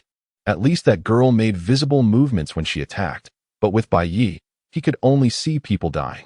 "Speak your last words." Bai Ye stood firm before Wang Shi. Looking at the ragged boy before him, Wang Shi felt an innate fear, with no thought of resistance arising within him. Thud. Wang Shi fell to his knees, trembling as he begged for mercy. "Spare me. Please, spare my life. I promise to roll as far away as possible." "Now you know to beg for mercy. Where were you earlier?" Bai Ye kicked Wang Shi in the head, knocking him to the ground. The immense force made Wang Shi's head spin, even through his reinforced skull. This power far exceeded that of an ordinary person, further confirming Wang Shi's belief that Bai Ye was also an extraordinary being, as becoming an extraordinary being would cause the physical body to transform along with the evolution of mental will. "The child is dead, and now you come to nurse? The car crashed into a tree, and now you realize you took a wrong turn? Snot running into your mouth, and now you know to wipe it?" A string of rhymes almost disrupted Wang Shi's rhythm of pleading, and he froze for 2 seconds before remembering the next steps. "I have money. I am willing to pay for my life." Bai Ye glanced at him suspiciously. "Wasn't all your money taken by the people from the silent court?" Wang Shi hurriedly shouted, "I still have money. It's hidden in my mechanical arm, and only I know how to open it. As long as you agree to let me go, I am willing to give you all the money." Bai Ye sneered coldly, a fierce glint flashing in his rebellious eyes. "Killing you means the money is mine too. Are you trying to buy your life with my money? Have you lost your mind?" Swish. A cold light flashed, and the sharp dagger sliced through Wang Shi's neck, his head dropping instantly. The shocked expression hadn't even had time to spread across his face before it completely froze. He never expected Bai Ye would act so decisively, not even giving him a chance to offer money. Bai Ye naturally wouldn't give Wang Shi a chance to open his mechanical arm. He knew Wang Shi was cunning and deceitful, smarter than the simple-minded Tan Jie, so he didn't want to take the risk. If Wang Shi opened the mechanical arm as a ruse and activated the mechanisms inside, catching him off guard before he could stop time, wouldn't that be a disaster? After killing Wang Shi, Bai Ye immediately bent down to start cutting. He was afraid that there really was money in Wang Shi's mechanical arm. It wasn't that he was greedy, but he was terrified of being poor. Chapter 24, Stickier than shit, sweeter than shit. How do you open this thing? Faced with the blood-stained mechanical arm, Bai Ye was at a loss. His dagger couldn't cut through the mechanical arm, and since he didn't understand machinery, he couldn't open the internal parts of the arm. "Li Zhua, can you open it?" The mentality of fearing for his brother's hardship, while also fearing his brother driving a Land Rover, was vividly displayed on him. Li Yu had an expression that seemed to say, "Do I look like a fool? What is your extraordinary ability? How did you manage to kill so many people in an instant?" The ability to stop time was merely because the flow of time was different in 2 eras. "Heh," Bai Ye sneered and began to expose his shortcomings. "Although I'm afraid of death, I'm even more afraid of the rest of my life. Brother, I was wrong. Stop reciting, stop reciting. Li Yu's old face turned red, and he quickly begged for mercy. The two exerted much effort and finally succeeded in turning the mechanical arm into a pile of scrap metal. Damn it, let us go, wasting time. Bai Ye kicked the mechanical arm and then turned to get into the off-road vehicle that Tan Jie had driven over. After Li Yu got in, he started the car. What is the fuss? Isn't it enough to have hands? Bai Ye sneered, completely ignoring the fact that he had failed the driving test 3 times before crossing over. Of course, we're heading back to Grey Dirt Town. Li Yu was stunned. Are you crazy? What are we going back for? To wait for death. Soon it would be dark. As a wasteland hunter, I solemnly tell you that traveling at night in the wasteland is tantamount to suicide. Besides this reason, he wanted to save some time.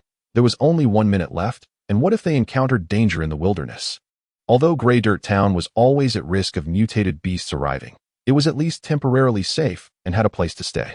The yellow sand was swept by the wind across the streets of Grey Dirt Town, drifting around the hundreds of corpses with gray feathers fluttering in the wind. The surface, where blood and yellow earth intertwined, cracked into a spider web, with a half-rusted soda can stuck in the crevice, rolling and echoing hollowly in the sandstorm. Clang, clang, clang. The soda can rolled past Li Yu's feet, and looking at the desolate and empty town before him, he couldn't help but question, where are the people? There were so many in Grey Dirt Town. Despite having gone through a calamity, Grey Dirt Town still had about 300 to 400 survivors. But in just a short hour, they were gone. Bai Ye bent down to look at the traces on the ground and suddenly understood. There were many footprints and signs of heavy objects being dragged.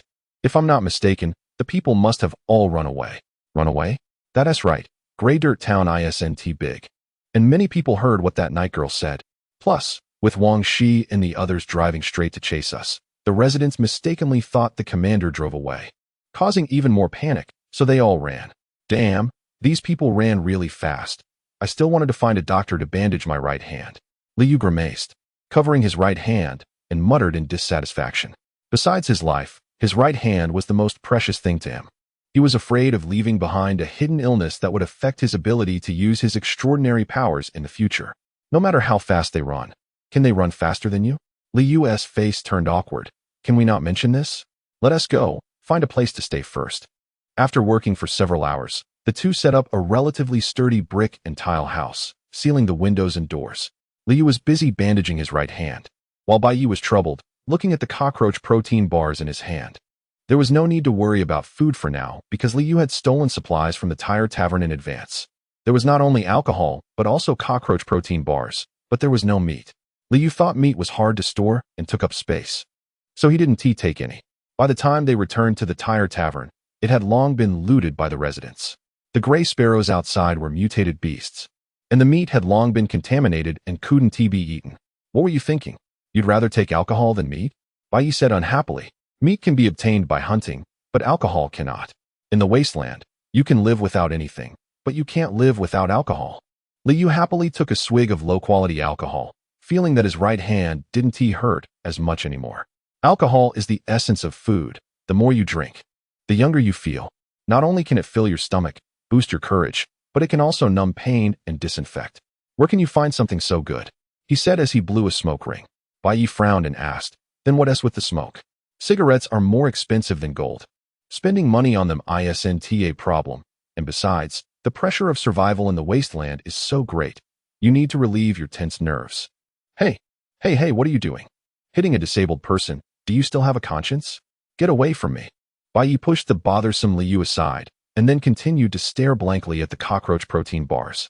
I could tolerate cockroach protein bars, as long as I hadn't eaten meat. Bai Ye swallowed the black, cockroach antennae-laden protein bar in one go, not daring to chew, fearing that he might accidentally spit it out. Ugh, Brother Ye, your expression looks like you just ate shit. Ugh, this thing is even worse than shit. It's stickier than shit, and not even sweeter than shit. Shit is free, and this costs money. Is it really that bad? I eat this every day, and I don't exaggerate like you. You've only been the deputy commander for a few days, and you've forgotten your roots so quickly. Li Yu muttered softly. That's because you've never had good things. Bai Ye glared at him. Chapter 25. Pregnancy. Have I never eaten good food?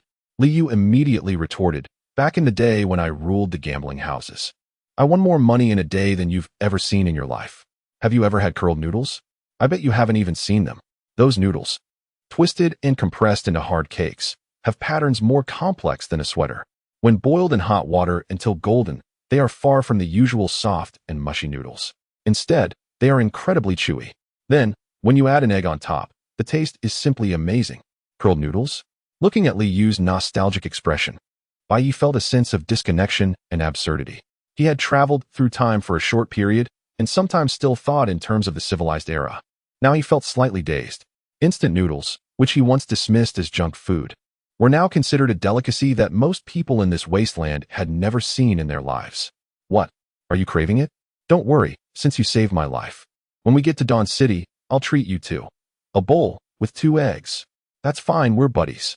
Li Yu patted his chest, looking heroic, even though his pockets were emptier than his face. By the way, why didn't you join the Silent Court earlier?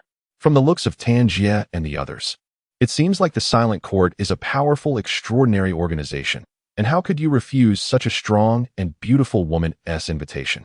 With her tall and outstanding figure and long black hair cascading down to her waist, she was definitely a stunner. I really feel sorry for you. If you had joined, maybe you'd end up with the beauty after spending day and night together. Childish. Bai Ye couldn't be bothered to engage with Li Yu's thoughts. In his view, such male adolescent fantasies were naive. How could he waste precious time for a woman? What the hell are you thinking? Bai Ye exclaimed angrily. I really can't believe I ran into such a clown like you. You wanted to know the reason? Then listen up. The reason I rejected her is simple. Just 6 words. Pregnancy. Li Yu was stunned and blinked in confusion. What does that mean? I didn't understand. Didn't you say 6 words? How come that's only 3? No, don't keep me guessing. What do you mean?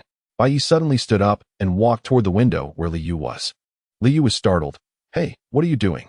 If you don't want to say it, that's fine, but don't get physical. Huh? He realized that Bai Ye wasn't coming to hit him, but was instead leaning against the window. Outside. Don't talk. There are cars coming. Lots of them. Bai Ye listened carefully and heard the rumbling sound of a convoy approaching. Li Yu's expression changed, and he hurriedly stood up to look. But his sudden movement strained his right hand, causing him pain that made him wince. However, he didn't utter a sound, and instead endured the pain to listen. Indeed, he also heard the sound of vehicles. In Grey Dust Town, 10 military transport vehicles moved in a line, each filled with armed soldiers, visibly numbering over 100. Around the transport vehicles, more than 200 dirty and dusty wastelanders were being herded along by soldiers like sheep. Bai Ye looked through the window and recognized many familiar faces among the more than 200 wastelanders. They were the residents of Grey Dust Town. They had returned. The Eye of the Apocalypse. The soldiers wore uniforms emblazoned with the Eye of the Apocalypse emblem. They were the army of Dawn City. Li Yu exclaimed quietly. Bai Ye also saw the so-called Eye of the Apocalypse. Its main feature was an eye that seemed to contain the mysteries of the universe, with patterns embedded like countless stars, and 3 silver lightning bolts running through the eye. What is going on? Why are the Dawn City soldiers herding the residents back? You ask me, who should I ask? Bai Ye replied irritably. He hated uncertainties and just wanted to quietly accumulate some time. Damn it. They wouldn't even give him that little time. Regardless of what these Dawn soldiers were here for, it certainly wasn't anything good. Stop the vehicles. It's getting late. Let us rest here for the night and head to Black Mountain tomorrow. A voice from one of the transport vehicles came through the radio. An officer was giving orders. The convoy quickly stopped in Grey Dust Town, clearly indicating that this army intended to spend the night here. Both Bai Ye and Li Yu were not ordinary people. Although they were still far away, they could barely hear the officer's voice. Black Mountain. They're going to Black Mountain? Li Yu's eyes widened in surprise. With the mutated beasts rampant in Black Mountain, only a regular army would dare to venture there now. What exactly is in Black Mountain? Why does Dawn City keep sending troops there? Is it really for war? But this 100-man squad wasn't carrying heavy weapons or transporting supplies. They didn't look like they were going to fight at all. Bai Ye pondered secretly. It would be a lie to say he wasn't curious, but he had no intention of joining the fray, as it would be too much of a waste of time. If he had an hour to spare, he would definitely go take a look. He might even gain something from it, but now he only had a minute, so it was better to stay low-key. Why are they bringing these residents to Black Mountain? Could it be? Li Yu suddenly thought of a possibility and exchanged a knowing glance with Bai Ye, both understanding what the other was thinking. Cannon fodder. Suicide squad. The two said in unison. In fact, it turned out that they had no tacit understanding at all. Not only were their words different, but even the number of words was different. They were herding a group of defenseless wastelanders to Black Mountain, clearly intending for them to act as the vanguard of a suicide squad, Liu said with an ugly expression. Chapter 26. The 16-character mantra of wasteland survival by Ye nodded. You are right. In the Black Mountain, there are not only mutated beasts, but also more dangerous mutated plants. Firearms are effective against mutated beasts, but their effectiveness is greatly reduced when facing the vast expanse of mutated plants. Therefore, they want to use human lives to explore the safest route. Analyzing this, he roughly sorted out the cause and effect. This 100-man team should be on a mission to the Black Mountain, and on the way, they encountered fleeing residents of the Gray Earth town, which led them to capture them to act as scouts. These damned city people don't regard our lives as lives at all, Liu cursed in a low voice. And as he continued, his expression turned sorrowful. Bai Ye's eyes flickered. Liu's words made him think of many things. The previous disaster of mutated beasts and the current military presence were ultimately caused by a command from the bigwigs in Dawn City. Although the residents of Gray Earth Town lived a hard life, they could at least live in peace at home. But now they were first driven out by mutated beasts and now being forced by soldiers to march to their deaths. In such an era, most people are powerless. Every grain of dust from the times weighs heavily on the shoulders of ordinary people, Bai Ye said in a low voice. I didn't expect you to be quite cultured. Unlike me, I can only say I'm unlucky.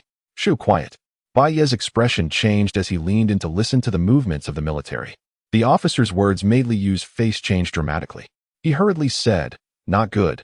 They are going to search us. We need to hide quickly. What is a thermal imager? Liu, the illiterate, looked confused. A thermal imager can see the heat emitted by the human body in the dark, so hiding won't help us. Bai Ye's extraordinary abilities earlier had given him plenty of confidence. Brother Ye, do you think I'm the kind of person who goes with the flow? Bai Ye, Brother Ye, when do we strike? Liu asked seriously, glancing at his bandaged right hand, a flash of pain crossing his eyes. Damn it. Since becoming an extraordinary being, this arm has never been right. However, Liu was even more surprised and anxiously said, Brother Ye, this is not the time for jokes. If we don't act, are we just going to wait to die? I don't want to be captured as cannon fodder. Hey, Bai Ye, looking disappointed, patted Liu's shoulder. Young people always think about being brave and fierce. How can you live long that way? Do you know the way of survival in the wasteland? Liu was taken aback. What is the way of survival in the wasteland? The so-called way of survival in the wasteland is a discipline that allows you to live long in the wasteland. The principle is simple, a total of 16-character mantra. If the enemy is weak, I humiliate. If the enemy is small, I bully. If the enemy is fierce, I throw myself. If the enemy is strong, I yield. The 16-character mantra left Liu stunned. If the enemy is strong, I yield. A child worth teaching, Bai Ye said with a satisfied expression. He had already made up his mind. This team was meant to be cannon fodder, so why not act as cannon fodder for a while? Anyway, there were still a few days' journey to the Black Mountain by the time they arrived. They could do whatever they wanted. But, Brother Ye, what if the enemy doesn't plan to leave us a way out? That's even simpler. If the enemy is strong, I die, Bai Ye said nonchalantly. Liu, Bai Ye bent down and began to smear dust from the ground onto his face. Seeing this, Liu hurriedly followed suit. At that moment, shouts of soldiers outside rang out. There are 2 people in here. Chaotic footsteps approached as a large number of soldiers began gathering around the house where Bai Ye was. Hearing the commotion, Liu showed clear signs of panic. Bai Ye, however, remained calm, patting his shoulder to comfort him. To survive in the wasteland, one must have a heart of respect and humility. Understand it well. I believe my words have touched your soul. Then, in the astonished gaze of Liu, he strode towards the door, shouting, Officer, don't shoot. We're one of you. Bang. The door was violently kicked open, and dozens of guns were pointed at Bai Ye and Liu. Who are you 2? Why are you hiding here? A soldier asked. Officer, we are good citizens of Gray Earth Town. When the Gray Sparrows attacked, my brother and I hid in the room and didn't dare to come out. Now that we see the officer from Dawn City, we finally found our savior. Bai Ye began to improvise. The soldiers did not lower their guns, but continued to question. The residents of Gray Earth Town have all fled. Why didn't you run? My brother is injured, and I'm worried that the journey will affect his injuries, so I wanted to wait a bit before leaving. As Bai Ye spoke, he pulled Liu over, casually pinching Liu's right hand, causing him to turn pale and break out in a cold sweat. Seeing Liu's condition did not appear to be fake, the soldiers finally relaxed their guard a little. One soldier took out a walkie-talkie to report. Report, officer. We found 2 wastelanders, requesting instructions. Check if they are carrying weapons. If there are no issues, let them join the team. A cold and authoritative voice came from the other end of the walkie-talkie. Yes, officer. 2 soldiers stepped forward to search them. Liu kept signaling Bai Ye with his eyes, knowing that Bai Ye had forbidden items on him. However, Bai Ye seemed to ignore it, allowing them to search. Moments later, the soldiers found nothing and completely relaxed their vigilance. You too, come with me. Chapter 27. No one understands humility better than me on the way. Liu looked at Bai Ye with suspicion and whispered, Brother Ye, where's your forbidden item? I didn't see you throw it away. He formed the words forbidden item with his lips, but did not say them out loud. Soon, under the guidance of the soldiers, the 2 arrived at the location of the main force, where the soldiers were setting up camp and building tents. Bai Ye observed continuously. Among the soldiers, 2 individuals stood out, an officer in a high-ranking uniform and a young man carrying a half-person-high silver metal box. The officer appeared to be in his 30s, with a cold expression that conveyed arrogance. Both his legs and arms were replaced by mechanical structures, exposed in areas where clothing did not cover, shining like mercury. The complex and precise alloy machinery clearly surpassed the mechanical arms of the king snake. After glancing at the 2, Bai Ye roughly understood their identities, a cybernetic human and a genetic modifier. Just by appearance, it was evident that they were far stronger than the king snake and Tangia. The officer nodded indifferently, casting a casual glance at Bai Ye and Liu. Seeing the 2 covered in dirt and wearing tattered clothes, resembling other wasteland dwellers, he didn't say much and waved his hand impatiently, ordering them into the refugee camp in an orderly manner. The 2 blended seamlessly into the crowd, observing the sorrowful and numb expressions of those around them. They found a secluded spot to sit down. Bai Ye felt relieved when he noticed that no one recognized him as the deputy commander Bai.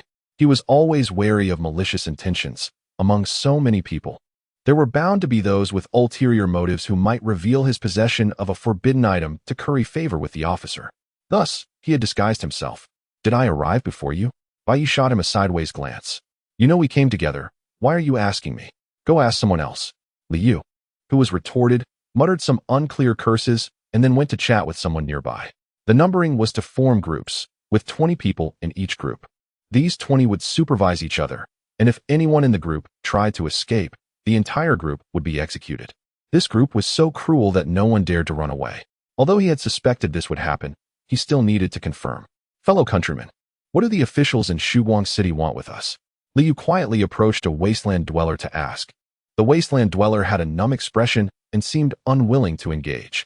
Liu persistently asked a few more times, and the person finally muttered. The big shots in the city want to take us to Black Mountain. They say they are short on manpower and want us to scout the way to Black Mountain. They also said that if we succeed, they can take us to Shuguang City, and we won't have to struggle to survive in the wasteland anymore. That's great. We can become city dwellers. Liu feigned surprise. The person gave a miserable smile. That kind of talk might work on children. But who can just go to Shuguang City? Even if the big shots are telling the truth, how many of us will survive after going to Black Mountain? After saying that, the person fell silent, staring vacantly into space. Liu felt a chill in his heart. It was indeed like that. He leaned closer to Bai Ye. Brother Ye, what should we do now? Should we find a chance to run away? Run away? You need to look at the problem from a different angle. Bai Ye replied. Wasn't he going to run? Entering the wilderness at night was tantamount to seeking death. Didn't you see that this group didn't dare to travel at night? What angle? It may seem like we have become cannon fodder, but in reality, until we reach Black Mountain, we are being protected by this group. Liu's eyes lit up. That's true. Right now, the aberrant beasts are rampant, and nowhere is safe. Being close to this group at least means we don't have to worry about aberrant beasts. Brother Ye, you're brilliant. I'm starting to understand what you said before about how one must have reverence and humility to live long. All right, take a break. Bai Ye directly lay down on the ground and closed his eyes to rest. Bang, bang, bang. The clock in the central square of Grey Dust Town chimed, signaling 12 o'clock. It was time. Bai Ye suddenly opened his eyes, discreetly poking Liu, who was asleep beside him.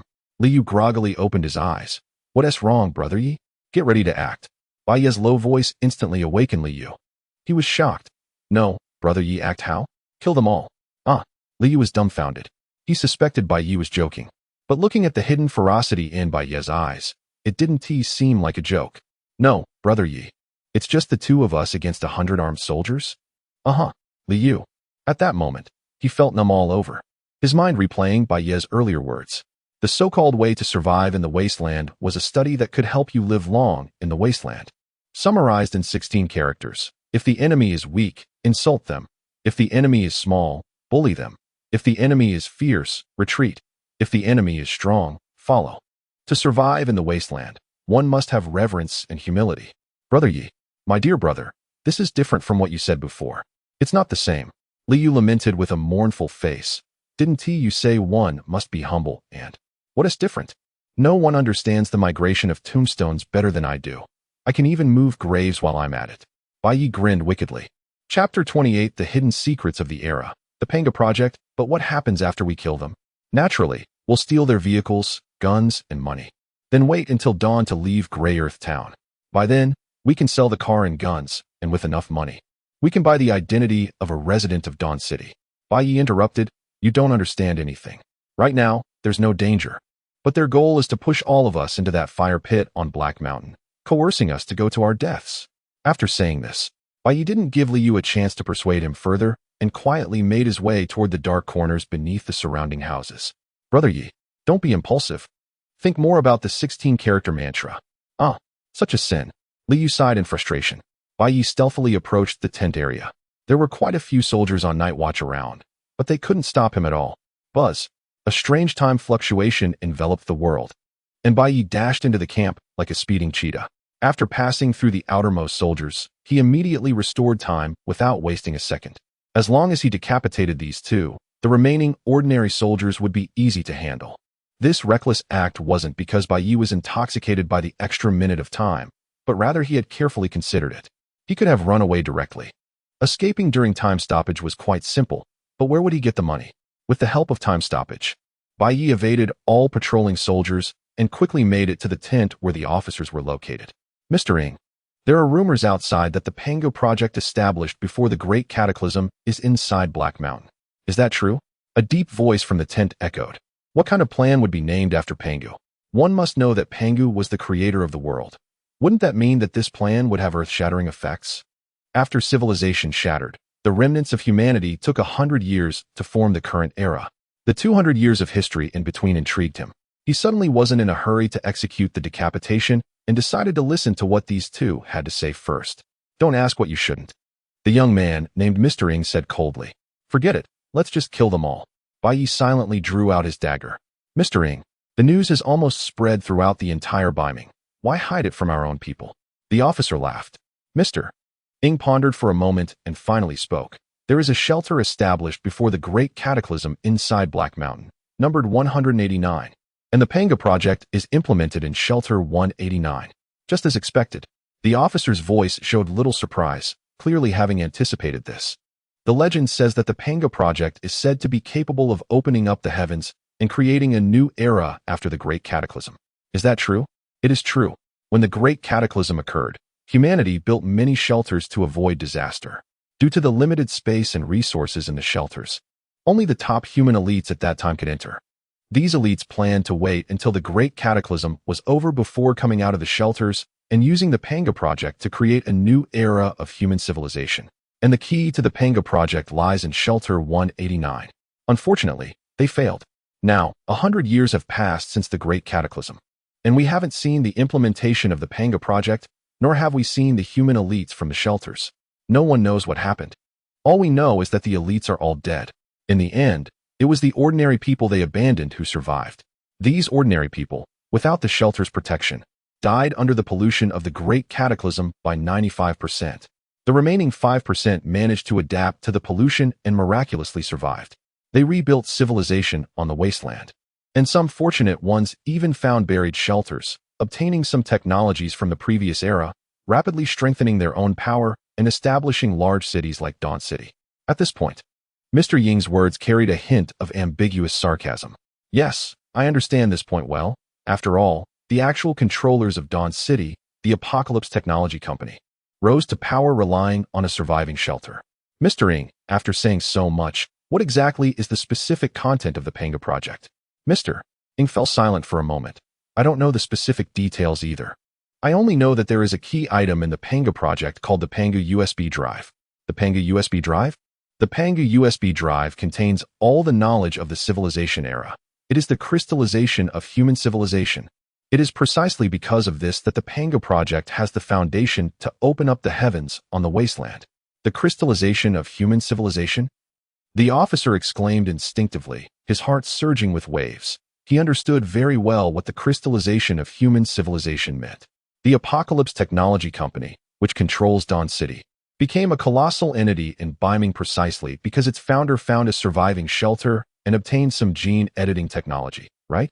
Just a small portion of gene editing technology could create such a powerful force. If a force possessed the entire crystallization of human civilization, given time, it wouldn't be difficult to dominate the world. You make me laugh, Mr. Ng. The officer calmed his emotions for a long time before speaking again, his tone still unable to conceal his shock. With my limited knowledge, I really can't imagine how much world-changing technology the crystallization of human civilization would contain. Gene editing, mechanical armor, artificial intelligence, life engineering, extraordinary evolution, etc. Whether it's something you can think of or not, the Panga USB drive has it all. Chapter 29. The 12 Zodiac Signs Outside the Tent. Bai Ye quickly covered his mouth, almost gasping in shock. Goodness. It turns out that the civilization I am in has developed to this point at the end of the civilized era. The officers inside the tent shared the same doubts. Extraordinary beings indeed appeared only after the Great Cataclysm, which destroyed the civilized era in less than 3 years. During the 3 years of turmoil, when civilization still existed, a group of extraordinary beings emerged, and the people of the civilized era took this time to study them. In such a short time, they even unraveled the mystery of the extraordinary and mastered ways to stabilize awakenings. In today's era, the awakening of extraordinary beings remains an unsolved mystery. Otherwise, their numbers wouldn't be so scarce. As soon as this was said, the tent fell into a brief silence. Outside the tent, Bai Ye's eyes sparkled.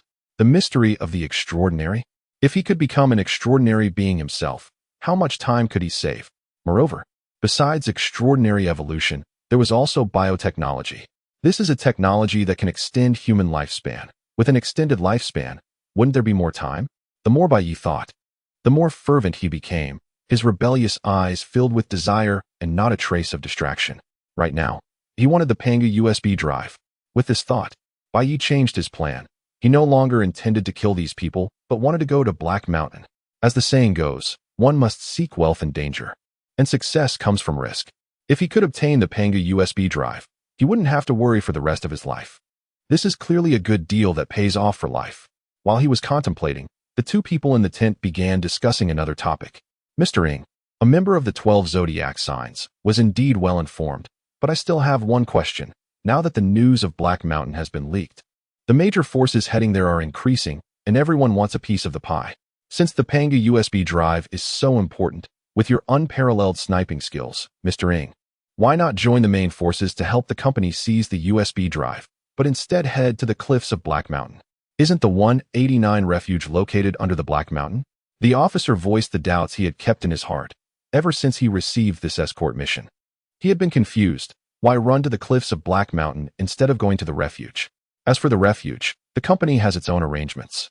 I am not responsible for seizing the Panga USB drive. I am only responsible for killing. The officer was startled. Is there anyone in this world worthy of your personal sniper action? Listening to such blatant flattery, Mr. Ying's cold tones softened slightly. Everyone loves flattery, as long as it's done right. Clearly, Mr. Ng was most proud of his sniping skills. Humph, Mr. Ng snorted coldly. What you say is not false, indeed. There are not many people worthy of my personal action, but this assassination target is definitely qualified. He paused, and then coldly uttered a name, Yang Jie. What? The officer was instantly horrified. Are you talking about the tyrant Yang Jie? Of course, it's him. Only he qualifies me to use the Black Flood M300. Mr. Ng caressed the metal box, a hint of fervor in his eyes, compared to Mr. Ying's confidence. The officer was somewhat worried. The tyrant Yang Jie is one of the 10 kings. A powerful, extraordinary being like him has already surpassed the limits of human mental strength. Any assassination would trigger a mental alert, and I'm afraid. Indeed, if the tyrant Yang Jie ranked among the 10 kings were so easy to kill, he would have been taken out by other snipers long ago. Then you. Humph. Mr. Ng sneered. Not long ago, the tyrant single-handedly destroyed a satellite city belonging to the company, gaining widespread notoriety. Privately, some even ranked him first among the 10 kings. That battle did cause heavy losses for the company, but it also allowed the company to gather various data on the tyrant. The tyrant's mental alert range is 3,000 meters. If someone tries to snipe him within that range, he will detect it the moment the gun is fired. However, if fired from beyond 3,000 meters, he naturally cannot sense the danger in advance. Shooting from beyond 3,000 meters. The officer looked shocked. Being in contact with firearms for a long time, he naturally understood what it meant for a sniper to hit an enemy accurately from 3,000 meters away. Snipers are already rare, and those capable of sniping from 3,000 meters are even rarer among the rare. It should be noted that bullets are affected by gravity, wind speed, humidity, and other factors. Initially, a bullet flies in a straight line, but as the distance increases, the bullet will deviate from its path. The farther the distance, the more it deviates, and the sniper must consider all influencing factors to finally calculate the bullet's landing point. The difficulty is self-evident. The officer came back to his senses and quickly praised, "I see. No wonder it's you." In my view, the tyrant's weakness cannot truly be called a weakness because even if other snipers knew it, they could not achieve an accurate hit on this top extraordinary being from 3,000 meters away. Only you have such ability. This flattery made the normally unsmiling Mr. Ing smile. Naturally, once I deal with the tyrant, the company obtaining the Panga USB drive will not be a problem. Oh, killing the tyrant can also help the company obtain the Panga USB drive? The news of the Panga USB drive has long been leaked. Do you know why no one has been able to obtain it until now? Chapter 30. Kneeling to the strong and bullying the weak. The officer playing the supporting role was quite satisfying to Bai Ye outside the tent. It was clear that the officer wanted to curry favor with Mr. Ing, so he kept echoing the other's words in flattery. Because the defenses of Shelter 189, the technological level far exceeded the era and was unbreakable by anyone. Only the tyrant and Bai Ming could possibly breach the defenses of Shelter 189, and the tyrant was already close to Heishan. Therefore, once the tyrant dies, who can compete with the company within Heishan? Hearing this, Bai Ye stopped listening, as the rest of the conversation was unnutritious, filled with flattery and various compliments that came out of the officer's mouth without repetition. It's a pity this person isn't doing stand-up comedy. Bai Ye already had a rough understanding of the plan of the Apocalypse Company. It was simply to use the tyrant to eliminate him. 10 kings, 12 zodiac signs. What rubbish. Bai Ye turned to leave, but before going, he specifically checked the ground nearby for any dry branches or similar items. As expected, he found a half-dry branch waiting for him to step on. If he stepped on it, it would definitely trigger the eavesdropping law of film and television dramas. Bai Ye stepped over the half-dry branch and quietly left along the shadow cast by the tent, wasting quite a bit of time, but successfully avoiding the patrolling soldiers. Among the group of refugees, most had already fallen into a deep sleep, except for Liu, whose eyes were wide open like copper bells. He was nervously scanning the area where the soldiers were stationed. Could it be that he was captured the moment they met? Could it be that he was being tortured and would soon reveal my identity? What are you mumbling about? Bai Ye's voice came from behind him. Liu was startled and almost shouted out. He quickly turned around and saw Bai Ye, who was perfectly fine, and let out a sigh of relief. A look of surprise appeared on Bai Ye's face. Killing? Who are you killing? What nonsense. How could I do such a risky thing? That's reckless behavior. I've always been one to strategize before acting. It seems you won't learn the 16-character mantra. How about this? I'll teach you a simple one. The 8-character mantra. Kneeling to the strong and bullying the weak. Remember this time, don't forget it. Liu. Bro, stop it. You're making me a bit scared now. Since you didn't go kill anyone, what have you been doing all this time? Of course, I was urinating. Urinating for that long. Oh, I often feel troubled by my overly powerful kidney function. Liu. All right, let's sleep. Bai Ye wiped his hands on Liu's shoulder. Indeed, when he just returned, he had taken the opportunity to relieve himself. Liu, exasperated, said, "When I was sleeping, you said you were going to kill someone. Now you're telling me to sleep. How the hell can I sleep?" Bai Ye, what exactly do you want to do? Can you be straightforward? Bai Ye thought for a moment, realizing that he could still use this kid's right hand in Heishan, so he stated his purpose. I'm going to Heishan. What? You're going to commit suicide? I'll. Bai Ye, angry, kicked him. I said I'm going to Heishan. How did it turn into suicide in your mouth? Is there a difference? Get lost, I'm sleeping. looking at Bai Ye lying on the ground with his eyes closed. Li Yu stood there in a daze for a long time before finally squeezing out a sentence. Now I understand how you awakened. It must have been eating poisonous mushrooms that stimulated your nerves. That's how you became extraordinary. The next day, just before dawn, a group of wastelanders was urged by the military to set off. In the crowd, Bai Ye was yawning in dissatisfaction, having not slept enough. He was quite angry. And thinking about the 30 seconds wasted yesterday made him even angrier. Rumble. 10 troop transport vehicles emitted a loud roar. And the soldiers on the vehicles pointed their guns at everyone, constantly urging them to move forward. Move faster. Keep up. Those who fall behind will die. A group of ragged people was herded like sheep by the soldiers. Bai Ye blended into the crowd, following the flow of people without drawing attention. Soon, the morning passed, and the soldiers stopped the vehicles to start a fire for cooking, enjoying their lunch, while this group of wastelanders finally had a chance to catch their breath. They had hardly eaten a few full meals, and after the long trek, their strength was nearly exhausted, each one collapsing on the ground, gasping heavily. Many were eyeing the food in the soldiers' hands, swallowing saliva incessantly. They had escaped from a food-scarce gray soil town, and now they were driven back, with hardly any food on them. The soldiers ignored the pleading looks from these people, chatting and bragging while eating the canned food in their hands. Once they finished eating, one soldier mischievously tossed an empty can into the crowd, which immediately caused a scramble. Several wastelanders even fought over the remnants in the can. Haraha! Look at these wastelanders. Don't they look like wild dogs fighting for food? The soldiers mocked crudely, feeling superior as city dwellers and direct troops of the Apocalypse Company, not seeing the wastelanders as their kind. Damn, this group of born. Li Yu bit into a cockroach protein bar angrily. As a wastelander himself, he naturally couldn't stand such things. Bro, can you spare something to eat? A middle-aged man approached, swallowing saliva. His eyes fixed on the cockroach protein bar in Li Yu's hand. Here. Without saying a word, Li Yu threw him one, showcasing his difference from the city dwellers. The middle-aged man caught the cockroach protein bar, his eyes lighting up, and he began to wolf it down. Bai Ye, seeing this scene, couldn't help but shake his head. Still too young, Li Zhua. Chapter 31. Really, are you eating? Li Yu frowned slightly. Before he could speak, several wastelanders swarmed over like locusts, each reaching out with hands covered in mud. Give us something to eat. I haven't eaten for days. Seeing the desperate faces of the few, Li Yu paused for a moment, then took out a few cockroach protein bars and handed them out. More and more wastelanders noticed the situation and began to gather. He has food.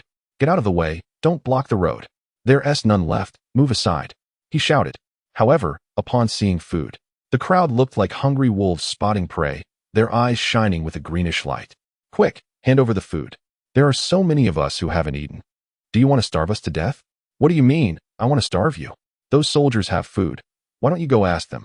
A tall wastelander retorted defiantly. Nonsense. If those soldiers could give me food, would I be asking you? Hurry and hand over the food. Or don't blame us for being rude. At that moment, Bai Ye, who had finished the cockroach protein bar, slowly stood up.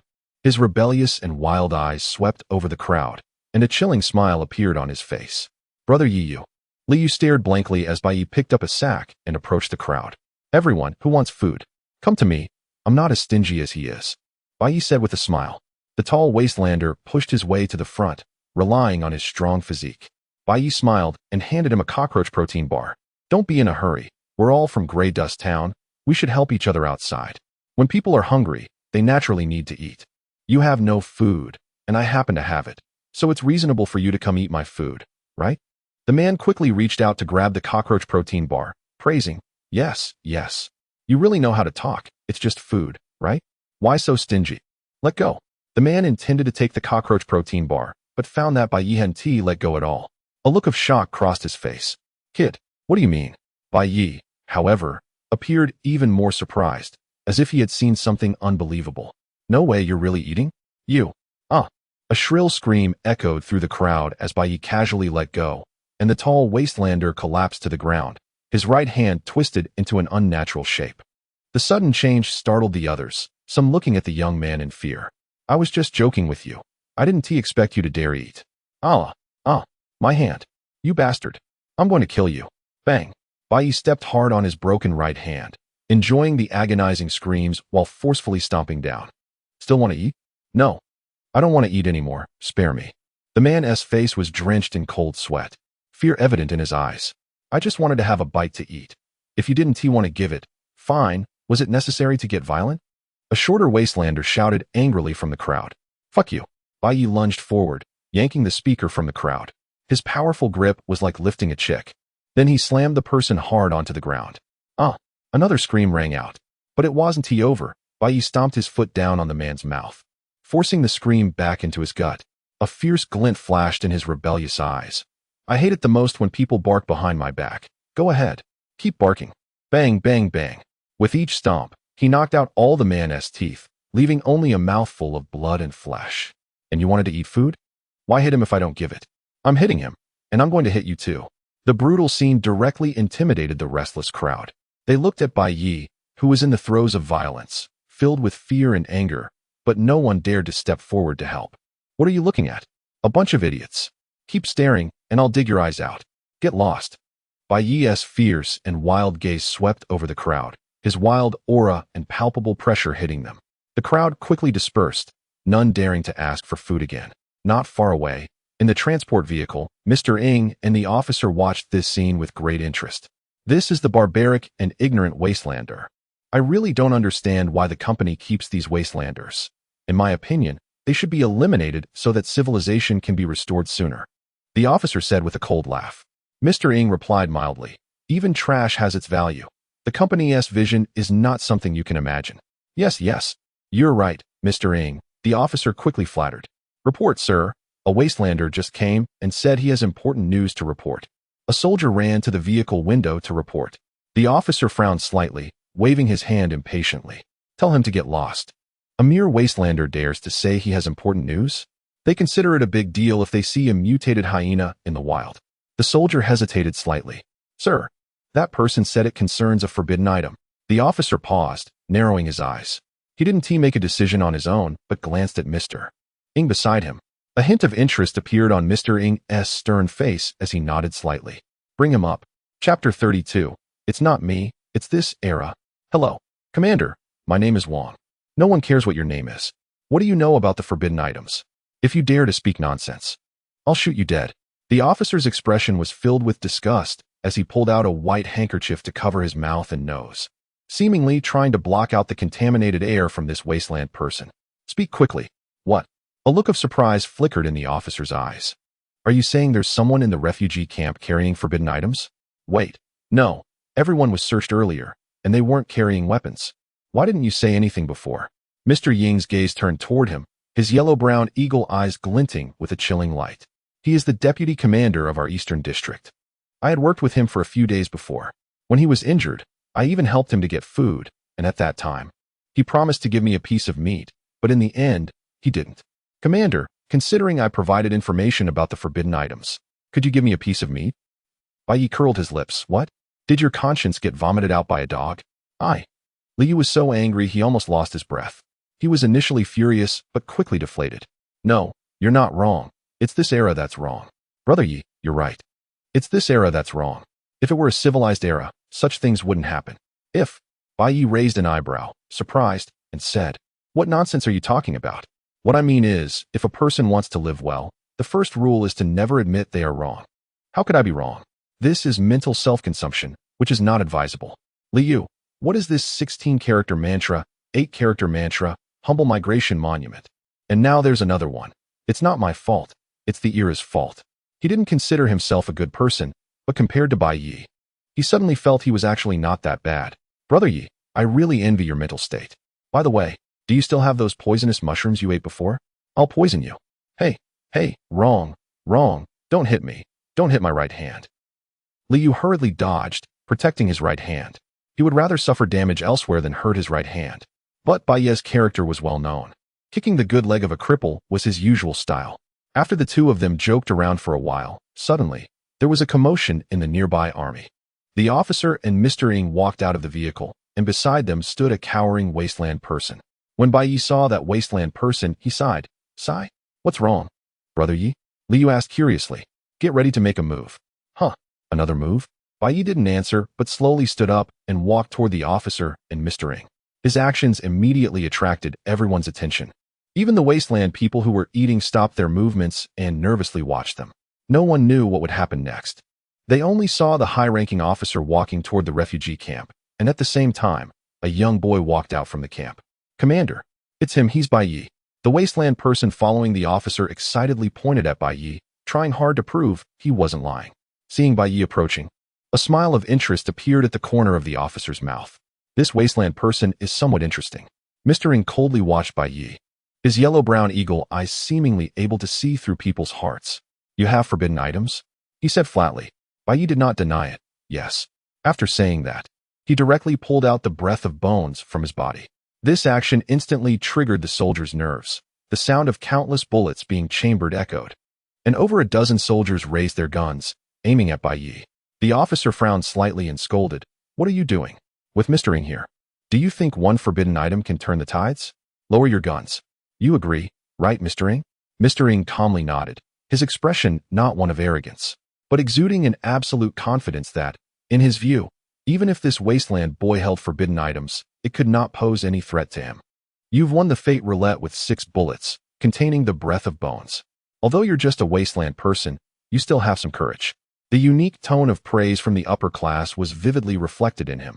This was not pretense, but rather a natural demeanor he had developed. "You should thank Mr.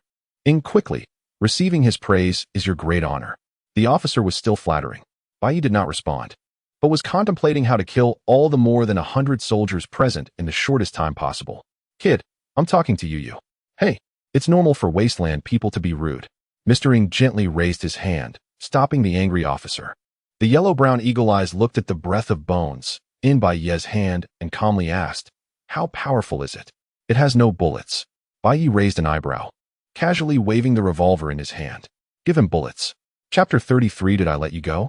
Although the soldiers were still worried, they couldn't help but be infected by Mr. Ying's calm demeanor. Soon, the bullets were handed to Bai Ye, who did not hesitate to load them up and fired directly. The loud gunshots startled the wastelanders and soldiers, but Mr. Ng and the officer remained composed. The wastelander who had been reporting stood next to Mr. Ng and fell to the ground with a large hole in his chest, his eyes wide open in death. The wastelanders were shocked by Bai Ye's audacity. How dare he kill someone in front of the officer? After saying that, he turned and left, completely unconcerned about Bai Ye's response. Perhaps in his view, no wastelander would refuse to follow him, as it was a great honor. He also turned to leave, having no intention of seizing the forbidden item, not because he looked down on it, but because he had already learned from the informant how the forbidden item was contained. He would never resort to such a barbaric and crude method. Moreover, the side effects of the breath of the bones were significant. Its only value was to be sold. However, since Mr. Ng had taken a liking to this wasteland boy, he naturally extinguished that thought.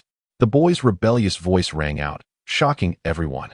Bai Ye raised the breath of the bones and casually pointed it at the two, dust and grime unable to obscure the defiance in his eyes. "Brother Ye, calm down," Li Yu exclaimed anxiously from the side. A sinister smile crept onto Bai Ye's lips. "They didn't rob me, but I want to rob them."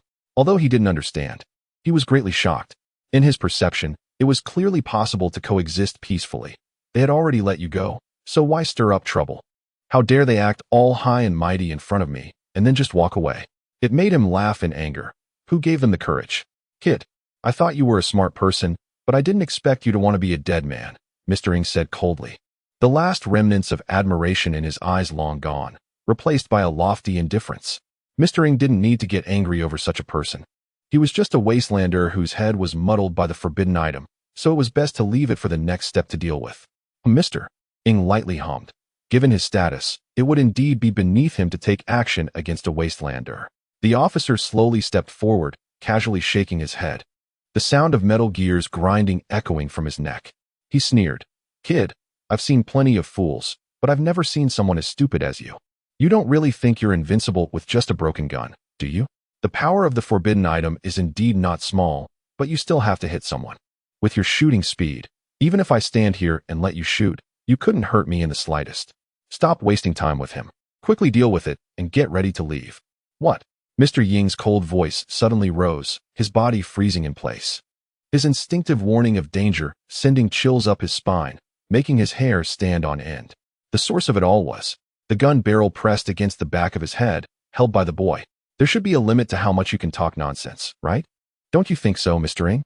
Bai Ye's rebellious voice rang in Mr. Ying's ear. This is impossible. When did you? Mr. Ying's yellow-brown eagle eyes narrowed to a pinprick, disbelief etched on his face. He couldn't understand why Bai Ye, who had just been in front of him, suddenly appeared behind him. His eagle eyes possessed extremely high dynamic vision. Even in front of the 10 kings, no one could move faster than his eyes. Could it be the legendary teleportation? Let go of Mr. Ying. The officer was filled with anger and fear, instinctively wanting to activate his mechanical limbs. But as soon as he exerted force, he was horrified to find that his mechanical arms and legs had all disconnected. The most terrifying part was that his torso was gradually sliding down. Bang! The officer fell to the ground, left with only his torso and head, his mechanical limbs clattering all over the place. What the hell is going on? What have you done to me? The officer's face was almost twisted with fear, the dust on the ground staining the delicate skin of the city dwellers. He had never seen such a bizarre occurrence. He hadn't even made a move, and his mechanical limbs had been disassembled? How did you do that? After a brief panic, Mr. Ying had regained his composure. He did not act rashly, but instead secretly looked for an opportunity. Although he was a genetically modified human, his combat strength was not strong in direct confrontation. At most, he could dodge bullets. The reason he became one of the 12 Zodiac was mainly due to his eagle eyes and unparalleled sniping skills. As long as he had distance and a sniper rifle, he could take down the 10 kings as well. But now, with the breath of the bones aimed at his head, no matter how great his abilities were, he found it hard to exert them. Let them lower their guns, Bai Ye said calmly from behind Mr. Ying. Everyone put down your guns, Mr. Ying shouted sternly, and the tense soldiers surrounding them exchanged glances before ultimately placing their guns on the ground. Li Zhua, come out and get to work. Bai Ye called out to the crowd, and the stunned Li Yu stepped out, his shocked eyes never leaving Bai Ye. He walked through the crowd, coming to Bai Ye's side under everyone's gaze, and foolishly asked, Brother Ye, what do you want me to do? Seeing his foolish expression, Bai Ye was filled with anger and kicked him, shouting, Go pick up the guns. Oh. Li Yu hurried to pick up the guns on the ground. After a while, he finally recovered from his shock and turned to give Bai Ye a thumbs up. Chapter 34. Who would have thought he was still alive before his death after all the guns were taken away by Li Yu? Mr. Ying said solemnly, I've done as you asked, now we can talk. Before Mr. Ying could finish his sentence, he was interrupted by Bai Ye's sinister laughter. You do what I say just because I told you to? Are you a dog? The breath of bones erupted with a tremendous roar, flames and blood light howling out simultaneously. A blood-colored bullet accurately struck Mr. Ying's right knee. At this moment, it became evident that Mr. Ying, as a genetically modified human, was different from ordinary people. If an ordinary person were shot like that, they would surely lose a leg. But Mr. Ying only had a blood hole the size of a thumb on his leg. Although he couldn't use his right leg temporarily, at least there was still a chance for treatment. The soldiers' faces changed drastically, and they were about to rush over to grab the guns, but they saw Mr. Ying raise his hand in pain. Don't act rashly. You didn't kill me directly, which means there's still something to talk about between us. I was abrupt earlier and didn't realize there was such a powerful, extraordinary person hidden in the team. This time I admit my defeat. You can propose any conditions, as long as you can let me go. I also give you a chance now. I, a wasteland person, have never seen the high and mighty lords of the city bow and apologize. If you bow happily, maybe I can let you go. Mr. Ying's face was extremely ugly. Asking him to bow to a wasteland person was almost worse than killing him. Bang. He never expected that Bai Ye would actually act without hesitation. You actually killed Mr. Ying. The officer shouted, his voice distorted and twisted like a worm. The officer's eyes were bloodshot. How dare you? How dare you? Mr. Ying is one of the 12 zodiac signs. The company won't let you go for killing him. His eyes flashed with ferocity as he bent down. Are you so stupid that you act like a pig? Is it because you're used to showing off? You're about to die, and you still dare to talk big? I not only want to kill him, but I also want to kill you. To hell with the company. Bai Ye was furious and kicked the officer several times, knocking out his front teeth. Don't kill me. Please don't kill me. As long as you spare me, I'll do anything. I'm willing to kneel and bow to you. The officer screamed incoherently, and despite having lost his limbs, he used the strength from his abdomen and neck to repeatedly bang his head against the ground. Haraha! Bai Ye laughed wildly, turning to the stunned wasteland people, and said, See, even the great lords of Dawn City, whom you fear, have to bow to a wasteland person. In the crowd of hundreds, no one responded. Only the young man's wild laughter echoed in the wind. Liu glanced at the officer who was continuously banging his head and then at Mr. Ng, who was a big shot, swallowing hard instinctively, his eyes filled with disbelief. Everything happened too quickly, so fast that it felt like a dream. His consciousness was still stuck at the moment when Bai Ye said he was ready to act. Only now, seeing a figure as significant as Mr. Ng die, did he awaken from his stupor. Why, did the big shot just die like that? Even with the facts in front of him, he still found it hard to believe. The class gap between city people and wastelanders was unimaginable, so vast that he couldn't dare to think such a significant figure would die so hastily before his eyes. Sigh, Bai Ye sighed. Who would have thought he was still alive before his death? Liu. Don't worry, he didn't die in vain, Bai Ye grinned. Mr. Ng's death was valuable. It provided him with a significant amount of vitality. The vitality from one Mr. Ng was roughly equivalent to 10 gray sparrows, which enhanced his physical condition slightly again. Spare me, spare me. The officer was still banging his head, not stopping even with his face covered in blood. Bai Ye glanced at the soldiers nearby who were itching to move, and he devised a plan in his mind. His original intention was to use the army's strength to go to Black Mountain. Now it seemed that threatening the officer with a gun to take him to Black Mountain wasn't out of the question, although the process was different. The result was the same. All right, stop bowing. I'll give you a chance to live. Escort me to Black Mountain. The officer was first overjoyed, then suddenly froze. Why you want to go to Black Mountain? Bai Ye shot him a cold glance. What? You don't want to? The officer's heart tightened. No, I do. What are you waiting for? Hurry up and drive. Escort this lord to Black Mountain. The soldiers exchanged glances, but no one dared to act rashly. The mysterious Mr. Ng had his head blown off, and their commander was instantly dismembered. Even with guns in hand, they didn't feel they could deal with Bai Ye, the extraordinary person, especially since they didn't have guns now. Just as they were preparing to act, suddenly, a shrill scream erupted from the wasteland crowd. There's a snake. A ragged wasteland person jumped up as if electrocuted, and a black snake was coiled around his left arm. The man flailed his arm madly, but he couldn't shake off the black snake that had bitten into his flesh. Within just 2 seconds, a dark hue crept up his arm to his cheek, and the man's screams abruptly stopped as he fell stiffly to the ground, frothing at the mouth, his eyes bulging out as he died. This sudden change frightened everyone, causing them to scatter in panic, but after running a few meters, they were horrified to discover that the ground was actually writhing. The earth bulged with small mounds, accompanied by faint sounds of cracking soil, as black snakes emerged from underground. Snakes. Countless snakes. They raised their triangular heads, their scarlet tongues flicking in and out, surging towards the crowd like a black stream. The sound of scales rubbing together converged into a spine-chilling tremor, the sheer number enough to terrify anyone with a fear of crowds. Chapter 35. Speak more if you can. Bai Ye frowned tightly. He didn't expect to encounter mutated beasts so soon again. First it was hyenas, then gray sparrows, and now it's black snakes. Damn! How many mutated beasts have escaped from the Black Mountain? Liu, give them the guns and prepare for battle. Bai Ye grabbed the officer and said coldly, let your men hunt the black snakes. Bang, bang, bang. The dense gunfire erupted, and the soldiers who got the guns immediately joined the fight. If they didn't fight, they would die anyway. The cold body temperature of the reptiles made his hair stand on end. Goosebumps instantly covered his body, and he panicked, shouting, jumping up and down like a monkey, frantically scratching at his own body. He threw off one snake, but soon more snakes crawled onto him. Finally, a black snake slithered up his neck, its triangular head raised, spitting a crimson tongue, and then it dove into his mouth. In an instant, countless black snakes covered him. 57 seconds. Don't even talk about killing snakes. Even escaping might not be enough. These snakes were estimated to be at least 1,000, spread like a black carpet on the ground. Several crimson veins sprouted from the white bone gun of breath of bones, piercing deeply into Bai Ye's palm, continuously draining his life force.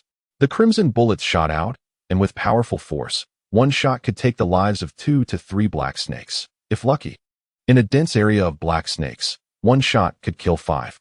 But even so, facing the overwhelming number of black snakes, it was still a drop in the bucket. Bai Ye cursed in dissatisfaction. During the gap of reloading, he glanced at the wasteland crowd not far away. Because they had no weapons and were in a state of panic, the wasteland people were almost wiped out, with only 3 or 5 still struggling to survive, madly running towards the soldiers. Among everyone present, the one with the highest efficiency in killing snakes was surprisingly Liu. He gritted his teeth and waved his bandaged right hand, and his extraordinary ability, Magic Hand, activated instantly. A 3-meter-long invisible hand descended from the sky. With one slap, it could crush dozens of black snakes, even leaving half-inch deep handprints on the ground. Bai Ye's eyes lit up. He didn't expect Li Yu to be somewhat useful. Li Zhua, how much longer can you hold on? Li Yu gasped heavily. 3. Bai Ye was overjoyed. 3 minutes is enough. According to Li Yu's efficiency, in 3 minutes he could kill at least 2/3 of the black snakes, and the remaining third would be easy to deal with. 2. Bai Ye was stunned. 1. With a thud, Li Yu's right hand fell weakly, and faint blood seeped through the white bandages. Li Zhua, you damn. Why are you acting smart with me at this time? Do you think you're funny? Li Yu forced a smile. Didn't I learn this from you, Yigo? Can't you learn something good?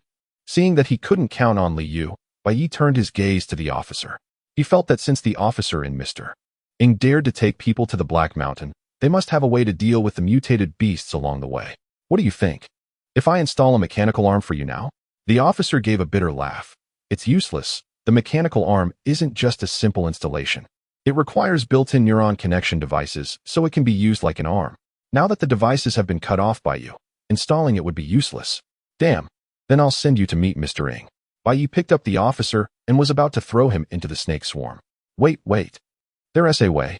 Bai Ye squinted his eyes and let go of the officer. What way? There's a self-destruct mechanism in my mechanical arm, meant to take down enemies with me and prevent them from disassembling the arm to obtain the technology. Although I can't activate the self-destruct mechanism now, it can be triggered if the internal structure of the arm is severely damaged.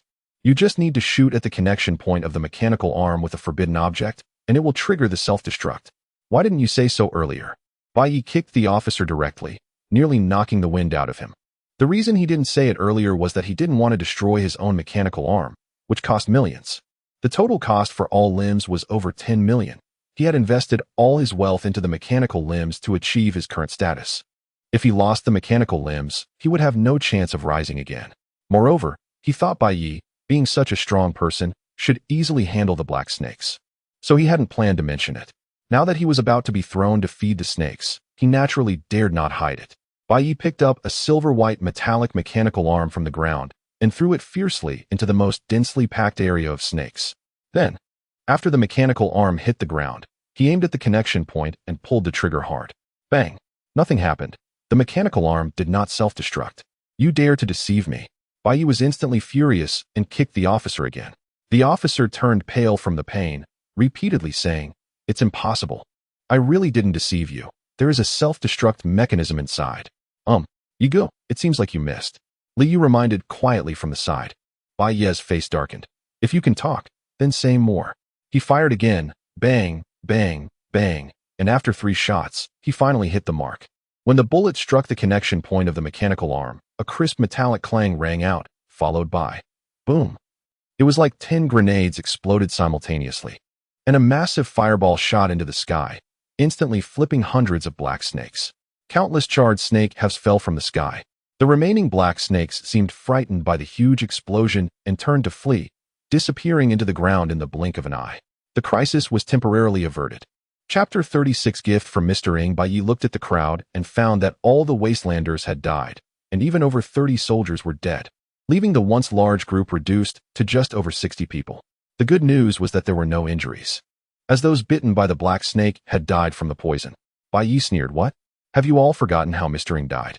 The desperate officer quickly shouted, "Lower your guns. Anyone who dares to disobey Lord Bai Ye will face military law." Bai Ye then began to reassure everyone, "As long as you escort me to Black Mountain, I will let you go. If any of these people manage to return alive to Dawn City, they would have to face the army of Dawn City and the so-called revenge of the 12 zodiac signs. To prevent the soldiers from escaping, Bai Ye confiscated their firearms and shot out all the tires, leaving only one transport vehicle for himself to drive. While the soldiers had to jog in front of the vehicle, their roles had been reversed. In the transport vehicle, Bai Ye was driving while Li Yu held the officer hostage. This was a gift from Mr. Ing. Open it and see for yourself, Bai Ye casually dismissed. But he already knew what was in the box, the sniper rifle Black Flood M300. Li Yu opened the metal box, and the cold metallic scent mixed with the smell of oil rushed towards him. 8 finely crafted parts glimmered with a matte finish on the black foam padding. This is a sniper rifle? Liu looked at the Black Flood M300 in surprise. Although he didn't understand sniper rifles, just looking at its precise appearance, anyone could tell that this sniper rifle was valuable. The situation was more powerful than the person. Naturally, he had to perform well to survive. Previously, when Mr. Ng saw the breath of bones, he mentioned it was a snake-level forbidden object, and now there was a flood level. Could this be the ranking of forbidden objects? The officer seemed to sense Bai Ye's confusion and quickly explained, forbidden objects are divided into 3 levels: snake, flood, and dragon. Your revolver is a snake-level forbidden object. While Mr. Ying's Black Flood M300, although not a forbidden object, in terms of power and rarity, is not much different from a flood-level forbidden object, which is why it is named Black Flood.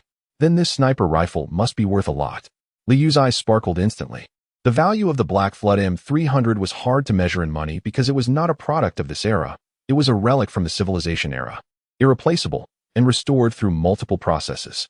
The current level of technology could not produce a sniper rifle of such precision.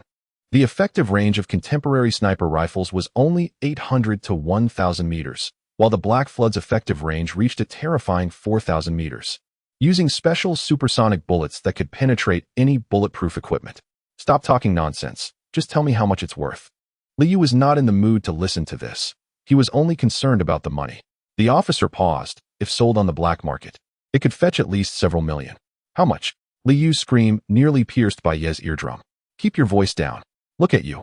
Acting like you've never seen the world. It's just a few million, Bai Ye said, rubbing his ears in dissatisfaction. Liu was flushed with excitement. He had never heard of such a large sum of money in his life. Brother Ye, that's several million. If we sell the Black Flood M300, we won't have to worry for the rest of our lives. Wrong. It's I who won't have to worry for the rest of my life. Liu's expression immediately fell, and he quickly flattered, Brother Ye, considering we've been through life and death together, can you share a bit with your little brother? Not even a bit. Liu's excitement was like a bucket of cold water poured over him, completely extinguished, as he looked at the Black Flood M300 with a face full of despair. Bai Ye drove without looking away, but I don't plan to sell it. Not planning to sell. Brother Ye, this gun is worth millions, why not sell it? Because it's too eye-catching. There are hardly a few such sniper rifles in the world. If you sell it, it's like telling the whole world that you killed Mr. Ng. Isn't it? Liu was taken aback. But if I don't sell it, what's the difference between this gun and scrap metal? Bai Ye glanced at him. Who said it's scrap metal? Can't I keep it for myself? You? Liu recalled Bai Ye's earlier feat of firing 3 shots to hit the mechanical arms joint, filled with deep skepticism and not a shred of trust. Bai Ye's face darkened, and he angrily said, I had an upset stomach from eating cockroach protein bars, and I didn't perform well for a moment. Come on, Brother Ye. It's one thing to fool others, but don't fool yourself. You bastard. Get out of the car, run 1,000 meters away, and see if I can shoot your tuft of hair off with one shot. Liu instinctively touched the rebellious tuft of hair on his head and quickly smoothed it down, but as soon as his hand left, the tuft sprang back up. He hurriedly changed the subject, fearing that Bai Ye, who seemed to have eaten poisonous mushrooms, would really take him as a target. Brother Ye, this Black Flood M300 really has an impressive range. Looking back, I still feel a bit scared. Luckily, you dealt with Mr. Ng directly at that time. Otherwise, facing a sniper 1,000 meters away, I probably wouldn't even know how I died. Bai Ye also understood this reasoning well. His time stop was not omnipotent, and snipers countered him to some extent because it was hard for him to detect bullets coming from 1,000 meters away. If he didn't react in time, he would be dead on the spot. That's why he wanted to keep the Black Flood M300 and train himself to be a sniper. Knowing oneself and the enemy would allow for better responses. Liu continued, snipers hiding far away and unseen are the most terrifying. Brother Ye, what do you think? If a sniper wants to take me out, should I run in a straight line or an S line? Neither would work. Huh. My suggestion is to stand still and wait for him to have a change of heart. Chapter 37. So Mr. Ng is this strong? At night, the sky was pitch black, as if the stars had been wiped away, with only the bright moon hanging high. In the camp, a group of soldiers sat around several campfires, their faces pale as they looked at the number tags in their hands. The officers had become supervisors, and Bai Ye had told one of them that for every person who ran away, a piece of their flesh would be cut off. The terrified officer couldn't even blink, staring intently at the soldiers. 10:28. How is it still not midnight? Especially since tonight they were camping in the wild. The closer they got to Black Mountain, the scarcer the population became, and there was no nearby town to take refuge in. They could only camp in the wilderness. He was truly afraid of the mutated beasts. In just a few days, they had encountered 3 waves of mutated beasts and witnessed hundreds of people die before their eyes. If he managed to sleep without nightmares tonight, it would be a miracle. It shouldn't be possible, right? Bai Ye wasn't sure. Black Mountain isn't a zoo. There can't be that many mutated beasts, right? Bai Ye. A wolf. In the pitch-black wilderness, a long wolf howl echoed. Everyone rushed to grab their weapons. Preparing for battle, the soldiers sprang up like startled birds, hastily picking up their weapons. In their line of sight, pairs of ghostly green beast eyes appeared in the distant black wilderness. A soldier, panicked, pulled the trigger, and the battle erupted instantly. One after another. 2-meter-tall gray wolves with strong, powerful limbs and sharp claws like hooks left deep claw marks in the ground with each light step. Their fur was not the single color of ordinary wolves, but exhibited a strange mottled coloration. With deep gray as the base color, dark red and black stripes intertwined, resembling dried blood mingling with the night. Dozens of gray wolves rushed forward, their eyes filled with bloodlust and hunger. Their strong limbs pounded the earth, creating a momentum like a stampede. They were too fast, and coupled with the poor visibility at night, the soldiers' shooting accuracy dropped significantly. In just a moment, the gray wolves charged right in front of them. The screams rang out one after another. Some soldiers were scared out of their wits, frozen in place waiting for death, while others turned and ran. But how could 2 legs outrun 4?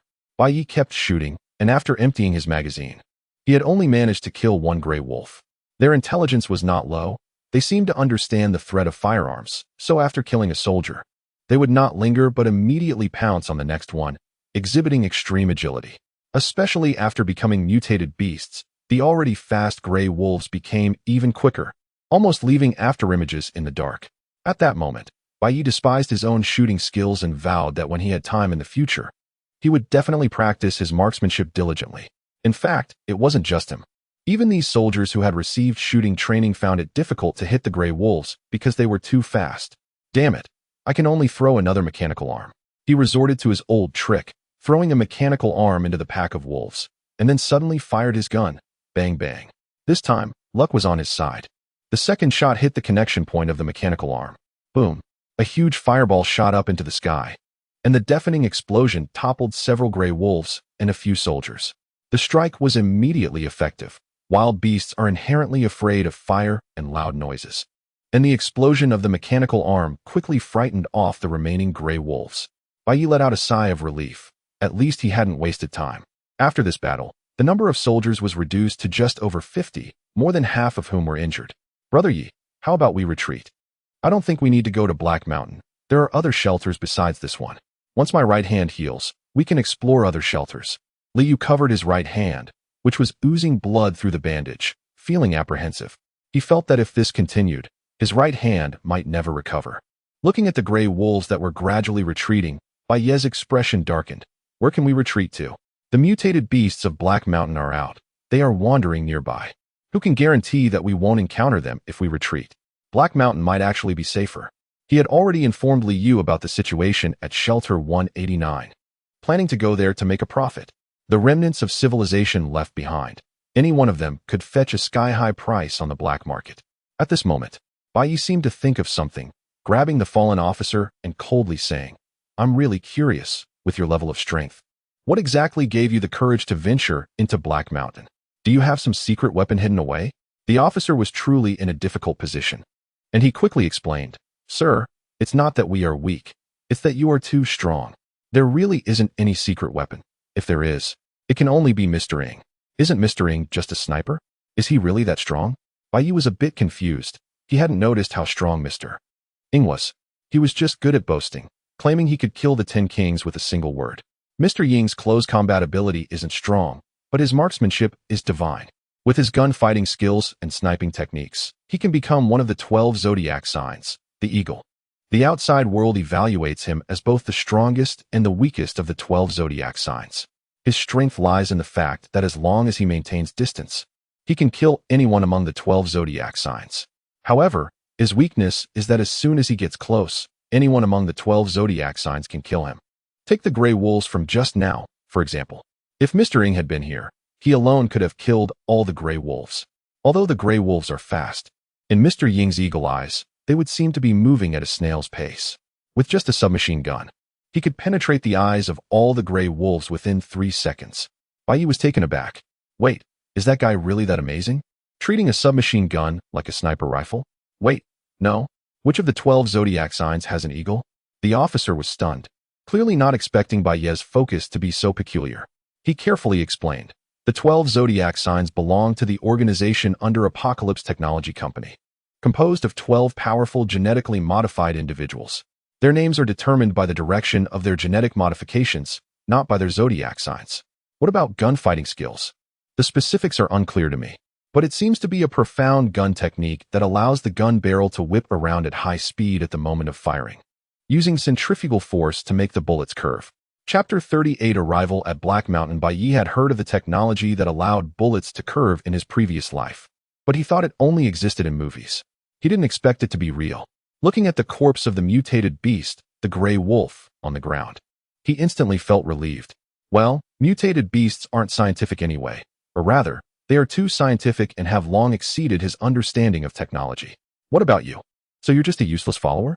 Bai Ye fell silent, suddenly realizing that if he hadn't killed Mr. Ying at that time and hadn't dismembered the officer, their journey to Black Mountain would have been a complete push forward. The mutated beasts were strong, but against heavy firepower like machine guns, they couldn't withstand even a second. Bang! The officer was stunned, not understanding why Bai Ye was so angry. He didn't dare to ask, and could only force a smile and apologize. The night passed quickly, and the good news was that no mutated beasts appeared after the gray wolf fled. As they continued their journey, the outline of Black Mountain gradually came into view. Finally, they've arrived at Black Mountain. Liu was overjoyed. Bai Ye curled his lips. It's still early. As the saying goes, a horse dies from running too far when it sees a mountain. Clearly older than Bai Ye by a few years, and having been in various gambling dens in several towns, Liu now felt like he had wasted his time. Liu's mentality was like that of a newly rich person who had won 5 million in the lottery, excited to come to the big city, only to sadly realize that this amount of money was only enough to buy a toilet in a wealthy area. Bai Ye patted his shoulder and comforted him.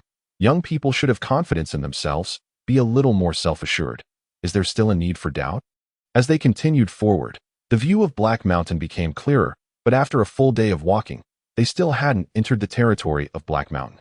It's easy to imagine just how vast it truly was. Thus, they passed through the day steadily. When Bai Ye's time accumulated to 2 minutes and 57 seconds, they finally entered the territory of Black Mountain. As the saying goes, one cannot see the true face of Mount Lu, only because one is in the midst of the mountain. This saying also applies to the towering Black Mountain. When viewed from a distance, one can see the entire mountain. But once there, all they could see were the towering trees forming a forest, as if they were in a primeval forest, only able to glimpse a corner of Black Mountain. In the era of great calamity, not only animals were mutated, but plants as well. At least in his previous life, Bai Ye had never seen such magnificent trees. Each one was nearly 100 meters tall, and even the thinnest tree required 5 people to embrace it. In the dense forest of Black Mountain, get out of the car. You can't drive on the mountain roads, Bai Ye called out, and then got out of the vehicle. Considering the potential dangers that could arise in Black Mountain, he distributed firearms to the remaining 50 or so people and instructed them to clear the way ahead. The soldiers moved nervously through the jungle, gripping their weapons tightly, their eyes unconsciously scanning the depths of the forest, as if fearing that a fierce mutated beast might leap out at any moment. What made them even more anxious was Bai Ye, the ragged wasteland youth, whose breath of the undead was always aimed at them. With over 50 soldiers leading the way, Bai Ye, Liu, and the officer followed behind them. The officer's legs had been violently reattached by Bai Ye. Although he couldn't connect to the neural interface, he could still function as a prosthetic. He limped along with the group, his shoulders bare, lacking arms. Sir, we have arrived at Black Mountain. Can you let me go? The officer asked cautiously. Bai Ye shot him a defiant glance, causing the officer's heart to shudder, and he hurriedly added, Sir, I still have over 1 million in savings at the bank. If you let me go, I will give you all the money. You don't have to worry about me leaking information to the Apocalypse Company. Mr. Ying is dead, and the company won't let me off. So I plan to escape to other cities to live. Bai Ye ignored him. He knew that in this world, only the dead could keep secrets. He coldly glanced at the officer and then shifted his gaze to the soldiers ahead, and suddenly, his pupils constricted. Stop! he commanded, halting everyone. The soldiers turned back in confusion, waiting for Bai Ye's next order. Brother Yi, what's wrong? Liu leaned over. One person is missing, Bai Ye said with a grim expression. He clearly remembered the number of soldiers, 52, but just in the blink of an eye, it had become 51. The silent disappearance of one person weighed heavily on his heart. He wasn't afraid of obvious enemies, in his eyes. No matter if they were powerful mutated beasts or anything else, as long as they were carbon-based life forms, they would die in the face of time stopping. What he feared most was unknown mysterious methods that were hard to guard against. Even if he activated time stop, he wouldn't know where the enemy was. One person is missing? Liu's expression changed slightly. Could it be that they ran away? Bai Ye shook his head. Although the soldiers have been trained, they are still within the realm of ordinary people. How could one suddenly escape my sight? The soldiers also realized that someone had suddenly disappeared from the ranks, and their expressions grew increasingly tense. Silence. People can't just vanish into thin air. Look carefully for traces around. The soldiers hurriedly searched, and after a while, one soldier exclaimed, "There's a shoe in the grass." Bai Ye stepped forward and indeed found a bloody shoe in the waist-high weeds. It was a standard military boot from the Dawn Army. Chapter 39. Don't worry, they won't let you go even as ghosts. The soldier's face turned pale, but due to Bai Ye's terrifying strength, he didn't dare to resist and could only cautiously walk towards the grass. Rustle, rustle. As he ventured deeper, the bloodstains on the ground became more numerous, along with dragging marks. "Sir, the bloodstains stop here," the soldier said, trembling. "Come back." But just as he was about to approach the group within 10 meters, he suddenly noticed the strange expressions on everyone's faces: shock, fear, disbelief.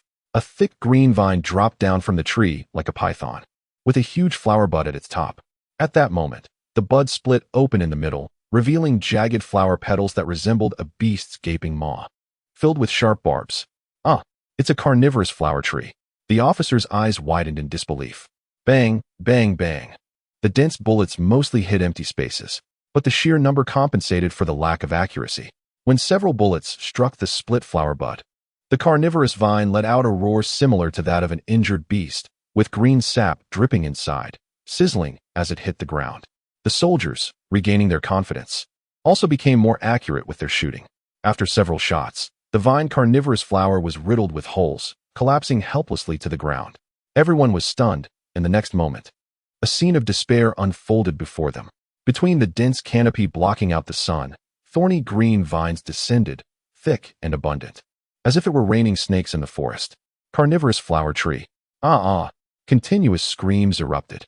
Every time a soldier was swallowed by the carnivorous flower, the green vine would rapidly contract, quickly retreating back into the 100-meter-high canopy, presumably to digest. At that moment, firearms seemed utterly powerless. The carnivorous vines appeared endless.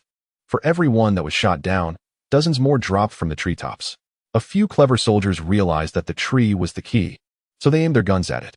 But facing a 100-meter giant tree that 10 people couldn't wrap their arms around, bullets hitting it were like ants gnawing at an elephant, completely ineffective. Bai Ye, who had already run to a safe distance, watched the bloody scene before him, his eyelids twitching. "Is this Black Mountain? Help me. Sir, save me." The officer, unable to run out of the carnivorous flower tree's attack range due to his legs being weak, lost his balance in panic and fell hard to the ground. Seeing this, Bai Ye rushed over. The officer was overjoyed. "Thank you." "Ah, my legs." Just as he uttered the word "thank you," Bai Ye swiftly removed the officer's 2 legs and ran away holding them. "Bai Ye, you bastard. Give me back my legs." The officer's eyes bulged with rage as he watched Bai Ye's departing figure. The next moment, the shadow of death descended from the sky, and a gaping maw swallowed him whole. Bai Ye and Liu's physical abilities exceeded those of ordinary people, and with a horde of cannon fodder distracting the carnivorous flower tree, the two managed to escape its grasp unscathed. Moments later, all the screams abruptly stopped, and over 100 vines retracted back into the canopy. All the soldiers were dead, yet there were no corpses on the ground, only pools of blood proving they had once been there. "Brother Yi," Liu swallowed hard, still shaken. They're all dead. Only the 2 of us, the extraordinary ones, survived. Don't worry, they won't let you go even as ghosts." "Ah." Liu's face turned pale. "No. Brother Yi, you brought them here. Why wouldn't they let me go?" "Because even if they become ghosts, they can't provoke me, so they'll naturally look for you," Bai Ye casually replied as he continued forward, carrying the 2 mechanical legs. The Black Mountain was indeed dangerous, but it didn't scare him. He was determined to obtain the Pangu USB. If there was a 50% benefit, he would be tempted. If there was a 100% benefit, he would dare to take risks. And the Pangu USB was not just a 100% benefit. It was 1,000%, 10,000. The technological crystallization of the civilized era contained not only methods to become extraordinary, but also life engineering to extend lifespan. Each technology was enough to spark wars among major factions. As the saying goes, fortune favors the bold, but the latter part can be ignored. Don't come looking for me. Don't come looking for me. Liu kept muttering. You were supposed to go to Black Mountain anyway. Dying there was only a matter of time. It has nothing to do with me. Brother Yi, wait for me. Amidst the green shade, the two walked together. If one overlooked their vigilant expressions and combined them with the primitive scenery of Black Mountain, it would seem like they were on a picnic. Brother Yi, don't stand too close to the tree. I'm scared. What are you scared of? This tree is so thin. It's clearly not a. Bai Ye looked up speechlessly, only to see a carnivorous vine descending from the canopy, eyeing him eagerly. Although it had no eyes, it gave him the illusion of a four-eyed stare. Are you doing this on purpose? Bai Ye was genuinely exasperated. He thought all carnivorous flower trees were as thick as the one he had just encountered, so he had chosen to walk close to the thinner trees. He never expected to encounter another. Brother Yi, run. Liu anxiously swung his right hand, instantly exploding the carnivorous vine. Run? These trees clearly have brains and know how to ambush. If I don't show them who's boss, they'll really think I'm prey. Bai Ye had his own speculation. He believed these carnivorous flower trees had developed predatory instincts similar to beasts. Beasts know how to seek benefits and avoid harm. The weak are preyed upon by the strong. And they hunt according to the food chain's hierarchy, rarely provoking creatures stronger than themselves. Chapter 40, I don't understand. As soon as I walked in, I saw them fighting against the air. You like to eat, huh? Come and taste this mechanical leg. Bai Ye directly threw a mechanical leg beside the big tree. At this moment, more and more carnivorous flower vines dropped from the treetops. Then, he raised his right hand, shook his wrist, and the revolver spun half a turn in his hand, the muzzle steady and aimed at the target. Immediately, his right index finger pulled the trigger, and with a loud bang, flame shot out, and the bullet whistled away. All the actions were done in one breath, as if practiced countless times. Then, he missed. He performed a flourish with the gun, tucked the pistol into his waist, turned, and called over the dazed Liu nearby. Boom! A huge fireball shot into the sky. The explosion echoed through the mountains and forests, and the carnivorous flower tree was blasted, its green juice splattering everywhere. A large hole appearing in the trunk, and the flames ignited the trunk, causing the carnivorous flower tree to crash to the ground in a blaze. Until the officer died. Bai Ye didn't know his surname or given name. He never asked, because the dead don't need to know names. How about it, Lizua? I guessed right. Didn't I? It hurt the carnivorous flower tree. Only then did they know who the prey was. A smile of satisfaction appeared at the corner of Bai Ye's mouth. Is there a possibility that we have stepped out of the growth range of the carnivorous flower trees? So, Liu twitched the corner of his mouth. Yes, you are right. No, that's not true. Yigu, let me explain. Bang, bang, bang. Yigu, the gunfire is so intense. And there are screams. These people must have encountered some tricky situation. We should keep our distance. But Bai Ye shook his head, disappointment evident on his face. Lizua, people shouldn't be so selfish. How can we not help our kind in trouble? Liu was stunned, blinking several times, trying to see what had gotten into Bai Ye. Yigu, we don't know them, and we are competitors. Why help them? What if we get caught up in it? Shallow isn't it? When out here, we need to help each other. You help me. I help you. That is how society can develop harmoniously. This time I help them. How could they not help me in return? Looking at Bai Ye's malicious smile, Liu suddenly realized. You want them to help you scout the way. Just like those soldiers. A child can be taught. As the old saying goes, those who gain the way have more help. Those who lose the way have little help. Now, I save their lives. Then they help me scout the way. Isn't that reasonable? After all, the destination is the 189 shelter deep in Black Mountain. And it's on the way for everyone. Bai Ye had a harmless smile on his face. His thoughts were simple. Black Mountain hides many unknown dangers. And one careless move could lead to death before even activating time stop. At this time, the importance of having someone scout the way comes into play. So, the two of them sneaked toward the source of the gunfire. When they crossed a patch of jungle and saw the source of the gunfire, both of them were instantly stunned. Bai Ye and Liu looked at each other, seeing the confusion in each other's eyes. What are they doing? I don't understand. As soon as I arrived, I saw this group of people battling against the air. It's no wonder they were puzzled. This group was indeed a bit abstract. Among the trees, a dozen people dressed differently were randomly firing at the surrounding air, as if they had a grudge against it. Yigo, do you think they also ate poisonous mushrooms? Remove the also. What are these people shooting at? Yigo, look at that person wearing a black mask. He seems to be an extraordinary person. Liu whispered in surprise. Bai Ye focused his gaze and saw a man in the crowd wearing a black mask and a black trench coat, standing out sharply, like a crane among chickens. This man had an upright posture, arms crossed over his chest, contrasting sharply with the serious expressions of the others.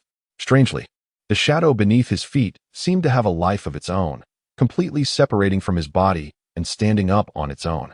The eerie black shadow waved its hands, and several shadowy darts shot out towards the air. Whoosh! The shadow darts streaked across the sky, and a feather suddenly fell from the air. The crowd kept turning their heads, looking around, and the intense gunfire came to a halt. After a moment, they seemed to confirm there was no danger, and a hint of joy appeared on their faces. A chubby man in his 20s laughed heartily. Mr. Li Xiao is indeed deserving of his reputation. He is truly a top extraordinary person, second only to the 10 kings, capable of knocking down a feather from that beast. It seems that beast has been scared away.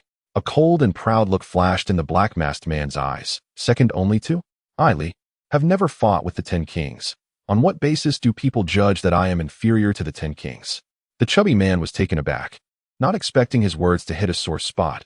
He was not embarrassed, but instead followed up. What Mr. Li said is right. I've heard that one of the 10 kings, Tyrant Yang Jie, will also come to Black Mountain. Perhaps we will witness the birth of the new 10 kings. The eyes beneath the black mask suddenly ignited with fervor, full of combat intent. I came for the tyrant. Otherwise, how could Boss Gao invite me? The chubby man named Boss Gao nodded speechlessly, seemingly used to Li Xiao's arrogance. After this battle, the name of the shadow people will surely resonate throughout the world, Li Xiao declared proudly. Mr. Li, Boss Gao, this is not a place for conversation. I worry that beast may return. We should leave quickly. A middle-aged man, stubbled and holding dual guns, urged. Chapter 41. The fastest bird in the world. Yes, you're right, Li Gu. Let's hurry and run, Boss Gao echoed, summoning a young maid nearby. Xiao Kuei, we're leaving. Li Yu, hiding behind a large tree in the distance, was completely confused. A series of questions left Bai Ye with a headache. He didn't bother responding to Li Yu, but focused on the feathers that had fallen to the ground. Feeling they looked somewhat familiar. The feathers were entirely dark gray, with black spots and stripes, and the tips were dirty white, forming a unique pattern. Damn, it's a headshot, Li Yu suddenly exclaimed in a low voice, trembling in shock. That beast is back. Mr. Li, act fast. Screams erupted from the crowd as they began shooting at the air again. The shadow behind Li Xiao shifted and stood up once more. Clang, clang, clang. At that moment, Bai Ye finally saw what they were shooting at. They weren't shooting at the air, but at a peregrine falcon. Now pressured by Li Xiao's shadow dart, the falcon slowed down, revealing its full form. With a quick glance, Li Yu also caught sight of part of the falcon's shadow and hurriedly asked, "What is a peregrine falcon?" Bai Ye recalled the introduction from the animal world. The peregrine falcon is the second fastest bird in the world, known for its incredible speed. Often referred to as the invisible bomber of the bird kingdom. It would swoop down on anything it didn't like with a claw, and creatures targeted by it often didn't even see its shadow before being ripped apart. Such an exaggerated speed is only second? Then who is the fastest? Huh, me?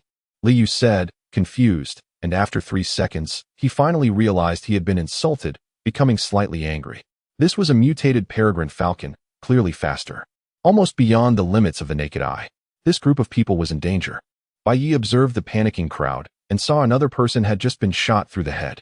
The speed of the mutated peregrine falcon was too fast, surpassing that of bullets, flying past ordinary people's eyes, and it couldn't even be imaged on the retina. After observing for a while, he calculated in his mind and decided to step in to save these people. This group was not weak. That extraordinary person could manipulate shadows. And the petite maid was no ordinary person either. Just now, to protect the big guy, she had taken a claw from the falcon head-on and only swayed slightly without sustaining much injury. The middle-aged man holding dual pistols had excellent marksmanship and new gun combat techniques.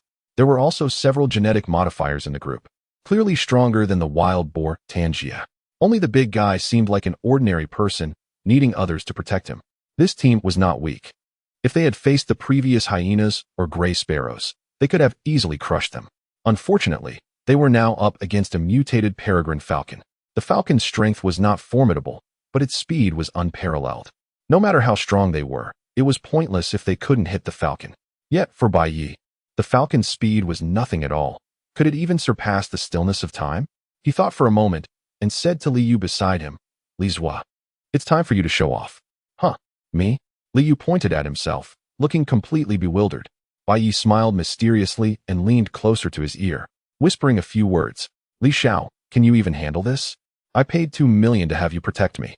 Boss Gao, drenched in cold sweat, shouted. He had nearly died just now. If Xiao Kuei hadn't blocked a hit for him, he would have been gone. Seeing Li Xiao unable to deal with the falcon, he couldn't care about being polite anymore. Li Xiao's expression was very grim, his eyes darting rapidly in their sockets. But even so, he could only catch a glimpse of the falcon's afterimage. How could the proud him admit that knocking off a feather earlier was just a stroke of luck? "Shut up. Stop making noise. I'm thinking of a solution." Li Xiao was sweating coldly. He was even contemplating whether to abandon these people and run away alone. After all, he was a man destined to become one of the 10 kings. How could he die pitifully at the hands of a bird? Just then, the grass in the distance suddenly rustled, and the sound of shoes rubbing against the grass broke the silence. Is someone coming? Li Xiao and the others sensed the arrival of someone and immediately felt a glimmer of hope. Anyone daring to appear in Heishan at this time was surely not an ordinary person. However, when the main figure stepped out of the grass, everyone's heart sank. 2 ragged wastelanders slowly emerged, looking quite bizarre. One had a mechanical leg slung over his shoulder, while the other had dirty bandages wrapped around his right hand, holding a large burlap sack in his left hand, which was bulging, as if it contained a box and several other miscellaneous items. Wastelanders. How could there be wastelanders here? Were they captured to scout for us? They had seen many wastelanders brought to Heishan for exploration along the way. In the face of disaster, Boss Gao didn't care much and quickly shouted to Bai Ye and the others behind him. "Friends at the back, I am Gao Banqing, the son of Gao Shanhe, the president of the Jinfu Merchant Association. If you can help me through this crisis today, I will definitely repay you in the future." Everyone waited expectantly for a response, but only the 2 wastelanders stood there, and the people behind them did not appear. "Damn it," Gao Banqing cursed under his breath. At that moment, the wastelander with the bandaged hand coldly spoke. "How much?" Gao Banqing was taken aback. Could it be that these 2 were not simply wastelanders? It wasn't that he judged people by their appearance. It was mainly that even the most unkempt strong individuals wouldn't be dressed as poorly as Bai Ye and the others, almost like they were about to run naked. Chapter 42, I am colorblind, unable to read expressions, friends. As long as it can save us all, name your price. Gao Banqing cried out. A flash of surprise crossed Bai Ye's eyes. He didn't expect this chubby man, who looked like a schemer, to actually be quite righteous and willing to spend money to save everyone. Moreover, the fat man claimed to be the son of Gao Shanhe, and in Baiming, almost no one was unaware of Gao Shanhe's name. It wasn't because he was strong, but because he was wealthy, recognized as the richest man in Baiming. Thinking of this, Bai Ye subtly signaled to Liu, who immediately received the cue and slightly opened his mouth, forming the shape of the word 100. Bai Ye frowned, shook his head slightly, and formed the shape of the word billion. Bai Ye responded with a determined look. The son of the richest man demands this much. Deal. 1 million, without question. Huh, 10,000? Gao Banqing's face was full of disbelief, even doubting if he had heard wrong. Just 10,000? He usually spent more than that just to host a meal for guests. Li Zhua, you bastard. Liu maintained his aloof persona, his lips moving in the same manner. It's not my fault, brother Yi. I said 1 million, and you shook your head, indicating it was too much. Then return me a 1, so I naturally thought it was 10,000, right? I meant 1 billion. Can't you tell the difference between 1 and billion? Even if you can't tell, can't you read expressions? His original intention was to have Liu disguise himself as a powerful being, while he used time stop to assist Liu in taking down the mutated falcon.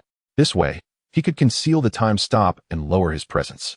Though he was revered as a god of the new era, he understood how fragile his mortal body was. Time stop made him invincible in direct confrontations. But he was most afraid of sneak attacks. The group of strangers before him were not weaklings. Thus, he needed to be cautious while accompanying them. So, he planned to let Liu, this extraordinary being, stand in the spotlight to attract attention, while he could covertly provide cover. He didn't expect that Li Yu couldn't even distinguish between 1 and billion, due to the distance. Gao Banqing and the others couldn't clearly see the lip-reading interaction between the two and could only see them standing still after discussing the price, which made their hearts sink. Li Xiao coldly snorted. What time is it? Still counting on these two wastelanders. This beast is temporarily restrained by me, but my shadow won't hold for long. Soon. Have your maid carry you, and I'll take you away first. Don't worry, as long as I'm here, you won't die, but afterward, you'll need to pay more. Gao Banqing glanced at the others beside him, gritting his teeth. What about them? I only protect you, Li Xiao said coldly, a typical high emotional intelligence statement. He emphasized that his protection was only for one person, not mentioning that he couldn't guarantee the safety of others. Gao Banqing hesitated even more. At this moment, he caught a glimpse out of the corner of his eye. Those two wastelanders were actually walking straight towards him. He was slightly stunned, perhaps out of a desperate hope. He quickly shouted, 10,000 is fine. Deal. Li Yu responded coldly, his unemotional tone contrasting sharply with the tension and panic among the crowd, making people unconsciously look over. As his words fell, under the gaze of everyone, Li Yu slowly untied the bandage on his right hand. As the blood-stained bandage fell to the ground like a snake, a pale right hand reemerged. It was strikingly white, even a degree whiter than his own skin tone. Hiss! Li Yu subtly gasped, damn it. He usually tied it too tightly that it didn't even bleed. Unsealing the bandage, Li Yu moved his rusty right hand, stepping with the confidence of a powerful being. Casually walking into the attack range of the mutated falcon. Gunshots and the whistling of shadow darts seemed to echo his entrance. Be careful, this beast is extremely fast. Gao Banqing saw him being so reckless without even a weapon and instinctively reminded him. Oh, how fast? Li Yu expressionlessly raised his right hand. Time stop. A massive golden clock face appeared beneath Bai Ye's feet. He lightly tapped his toes, and the gears of time emitted a faint clicking sound, creating a layer of golden ripples. Buzz. Mysterious time fluctuations enveloped the world. The wind froze in the forest, fallen leaves suspended in midair, and the whizzing bullets and shadow darts were frozen in place. The lively crowd transformed into a still photograph, as if captured by a camera. Also frozen in time was the mutated falcon, resembling a black lightning bolt, its half-meter-long body with black and gray wings folded at its sides. Abruptly suspended above everyone's heads like a cannonball, its sharp beak glinting with a metallic cold light. In this absolute stillness, a ragged wasteland boy moved through the cracks of time, the only one able to interact with time itself. Each step he took felt like shattering a mirror. Yet behind him, it reassembled into a complete stillness. Bai Ye approached the mutated falcon, then with a running start, leaped effortlessly to take it down. Holding the falcon, which looked like a specimen in his hand, he directly broke its wings and stuffed it into Li Yu's outstretched magical hand. Done. Bai Ye quickly returned to his original position. Time. Resumes. Buzz. The mysterious time fluctuations dissipated, and everything seemed as if it had never happened. The crowd's consciousness remained frozen at the moment Li Yu spoke that line. Oh, how fast. In the next moment, everyone saw a shadow abruptly freeze in midair, and the previously intense gunfire ceased with the appearance of the shadow. Their pupils constricted violently, standing petrified, as if falling back into a time stop. They stared in shock at the falcon suspended in midair, gripped by an invisible hand, its fierce head thrashing and struggling, letting out painful and sharp cries. Due to the intense struggle, several gray-black feathers fell off. How is this possible? Li Xiao's heart raced. As someone who had personally fought the mutated falcon, he was acutely aware of its speed that surpassed visual limits. It was so fast that even his shadow darts couldn't catch up. And mind you, shadow darts were weightless and could ignore air resistance due to their extraordinary capabilities. A serious look flashed in his eyes as he silently adjusted Li Yu's rating to that of a peer-level powerhouse. Chapter 43. So it turns out to be the 10 kings in person. Li Yu was equally bewildered, raising his right hand and staring blankly at the mutated falcon in his grip. What is going on? Why did the falcon crash into my hand the moment I lifted it? Brother Yi just told me to show off a bit, but he didn't say to this extent. This wasteland person is also an extraordinary being. What kind of ability is this? Air grasping. He loosened his right hand, and the nearly lifeless mutated falcon dropped to the ground. Bang! Bai Ye silently put away bone breath. This was agreed upon with Li Yu, as he would deliver the final blow. After all, it was still a mutated beast, and its vitality couldn't be wasted. Everyone's hearts skipped a beat, not expecting that these two wastelanders were not ordinary people after all. They had misjudged them. Feeling the fresh vitality surge in, Bai Ye suddenly froze. He noticed something was off with the vitality provided by the mutated falcon. Logically speaking, the strength of the mutated falcon far exceeded all the mutated beasts he had encountered before. Even the hyena king was no match for the mutated falcon. Yet the vitality provided was only equivalent to 10 gray sparrows, comparable to that of Mr. Ing from before. Bai Ye instantly understood. This was the upper limit of vitality that bone breath could provide. The vitality of 10 gray sparrows was already the limit. No matter how many stronger mutated beasts he killed, the vitality provided would stop here. Bone breath was like a bottle, and the mutated beast was the water source. Whether you filled the bottle from a stream or from the ocean, the result would be the same. In the end, you could only fill one bottle. Thank you for your assistance. May I ask your esteemed name? Gao Bansheng was the first to regain his senses and quickly cupped his hands towards Li Yu. Magic Hand Li Yu? Everyone's brains raced, searching for information about Magic Hand, but they found nothing. This shouldn't be.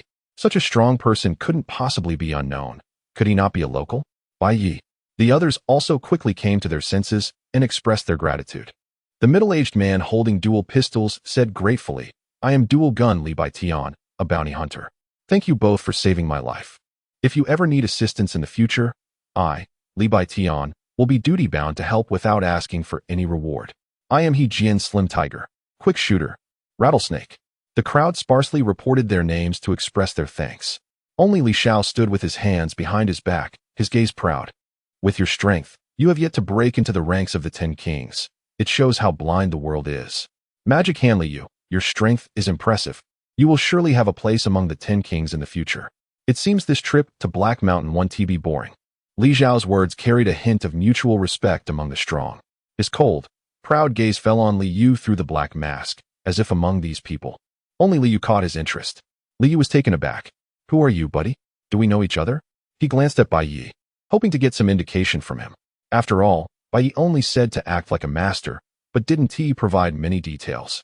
And he didn't know how to respond to this seemingly strong, extraordinary being.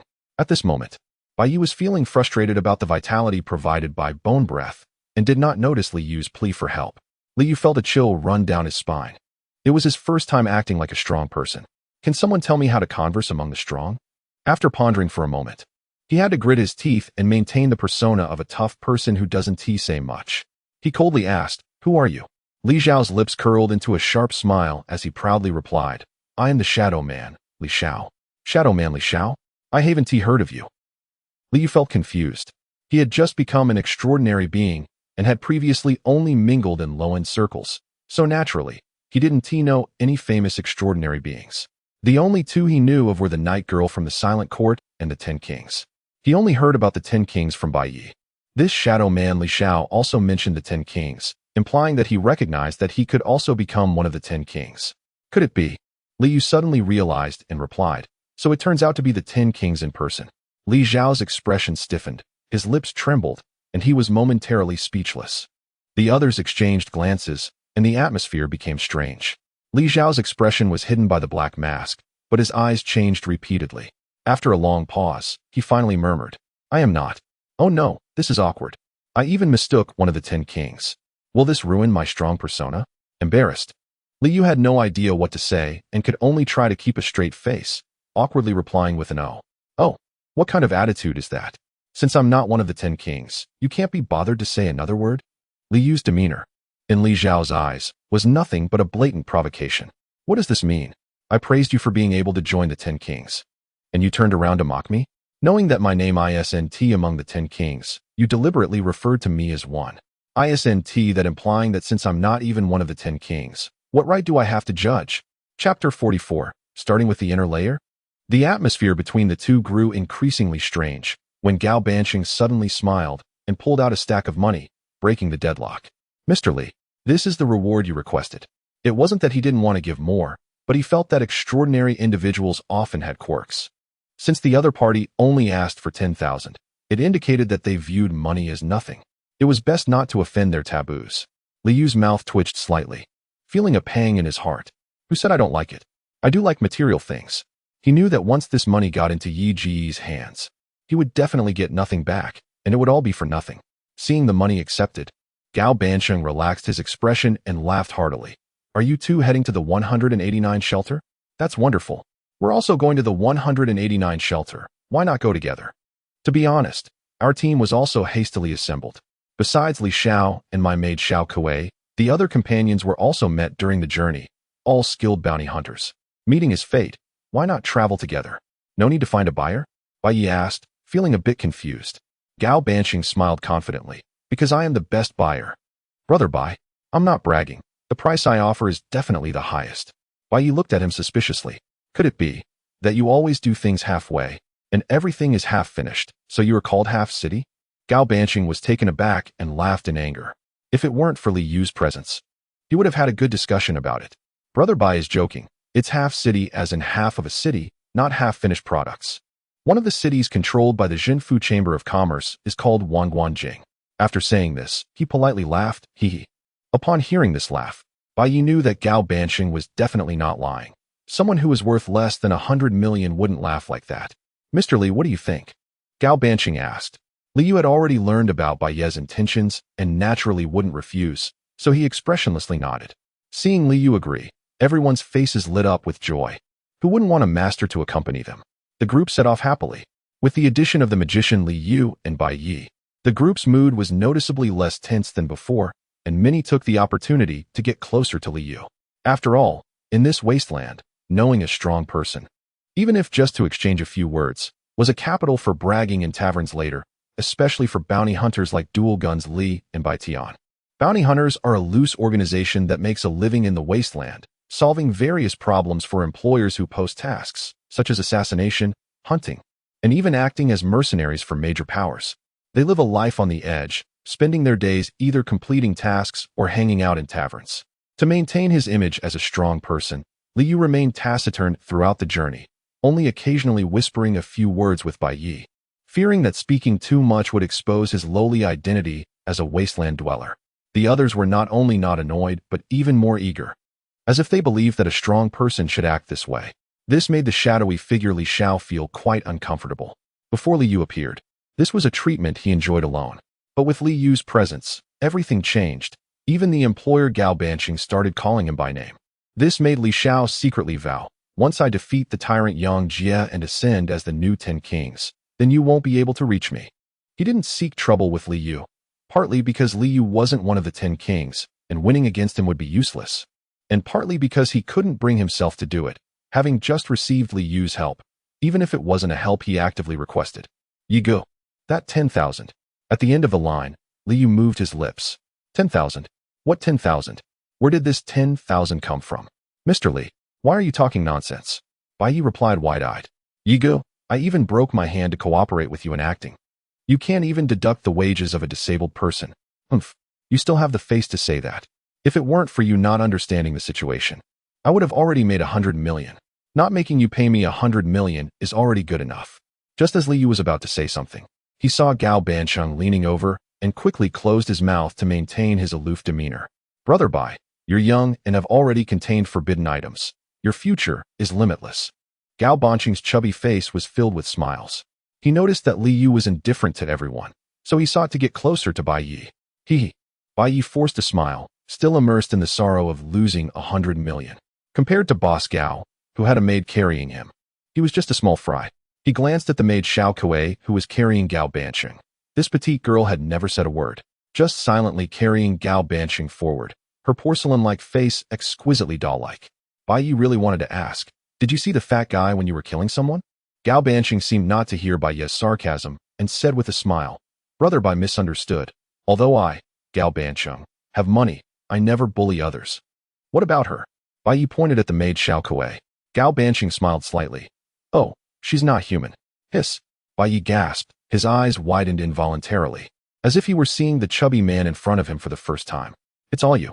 Only a capitalist could say such a thing. He thought his own bottom line was low enough, but unexpectedly, today he met Gao Bansheng, proving that there's always someone lower. Brother Bai, please look. Gao Bansheng's chubby hand reached towards Xiao Kuei's collar and then pulled it down. What the hell? Is this something I can see without spending money? Are we looking at the inner layer right away? Bai Ye quickly widened his eyes and stared intently. But he was stunned.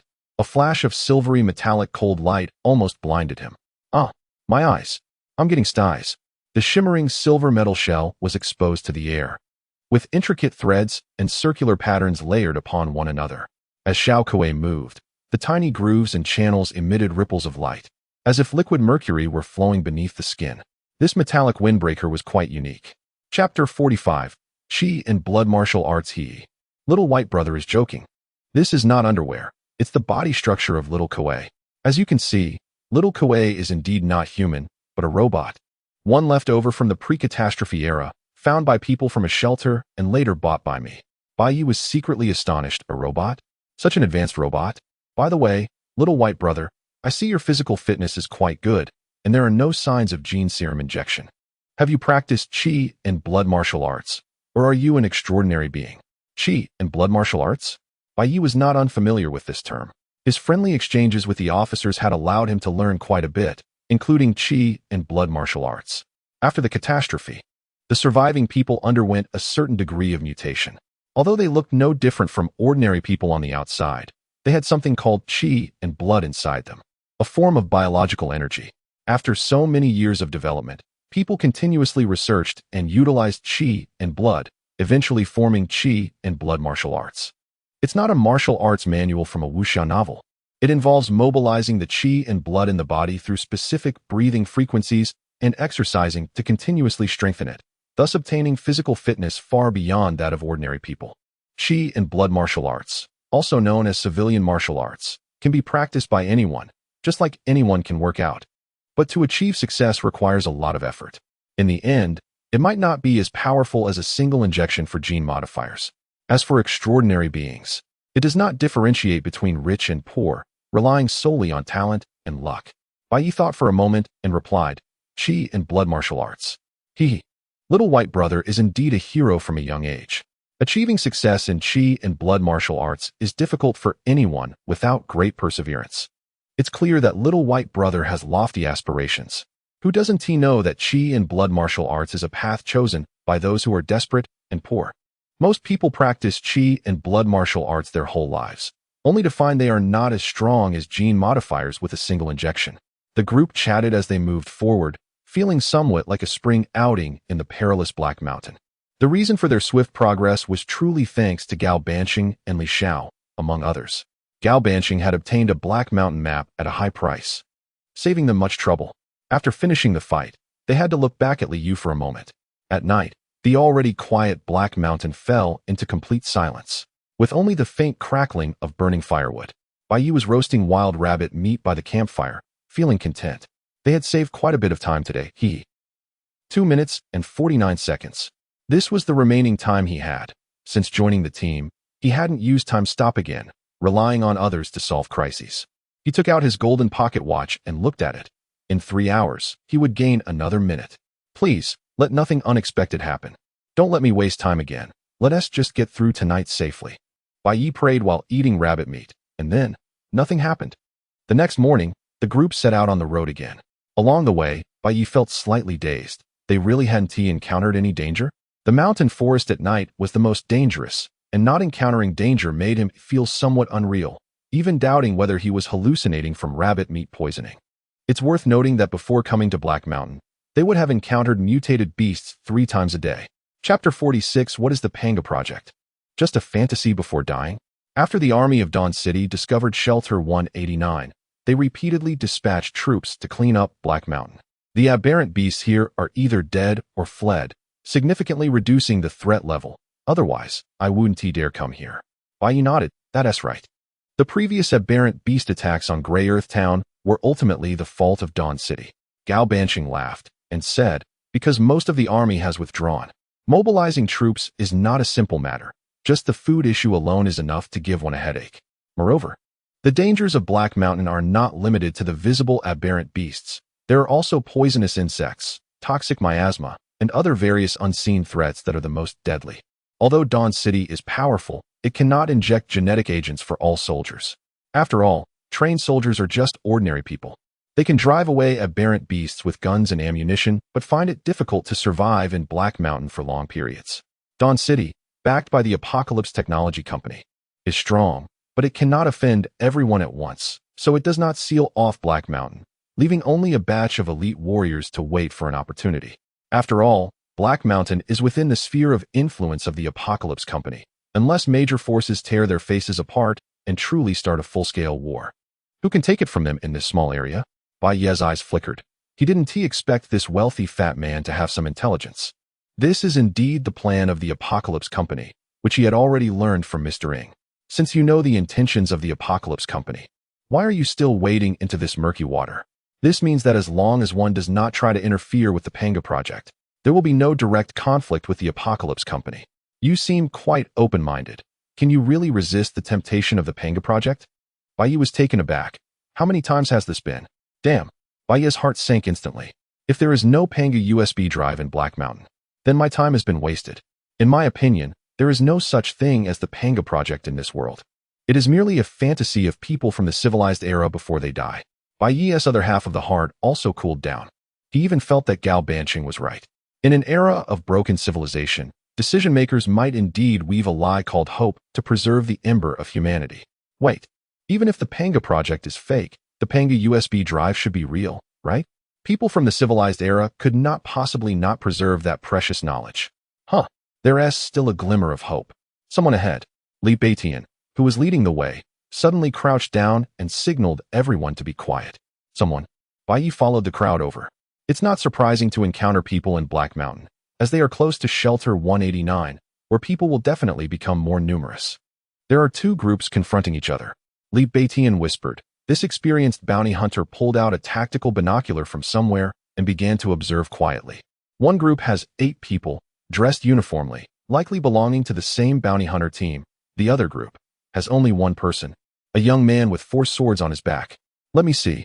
Bai Ye took the binoculars, and the others were curious, but due to Li Yu's imposing presence, they had to let Bai Ye look first. With the aid of the binoculars, Bai Ye quickly saw the two groups Li Beitian mentioned.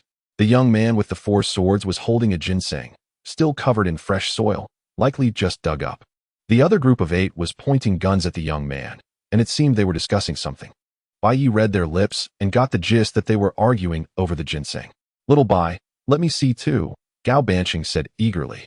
Like a bystander keen to join in, Bai Ye handed the binoculars to him and said to the others, they should have found a ginseng in Black Mountain and are in a dispute.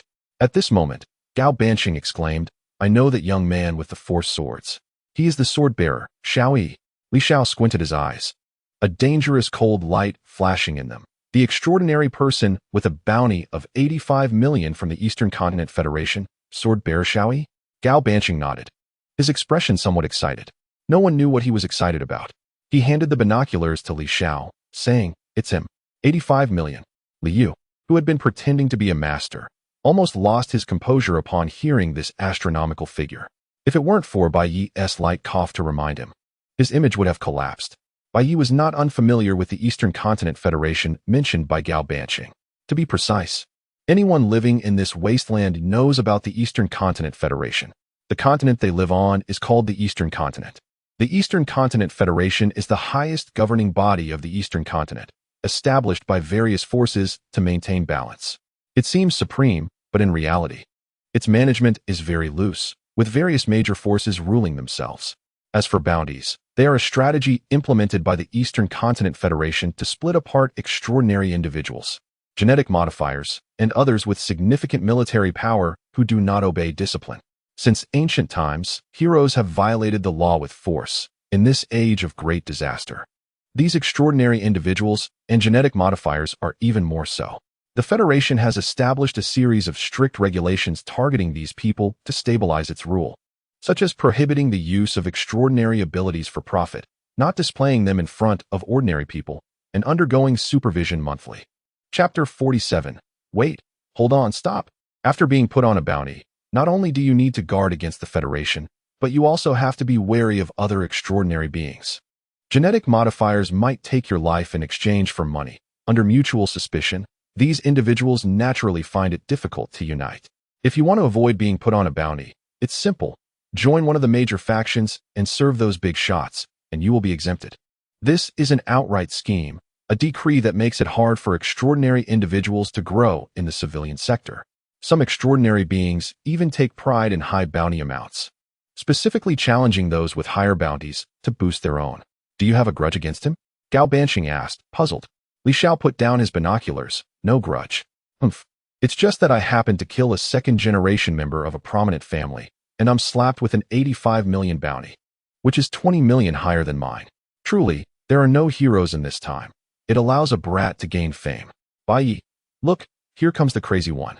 Li Xiao, I didn't hire you to go around looking for trouble, Gao Banqing urged. Bai Ye secretly marveled. He realized that in Li Xiao's eyes, there were only the 10 kings, and no one else mattered. He rarely spoke, but whenever he did, he always mentioned the 10 kings. Gao Banqing smiled broadly. I'm a kind-hearted person, I can't stand bloodshed, so I naturally have to stop this conflict. The swordsman Xiao Yi, wearing a green ancient-style robe, faced the 8 armed men with an indifferent expression. You say you found it first? My Black Panther may have lost an eye, but the new metal prosthetic eye works better than a human eye. I clearly saw it first. You just beat me to it. A burly man holding a shotgun said fiercely, his metal eye gleaming with a cold red light. The Black Panther didn't directly snatch it, unlike Gao Banqing, who was well informed. He couldn't gauge Xiao Yi's background. He only knew that anyone who could come to Black Mountain alone was certainly not an ordinary person. Faced with obvious benefits, and seeing that their side had a numerical advantage and weren't weaklings, they naturally gained the courage to take risks. Well, let us just make a move. Xiao Yi sighed, running a hand over his forehead, his handsome face showing a hint of helplessness. A fierce glint flashed in the Black Panther's eyes. After exchanging glances with a few others, they all loaded their guns, ready to fire. Just then, Xiao Yi suddenly shouted, Wait. Hee. Now you're afraid. The Black Panther had just laughed when his expression suddenly changed. Clang. A crisp sound of a sword echoed as a cold light suddenly flew from behind Xiao Yi. A sword crafted using ancient methods, shooting towards the Black Panther like a white ribbon. The crowd was stunned by this sudden change, as the sword seemed to be on automatic cruise, flying in front of the Black Panther in the blink of an eye. Swish. The shotgun in the Black Panther's hand split in two, severed in the middle. The broken shotgun fell to the ground with a dull thud. Xiao Yi smiled and waved his hand, and the sword flew back into the sheath behind him. Looking at the stunned crowd, he smiled and asked, Do you still want to fight? The Black Panther's face changed repeatedly. Despicable. You just said wait, yet you sneak attacked. What a cowardly act. Not at all. Xiao Yi shook his head with a smile. What I meant by wait is not how you understand it. Rather, the name of my sword is wait. I'll F your mother. The Black Panther roared in anger, feeling mocked. His burly body suddenly tensed. Muscles bulging as a layer of fine black fur sprouted wildly. He dropped to all fours, his back arching high like a leopard poised to pounce. At that critical moment, Bai Ye and the others appeared. Gao Banqing jumped off Xiao Kuei and shouted, Stop. The Black Panther's eyes flashed with caution and dread upon seeing so many suddenly appear, halting his attack. Xiao Yi also looked over, smiling and nodding at Gao Banqing and the others. Clang. Another sword behind Xiao Yi instantly unsheathed, turning into a streak of light rushing out. You dare to sneak attack again. The Black Panther's eyes nearly bulged. He never expected Xiao Yi would be so shameless, constantly thinking about sneak attacks. However, the anger in his eyes quickly turned to fear as the sword light in his vision expanded infinitely, the shadow of death instantly enveloping him, causing him to momentarily freeze. Gao Banqing's expression darkened. He didn't expect Xiao Yi to be so disrespectful. Just then, an unexpected scene unfolded. The sword aimed at the Black Panther's head actually stopped just 5 centimeters from his eye. The Black Panther, as if awakening from a dream, hurriedly stepped back, only to see Xiao Yi had somehow appeared in front of him, gripping the sword tightly in his right hand. Phew! Xiao Yi let out a long breath. Relieved. That was close. Luckily I made it in time. His words left everyone confused. What was going on? He turned to Gao Banqing, looking slightly resentful. You can't just shout stop randomly. My sword is named Stop. Gao Banqing. What kind of bizarre situation is this? Wait. Stop? Which good person names their sword like this? Bai Ye was also stunned. He didn't understand why extraordinary beings were so abstract. Could it really be that after awakening due to mental stimulation, they all had a tendency towards madness? Li Xiao loves to show off. Xiao Yi is an old silver coin, and Li Yu is a big fool, not a single normal person. Your other 2 swords aren't named wait a moment, And stop too, are they? Bai Ye blurted out. Xiao Yi was startled. How did you know? Clang. Chapter 48. My father, Gao Shanaha. Little brother, you can't shout anymore. It could kill someone. However, you only guessed half right. That sword just now is called wait a moment, while the last sword is not called stop. Bai Ye had a strange expression, and a vague guess formed in his heart. What is it called? Bai Ye. Xiao Yi calmly accepted it. Wait a moment. Hold on. Stop. After these 3 swords, if the enemy is still not dead, then I can only admit my mistake, which is why I said I was wrong. How much longer do you want to chat? The recovering Black Panther said angrily, feeling that he was being blatantly ignored. Although Black Panther's expression was cautious, he still refused to back down verbally. You only caught me off guard before, but if it comes to a real fight, I won't necessarily lose. I'm a genetic modifier who has had 3 injections. I'll kill you. Everyone, please. Be calm. Give me some face. Let's just let this matter go. We're all here in Heishan to seek wealth. There's no need to fight to the death here. Gao Banqing stepped forward, adopting the demeanor of a peacemaker. Gao Banqing was not angry. Instead, he smiled and said, I am Gao Banqing. My father is Gao Shanha. What? The president of the Jinfu Chamber of Commerce. The richest man in Beimang. Gao Shanha is your father?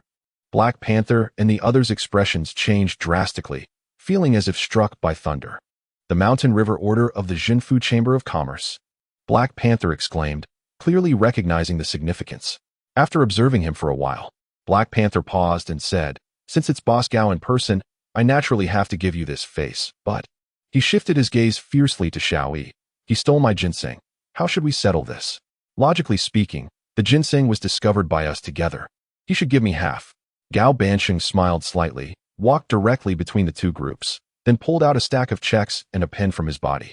Writing calmly and confidently, Rip. Gao Banqing tore off 2 checks and handed one to Xiao Yi and one to Black Panther. The 2 looked at the checks in their hands simultaneously and were instantly stunned. Xiao Yi raised his eyebrows. 2 million? You too, 2 million? Black Panther was astonished. One person, 2 million? They had thought Gao Banqing would give 1 million each, as that would be fair. The 2 exchanged glances and looked at the smiling Gao Banqing.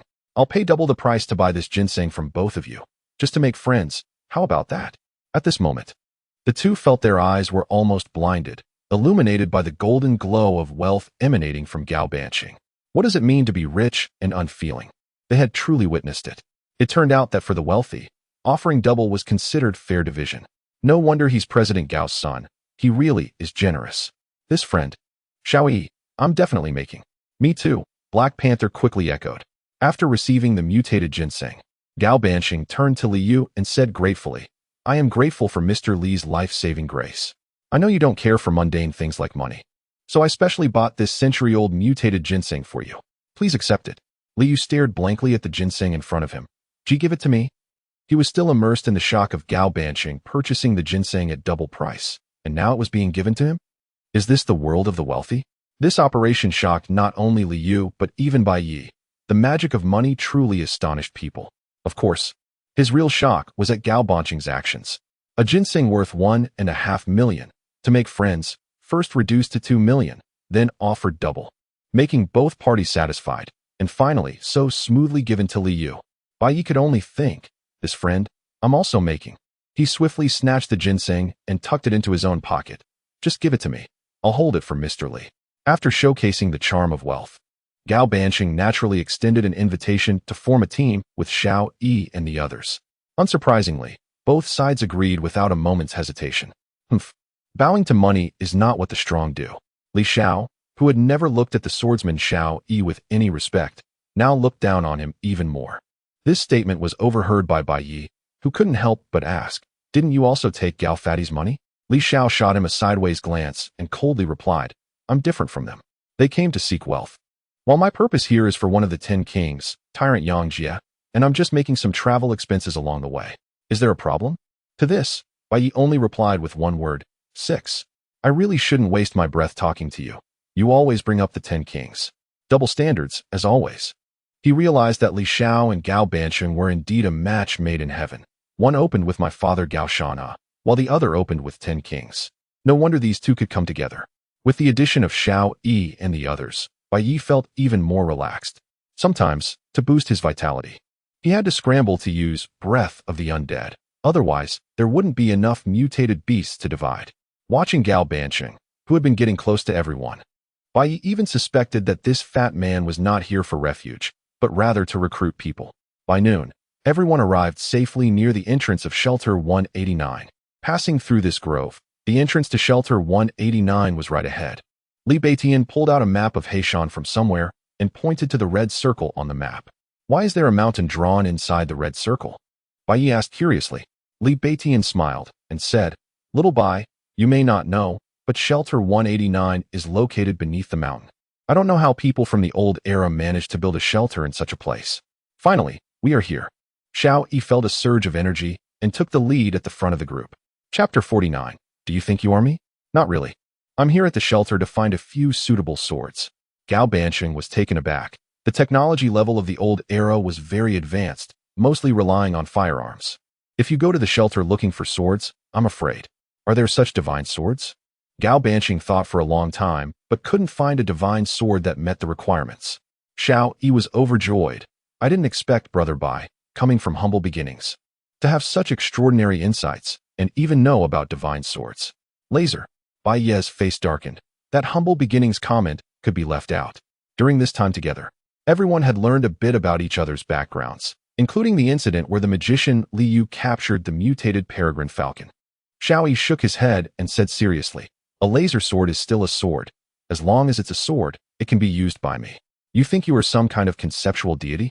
Amidst the laughter, they quickly passed through the woods and arrived at an open area. These people seemed to belong to two factions, occupying the north and south respectively, with a clear empty path in between. The people on the south were all wearing standard uniforms with the emblem of the Eye of Apocalypse on their chests, clearly members of the Apocalypse Technology Company, numbering nearly 200. They had stern expressions, standing like javelins, each emanating a strong aura of murderous intent.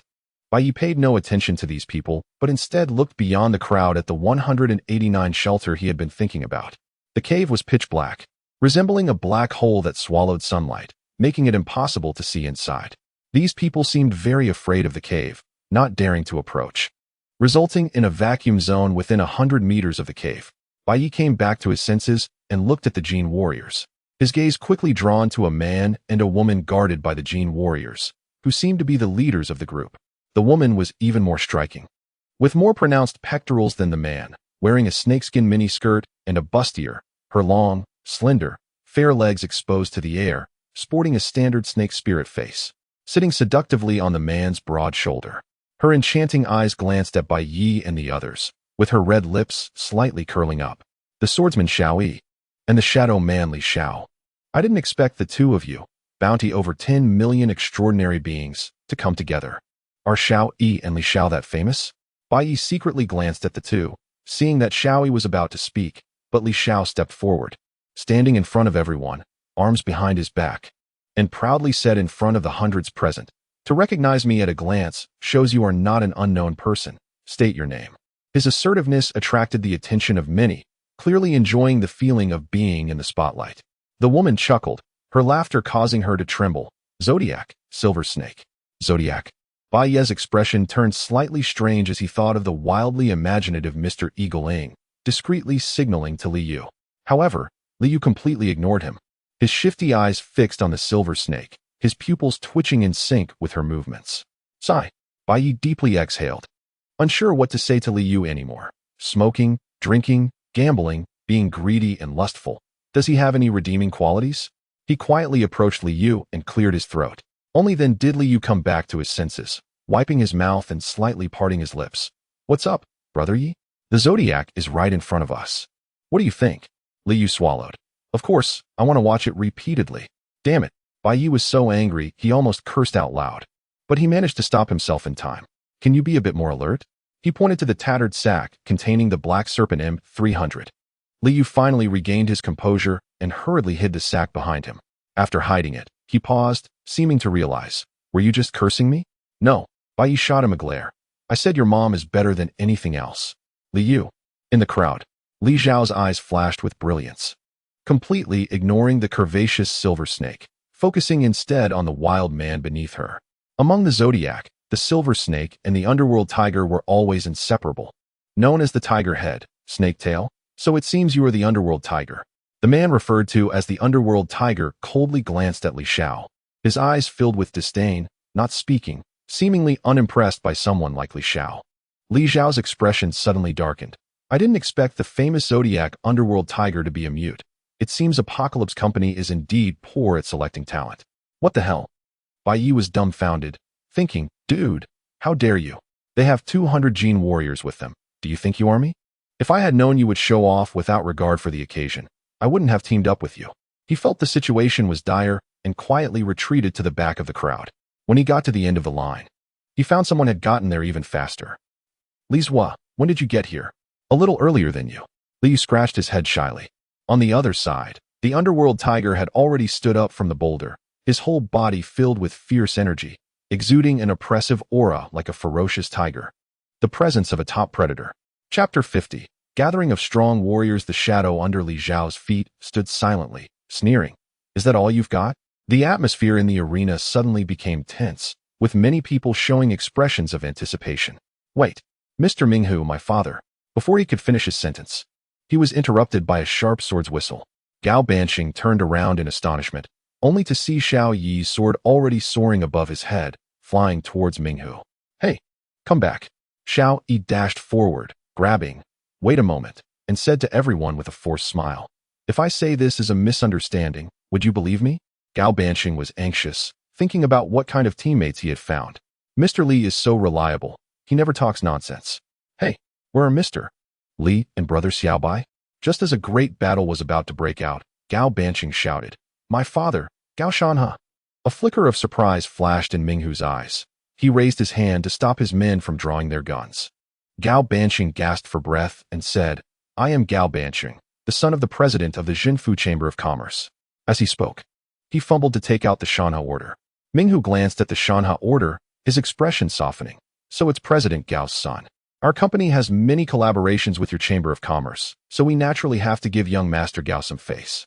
Put the guns away. However, Li Xiao was not satisfied and wanted to continue provoking, which frightened Gao Banqing into quickly intervening, whispering, Li Xiao, don't forget your purpose for coming to Heishan. Before killing the 10 kings, I don't mind teaching a lesson to the small fry. His small eyes turned, a plan forming in his mind. That Minghu isn't even one of the 10 kings. If you make a move against him, won't that be losing face for no reason? Gao Banqing breathed a sigh of relief and hurriedly urged the others behind him. Let's go, we head north. The north was gathering no fewer than 300 people, more than the Tianqi company, but they were disorganized, scattered into numerous small groups. These people wore various outfits and carried an array of weapons, including bounty hunters, extraordinary organizations, and others from various major forces. The Tianqi company had the home field advantage, with numbers and equipment far superior. So these people from various forces temporarily united to prevent the Tianqi company from monopolizing Shelter 189. Bai Ye mingled among the crowd, quietly observing these people. Some were gathered in small circles, while others numbered in the dozens, and some were even alone. For example, the night girl from the Silent Court. Seeing her for the second time, Bai Ye was not surprised. She was clearly here for Shelter 189. However, due to organizational principles or personal will, the night girl had come to rescue the ruined towns around Heishan. Leaning against the mountain, she seemed to be preventing anyone from ambushing her from behind. Her long black hair swayed in the wind, and she held a slender silver cross sword in her arms. She was still in the same outfit, with only black and silver colors. There was a 2-meter radius around her that was completely empty, as those nearby seemed to know she was not to be trifled with. And no one approached her. At that moment, the night girl seemed to sense something, her light brown eyes glancing at Bai Ye. Her gaze was calm and undisturbed, and she merely nodded lightly at him before shifting her gaze away. Receiving her attention, Bai Ye did not narcissistically think that it was because he was too handsome that caught her eye. After all, he hadn't washed his face in 3 days, and with the wind and sun, his face was not much cleaner than the sole of a shoe. He knew very well that the reason she noticed him was due to his actions in the gray dust town. Bai Ye also looked away, surveying the others, when suddenly, a nearby thicket began to tremble. A man stepped out from the bushes, smiling as he glanced at the crowd before walking into the northern group and finding a place to sit, clearly just having arrived. This man, who had come alone, attracted quite a bit of attention, not for anything else, but because he was too conspicuous. He wore a tattered suit, and his face was painted like a clown, with bright red lips that almost stretched to his ears. Although there were many people in strange outfits, wearing masks, beast-like eyes, or completely mechanical faces, there were no clowns. Once this clown sat on the ground, his behavior became even more bizarre. Clearly alone, he laughed joyfully and kept talking to the air beside him, occasionally making funny faces. He seemed not to have come to Heishan for shelter, but rather to entertain. People looked at him as if he were crazy, and many laughed at him. But he appeared to be oblivious, chatting happily with the air. "Gao Fatty, who is that person?" Bai Ye asked curiously. Based on his own summary of the extraordinary's madness theory, he felt that this clown must be very strong because the crazier one was, the stronger they tended to be. And the more abnormal, the stronger they became. Gao Banqing's face darkened as he glanced at Li Yu, deciding to swallow his anger. Following Bai Ye's pointing direction, his expression suddenly changed. "The phantom clown, that madman actually came too? Do you know him?" Gao Banqing nodded. "This is my first time seeing him, but his features are too distinctive. There's no way to mistake him. Is he also an extraordinary?" "Probably not." "Probably." Bai Ye was taken aback. The phantom clown was very powerful, but had never displayed extraordinary abilities, nor had he undergone genetic or mechanical modifications. Qi and blood martial arts? Exactly. He has made quite a name for himself solely with Qi and blood martial arts. Even those who have undergone 3 injections of genetic modifications are no match for him. Bai Ye immediately took another look at the phantom clown, not expecting that this seemingly weak man had cultivated Qi and blood martial arts to such a degree, using mere flesh and blood to rival genetic technology. "Then why do you say he probably isn't an extraordinary?"